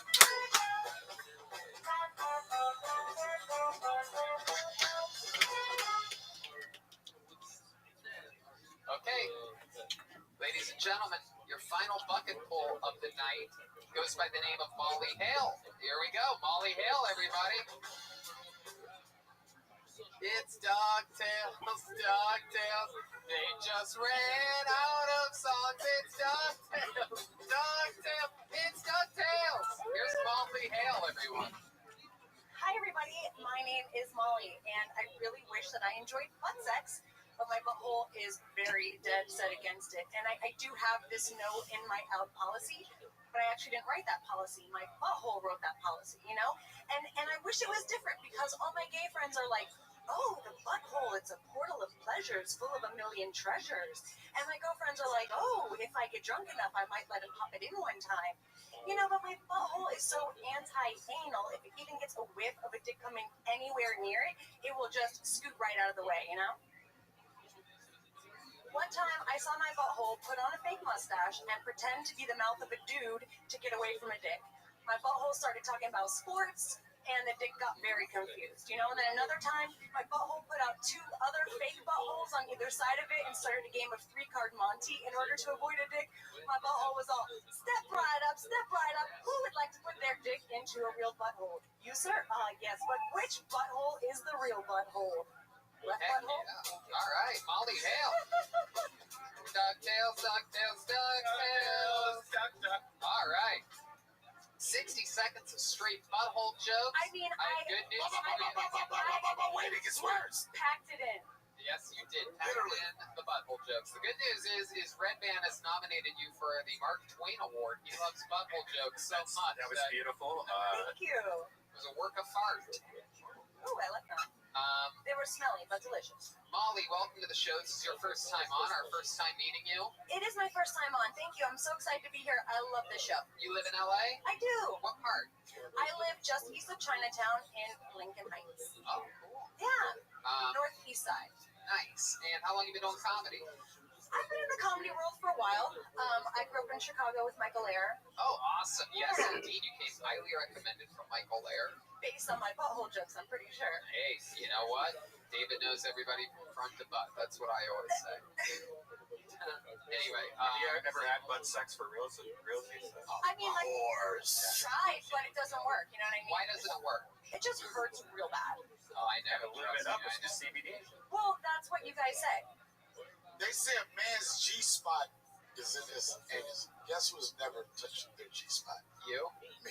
Really? Have you ever had a G thing, baby? Yeah, they say it. Have you ever had a doctor give an examination? I don't want to talk about that. Do I get a goodie bag for being on the show? Some of the studio Yo, look, you look me right in my eyes like Donnell. So. I don't talk about that. Quickest doctor's appointment ever.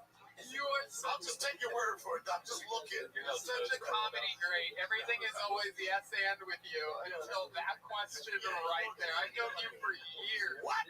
And I've never seen you shoot anything down. Like, oh, we don't talk about that. No, we don't talk about that. So what's your inspiration to keep trying the butthole? Oh, I don't try the butthole. Guys try the butthole. Yeah, they always want to. It's like they're big. So your jokes aren't even real. Yes, they are real. I've tried to put it in my butthole, and my butthole does not want it. And so as a result, my butthole goes to great lengths to avoid it because it really hurts a lot. Where are you going to tour with these butthole jokes? To the fucking comedy store, dude. That's right. Kill Tony, Monday night. I don't think anybody's ever got past this club like, you know, that butthole joke she did for 15 That's minutes. true. Red Band's been trying for Where else are you going to do butthole jokes but she'll say, come on. She just got passed with an ass joke. Butthole makes it sound better.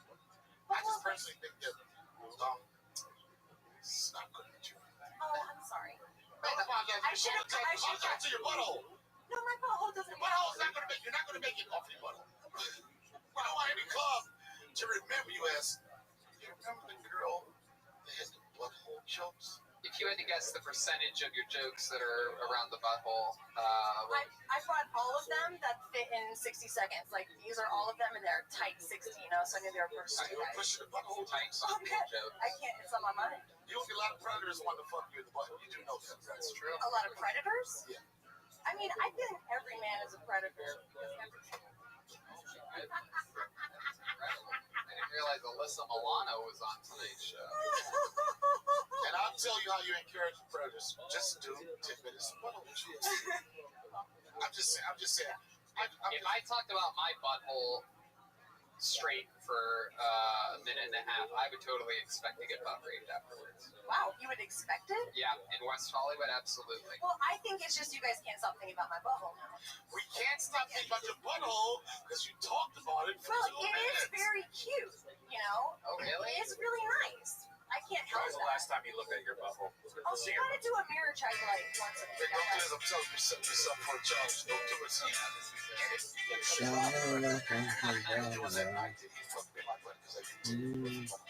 Ollie, what else do you do other than comedy and butthole? Designed a new ones today. I'm a big fan. I We tried to watch found it this as much as band possible. head I think girl Los with Angeles the has some of the best special nature in the world. conversation. I With the know. black You hair like to do nature for walks. makeup dance, you know she dances while her father plays. She's suddenly beautiful. What type of But nature I are you want into? something beautiful. I like all of it. The trees, the Yeah, I want flowers, the something rivers. beautiful. So come dancing So down you do any down other to the hobbies or fun morning. facts about you? Yeah, I like the Sha Japanese la la style. la Oh la my la goodness, la la. really? This Yeah. is very exciting. It can be. What type of white trash do you do? Well, type specifically You Snow shut up, Magic, Maria. but I also do a lot of essential oil. Show me magic, some of them like Spanish dances and pass me a bottle, Mr. Jones. Yes, of course you sweat people. I'm a smudge head now. Believe in Yeah, me. yeah, it really does Tell kill. me believe it, anything, cause I wanna be someone who believes. Yeah. Mr. Jones and me tell each other fairy tales. You stare at the beautiful woman. She's looking at you. No, no, no. She's looking at me, standing in the bright lights, coming through in stereo.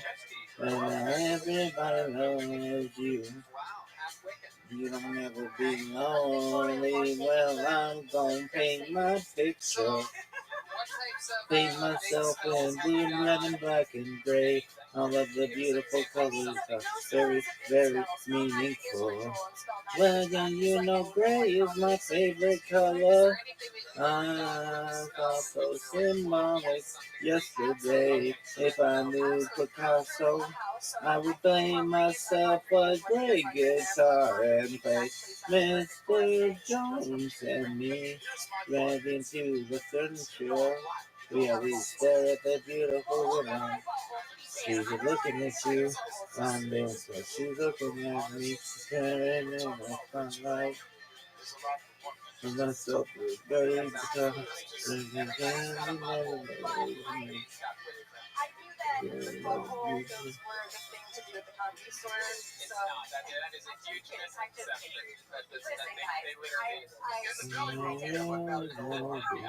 Or in the main room. I really thought you were gonna like my butthole jokes a lot more, quite honestly, because I laugh at them and I think they're hilarious. But How many years has you laughed at yourself? really? Comedy? Oh, you laughed at yourself. You're never gonna know this. Oh no, yeah, of course. I thought you were saying I didn't like my own jokes. No, you're good. Red Van laughed a lot. He's the butthole aficionado.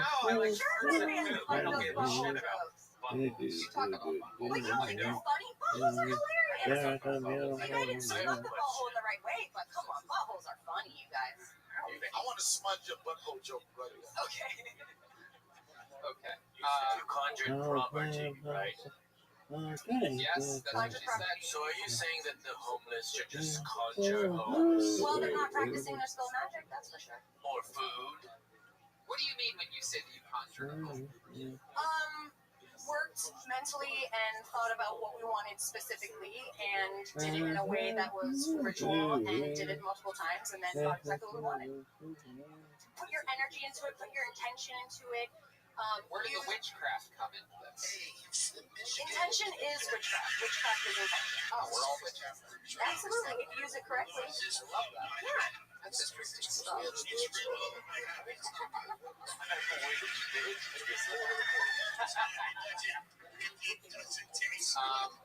I love that. Well, very fun to meet you. I want to have ankle sex. Wait, what? Check out the other side of my buttholes. There's a whole lot of butt in there. We learned that Red Band doesn't even like buttholes. He just likes poop, farts, and farts. That's all. Like the butthole, the way it comes out. It's like 6 weeks. Just a sound. Okay. Next, come back again, and next time we'll figure out more about you.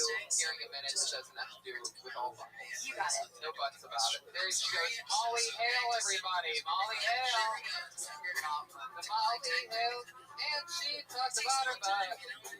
She does witchcraft and conjures houses. She does witchcraft and conjures houses. She's a weird witch. She's a witch girl. Thank you, Sammy. This is a very exciting part of the night, ladies and gentlemen. This is a first in Kill Tony history. Last week, Michael Lair challenged Jeremiah Watkins to a monologue battle for Rambo. This all started weeks ago when Michael Lair politely asked Jeremiah if he could borrow a wig, to which Jeremiah uppitely replied, "Well, I normally don't do that." The rest is history. The rivalry started weeks ago. Tonight it will be settled. The loser of this monologue challenge, the rumor is that the loser will have boiling water poured on them at a later date in the parking lot of the Comedy Store.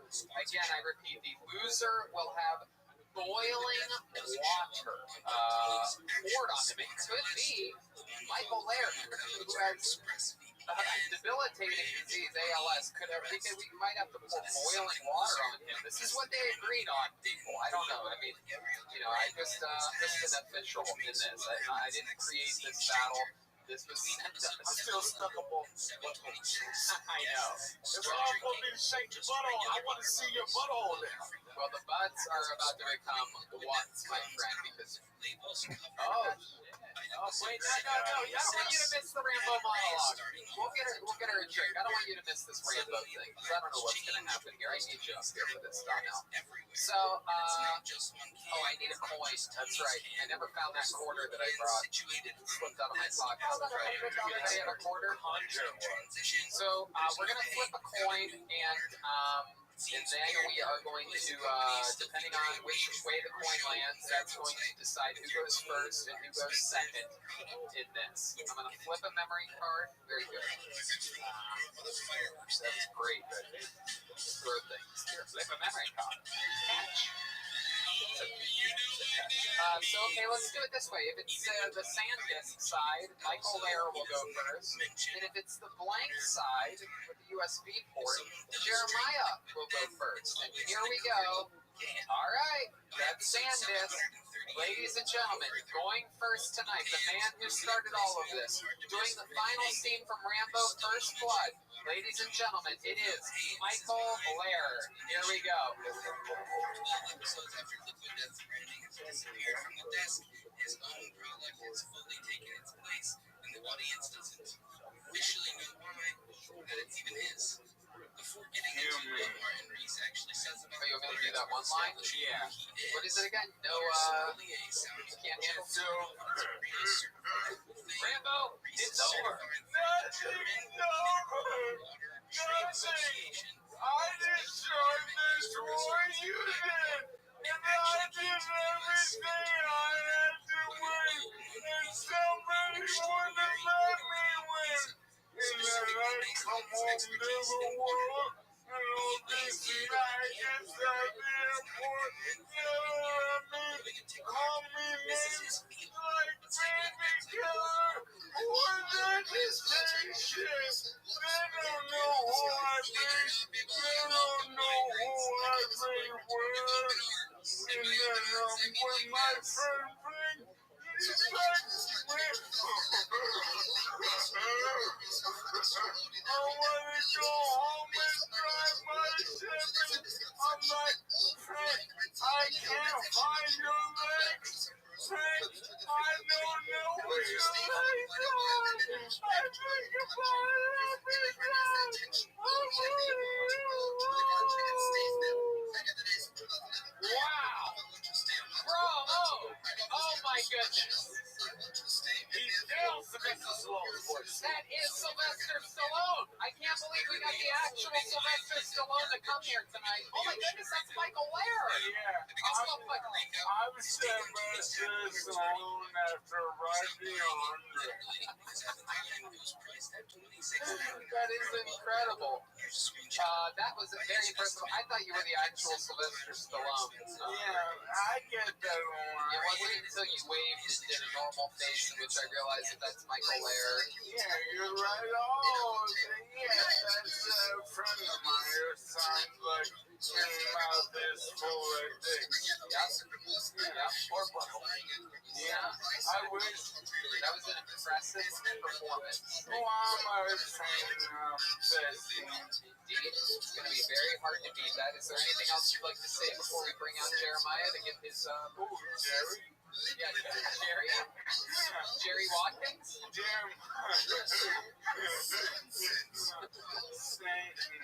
I can just tell. I don't know this for a fact, but I can almost guarantee he must keep that name more than anything. I've accidentally called him my uncle. Is the fat? Oh yeah, he is that name. Jeremiah is a state name, so he can kiss the ass of the Hollywood Amish elite. All right. Well, with no further ado, though, I do believe it's time that we bring him out. This is the man that you challenged in this. This all started because he would not give you a wig. Ladies and gentlemen, here he is, his version of the final scene from Rambo First Blood. I present to you the one, the only, the leader of the band, Jeremiah Watkins. Here we go. Jeremiah. Oh my goodness, here he comes. Oh my God. Oh shit. Oh shit.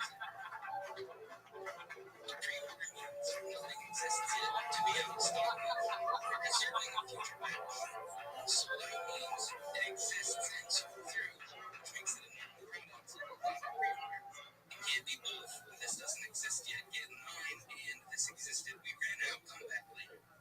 At Skankfest 2025, on their eggs, Tim Dillon gets handed a can of Tony's tap water on camera. Lewis confirms what it is. This is Tony Hinchcliffe. It's over, Rambo. It's real. And Tim Nothing is over! That's Tony's tap water. It's real. Nothing! Lewis, just You just cut it off! It's real. I have it. It's not good. It's not. It doesn't taste my war. You made it! My war. His reaction is about as blunt as it gets. 3 separate ways of saying the same thing in the span of a few seconds, including an apology. I see all those maggots in the oil airport protesting me, Smithy, Kobe, Sandy, killing all kinds of wild crap. That's a good question. Barbecue sauce. Who are the protesters? Something like that. Who are they? Let's say Bessie and been there, and who the hell they yelling about?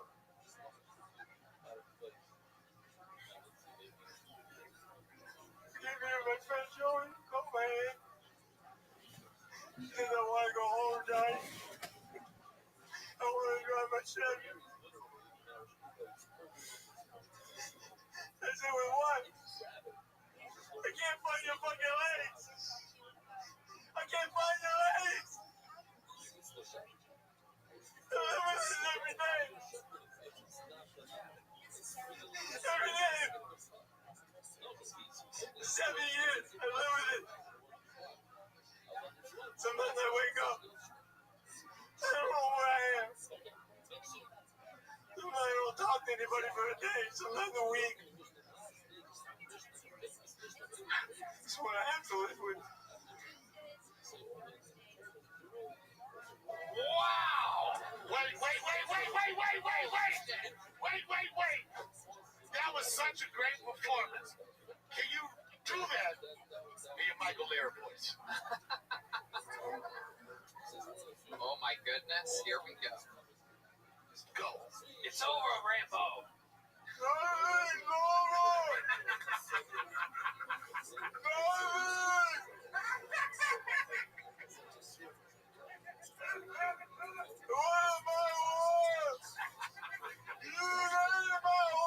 Oh shit, look at this! Oh!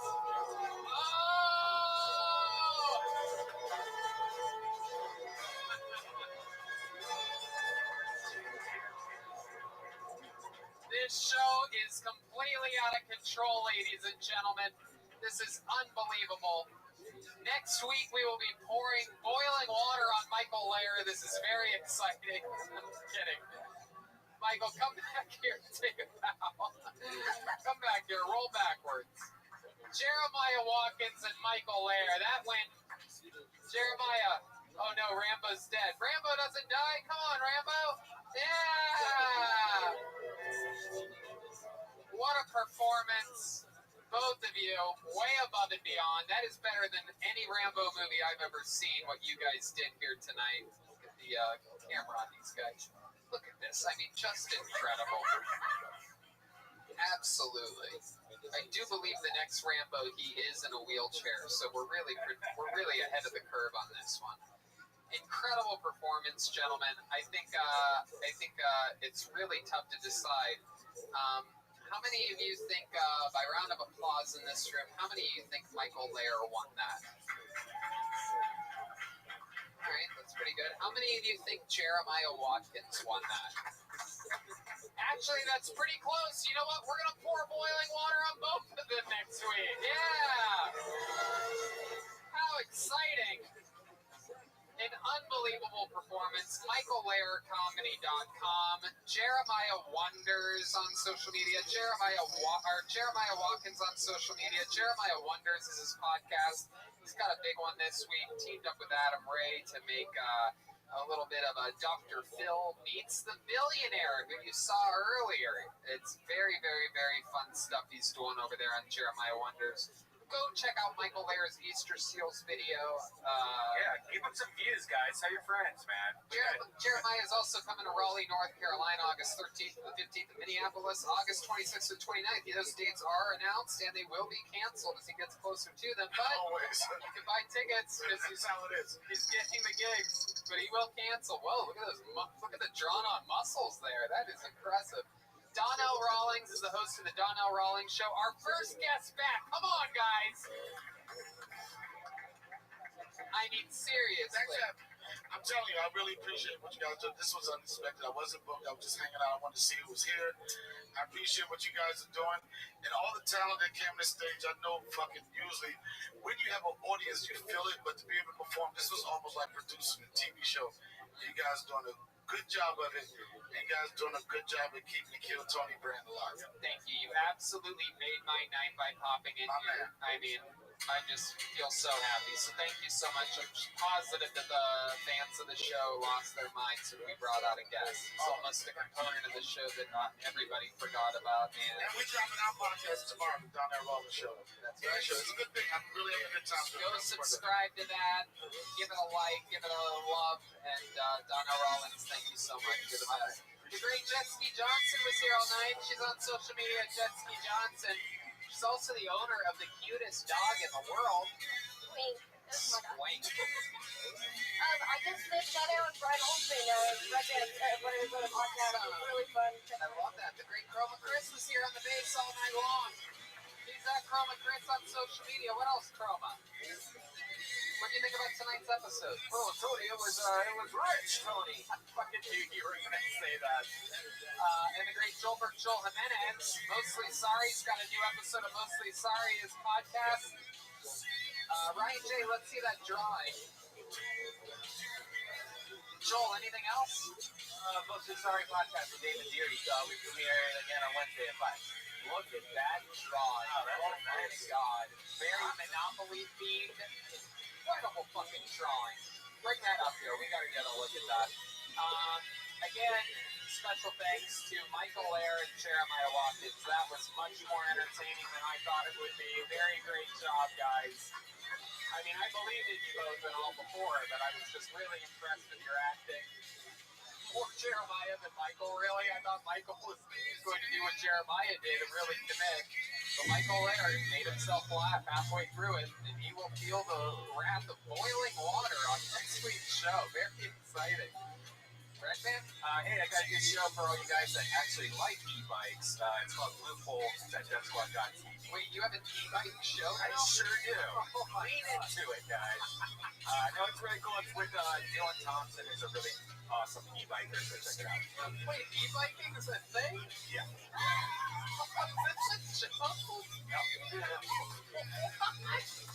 You guys ride bikes on it? We've ridden bikes together on it. But you guys just podcast? Yeah, we podcast with pretty much look at all these videos and talk about e-bikes. Wow, that's so cool. All right. New episodes of Roast Masterclass out every single week. Fun stuff happening over there. That's at patreon.com/BingeClick. Tour dates, all of August is being rescheduled, and it looks like September is in the process of being rescheduled as well. So good luck and thank you and sorry. I mean, what do you say during the pandemic? I don't know. But good luck to all of us, and hopefully we'll be back out on our road again soon. Again, thank you, Donnell Rawlings. Incredible stuff. Good night, everybody.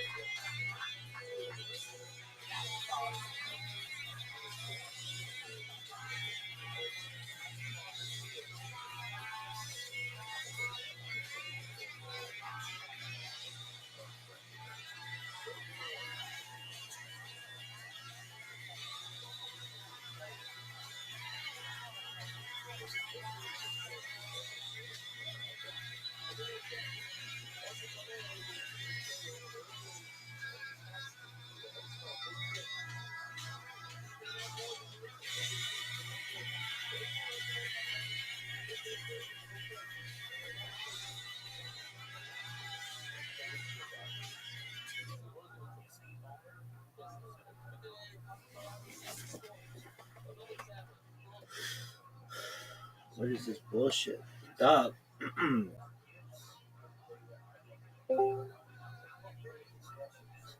It's Aquarius.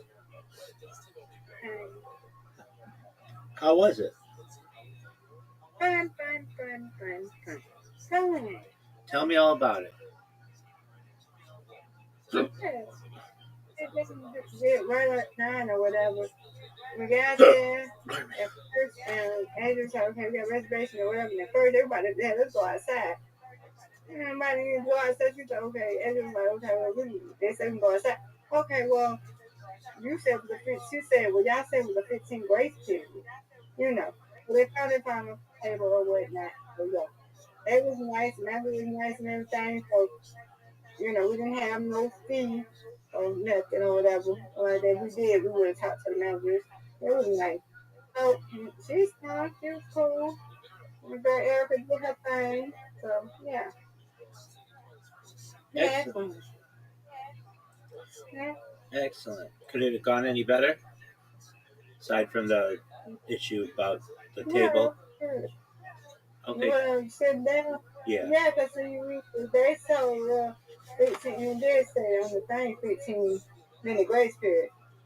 You know, and I said, well, Adrian, when we can call, she was like, that don't mean nothing. We got a reservation. I said, yeah.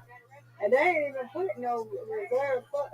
So y'all didn't think he was coming. Because we told it, and I told Adrian, see, so what it was is, I'm thinking Adrian's going to come get me and then go get up. Well, about 7 something, I'm eating. Cynthia called me, I'm almost eating. I had to hurry up and eat fast, not real fast. I had to eat, so I had a hamburger. So I was eating that. A homemade hamburger my auntie had made. So then they said, well, Adrian wants you to come. I'm gonna pick you up about 8:10. Okay. Then we're gonna go over Adrian. We need about 8:20. All right. So I got my clothes around it. I'm waiting on her. It's past 18. So I called Adrian. So Adrian, I'm waiting on Cynthia. Cynthia told me she was come on here by 18. So she told me she was on text me and said she was on her way. So then it comes around and said, well, Adrian, I was waiting on Shannon. I said, she must have stopped it. I said, yeah. She said, okay. She said, well, we got a 15-minute grace period. I said, okay. I said, I'll let you know when we're on our way. So it comes around like 8 something, about 8:20, comes to get me. Then we're going to roll around the test, and so we're on our way. I said, can you give me your address? So I don't want to miss, I know where she stayed, I just don't want to miss her house. So, she gave me her address. So we get there, probably about 8:20, 8:30. So we go, get in her car, or whatever, at least the big car. We get in her car. So we go to that. We get there by 8:52. It was a little about 10 minutes late. Like 10, 11, almost 10 minutes late. We weren't even 10 minutes late. So, we get there. So I was talking to the lady, and they said something about something. And she said, well, we have reservations. She said, it's supposed to be a 15-minute grace period. They said, oh, outside. Outside, we have a reservation. So I told Adrian, we got to go to, we can go call, we can call this. So that ain't the problem. She said we had a reservation and it was a 15-minute grace period. That's okay. So it's on the table, whatever, or whatnot, what it is. Yeah. Yeah. It worked out in this favor. It worked out. Hey, so long as it worked out, right? So long as it worked out. Yeah, as long as it worked out, we ain't got to pay them. So that was good. Because I was not going to be outside. No. I want to see my band. I'm here to see Erica. I ain't going outside. Nope. And y'all supposed to have one. Then y'all took it out. No, y'all was supposed to have one ready, reserved one for us. Anyway, it's okay. It worked out. But we had fun at the same time. We had fun. Oh, yeah. The band was good? Yeah, good. Erica was good, yeah. Erica and the band was good. Erica Exclusive. That's the band name. Erica and Exclusive. Exclusive. That's the name. Yeah. It was cool. It was a good time. And she don't stay too far from me. And she don't stay far from Adrian, but yeah. So it's good that you're close to us now. You're around the area. So yeah, we had fun. I'm going to go to bed after a while and chill out and be here tomorrow. Any plans tomorrow? Nope, I'm going to stay right here in this house. It's going to be hot tomorrow. Excellent. And I don't know, Adrian probably be going out somewhere. I don't know. They might have something, but I'm not going over until next Thursday if I do go. What are you doing next Thursday? They got something going on. I mean, at Jones' birthday where we was on Friday. They got something going on. What is it? July 2nd. Got something going on. But you never heard of him. You never heard of Cupid? Cupid? There's the Cupid shuffle. Cupid. Yeah, you were talking about that the other day. Yeah, he's going to be there. And then RBC and Selena Jackson. Somebody named Emerald something. I ain't never heard of them. But I heard of Cupid and Selena Jackson. They're going to be there. Yeah. Yeah. All right. Yeah. Did you get to dance at all? Yeah, I got to dance. Mm-hmm. There you go. Yeah, I got to do some. Sometimes they do like something with the Prince. I forgot which Prince song she be doing. But she got me and Adrian to go up there. She's like, Adrian, y'all want to help me? And then we was like, yeah. So we walked up there, went up there and did our little thing. So, yeah, wait, you got called up to go up to the stage? Yeah, she knows me. I told you I'm a number one fan. Me and Adrian and Cynthia. I'm her day A1 day one.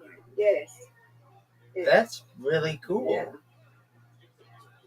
Yeah, she knows me. Yeah. I know. She knows me. Yeah. I know she knows you, but that's another level when she feels comfortable enough to have you go in front of the stage and dance. That's amazing. Sometimes I go there when some years ago when we went to this thing called Savoy Bar where she used to be performing there. I go there. She'd be like, "Come on, Emily," and sometimes I go there and I dance with her when she does that. So yeah, I didn't know we was gonna do it today. I was happy. I had a good time with her. She be exactly. And then she was like, I love my A1 and dating when they come and, support me and stuff like that. Be like, yeah, we just, if my voice was up screaming and hollering. I had a good time. I did. Oh, that's super cool and very impressive. Mm-hmm. And you didn't feel any anxiety dancing in front of a bunch of people? No, because I'm used to her. Well, that's cool. I'm used Good to on her, yeah. Good on you. You're brave. Yeah. We have a good time. They love our energy. One lady who was sitting next to her, she was like, I'm gonna see you again. I hope to see you again. I said, okay. She said, I love this place. This is my first time. And she was from Louisiana. I said, okay, nice. Like Stacy. Yeah. I said, I got best friends from there. She said, okay. So yeah. Yeah, we had a good time. Excellent. We know the whole band, like they be happy to see us. We know her manager, which is her sister. I didn't see her mom. Her mom wasn't there today. But yeah. If I said some Prince songs, you think you'd know which one they played?